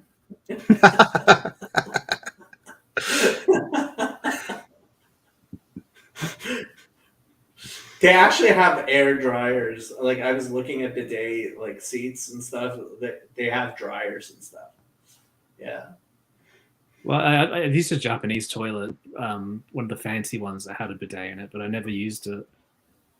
Yeah. Like it had like the 6 memory panels for like different family members, and when you seat warmer, and when you sat on it, played like a little tune to you. And, wow. It had a rain generator on it, in case you were like a nervous bathroom user, sort of like to cover the sound. And the sink was in the back as well. Reminds me of that South Park episode. Yeah. There's a toilet, Japanese toilet. It's amazing. The funny thing about Japanese toilets is they're two polarities, because you either got that or you've got the squat toilet, which is like we had those in Iran. I remember those from my childhood and how scary they were. And like, holes in the ground. Basically, that's all. Yeah. Yeah. Well, I had one when I went to Japan, which was in some public bathroom somewhere, and I can't squat that well because of my knees, and I remember like I just had to hold onto it for dear life to even use it. So you don't fall in. Yeah. Well, as a kid, it was so scary using one of those. I imagine. If you're used to the squatting though, like it can be a lot easier. Porta potties are bad enough. Yeah. You heard like the term Slav squat, like a lot of Russians would squat on the spot.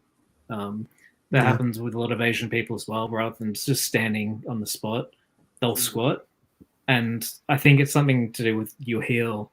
Like once you get can stop it your feet elevating off the ground when you naturally squat, you're able to squat really easily. But Westerners tend to not do that. So, like, you get off a balance because you're going on the balls of your feet.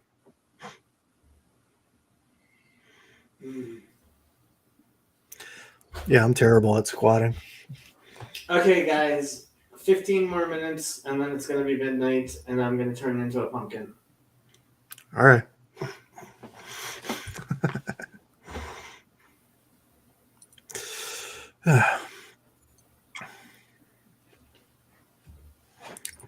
This is like a Charlie Brown episode. Yeah. You may be still listening. Why?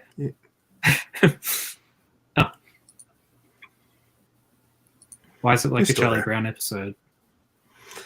Was it the pumpkin at midnight? I forget what it was called.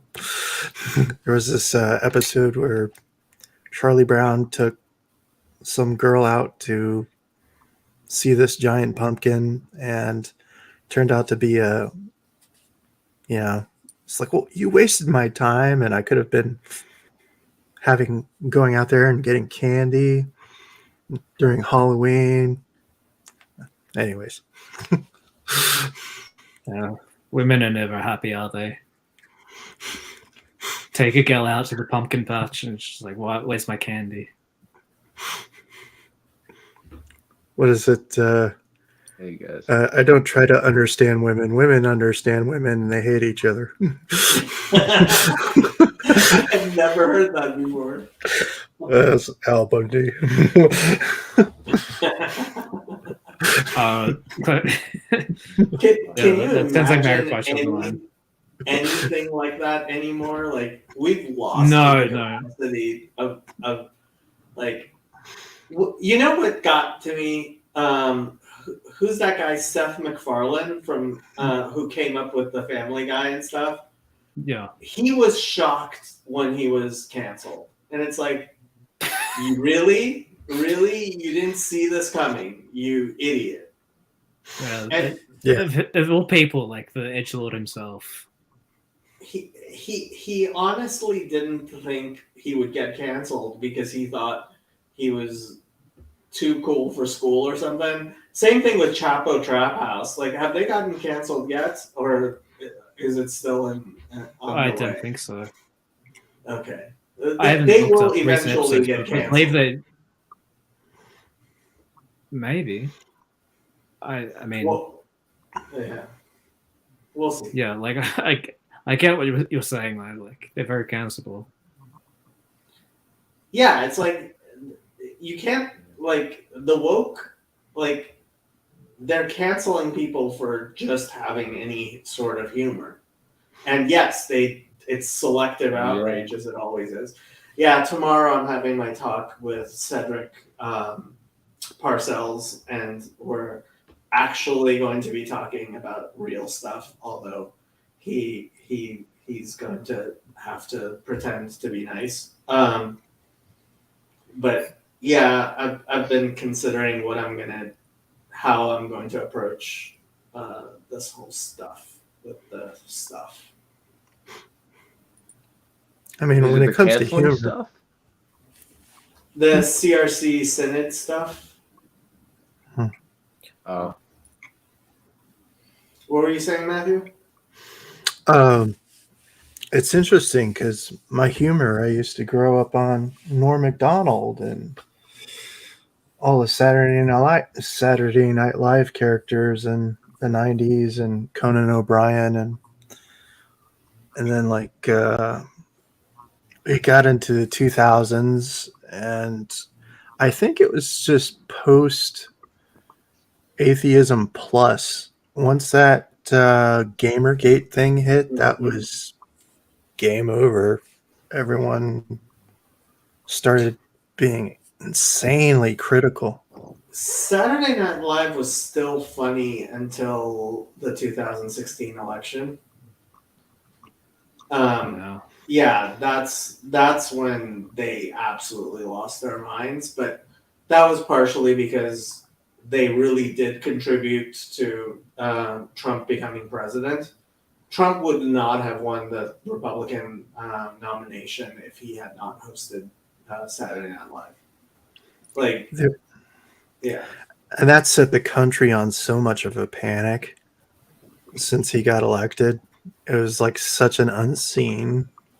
I think even for the 3-letter agencies in the United States, they still panic about it.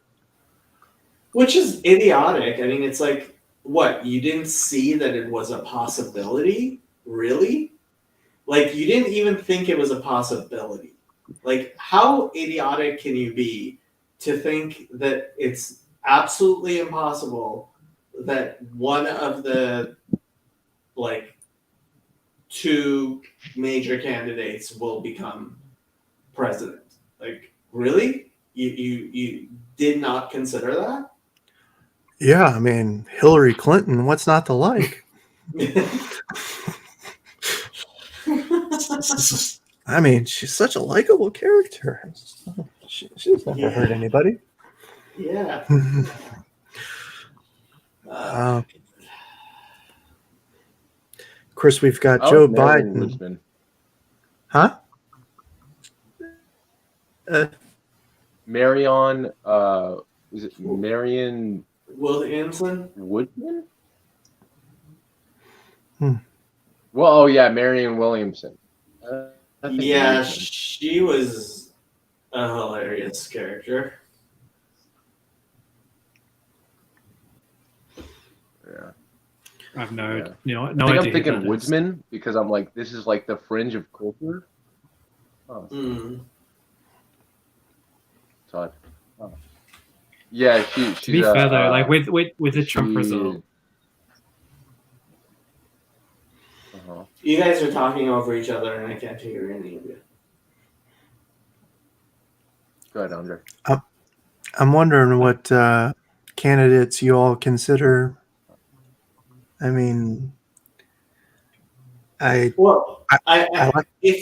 DeSantis wins the Republican nomination, they are already starting to say he's worse than Trump, and I have to wonder, like, if some people are not going to be like, hold on, you just told me that Trump is the worst possible thing in the whole entire world, and now, because, like, I don't know, like, the people who didn't think it was ridiculous when they were being told that Mitt Romney is some right-wing fascist, or, like, I don't know.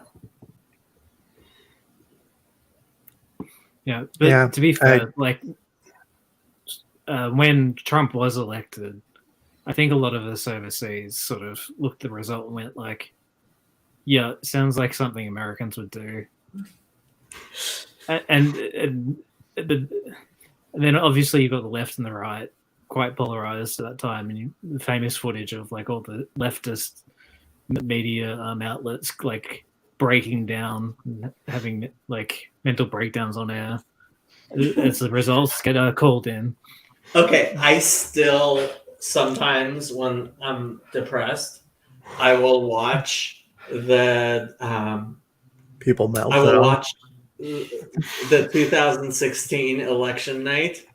The CBC, the Canadian Broadcast Company, had David Frum, who's this neocon or like establishment Republican who lost his mind when Trump won the thing, and this Black lesbian woman who was obviously one of the most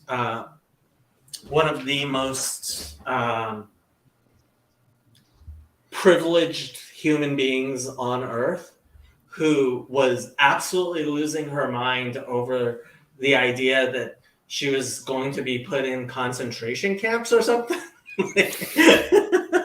She was like completely losing her mind. Wow.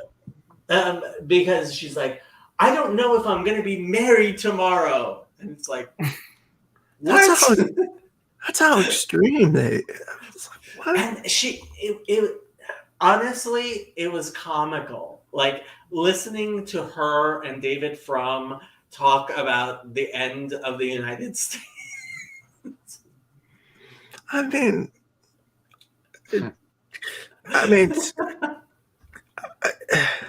to me, Joe Biden hasn't been all that great, but I've never thought of myself winding up in a concentration camp over Joe Biden. You probably wouldn't remember. Yeah. He can't concentrate anyways.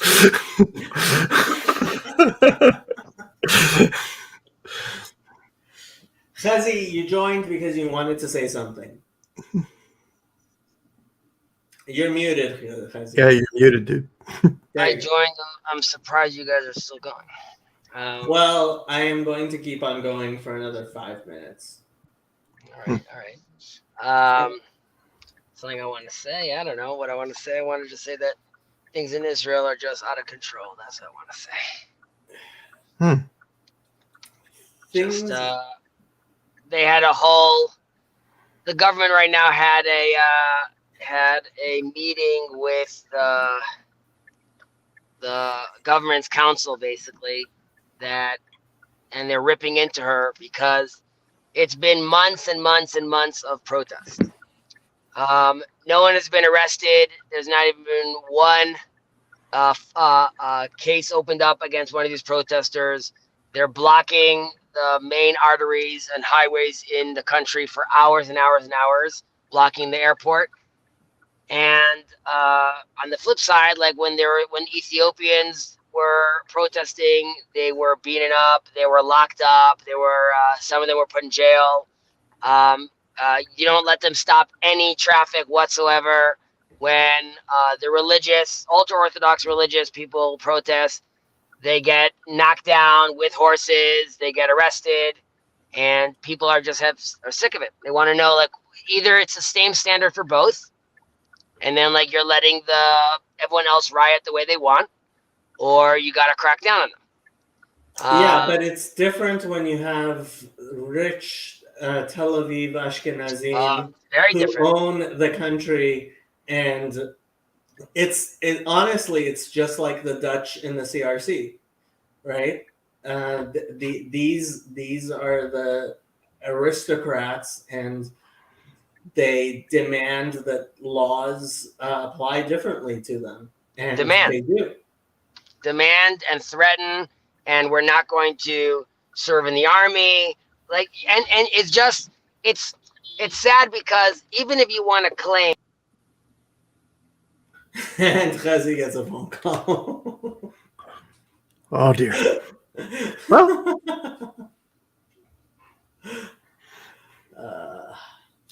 that's okay, people. I think I am going to end this broadcast. All right, it's been fun talking. It has been, and we should have a conversation about Calvinism and Paul and everything. Did you watch the Bible study from Wednesday? I haven't gotten a chance now. It's 6 hours long. All right. Father Stephen joined and Pastor Cedric Parcells was there, and right. It was pretty interesting, and we talked about a lot of similar stuff to the stuff you mentioned in your video. So All right. yeah, that might be an interesting thing. Like Andrew and Jason did a video late on Friday talking about it, and it's actually one of the most popular videos I've ever had on my channel, and people are discussing and digesting it, and I'll take some time for me to digest, but yeah, I'll give it a look. Good on ramping. Yeah. Andrew? It's really good on ramping. I didn't think so, but okay. I didn't think it was on ramping. I thought it was more. You have heavy all material. the greatest hits, man. I did play all of Jacob's greatest hits. Yes. It took him a while to recognize that I was talking about Baal of Tarsus, not Paul of Tarsus.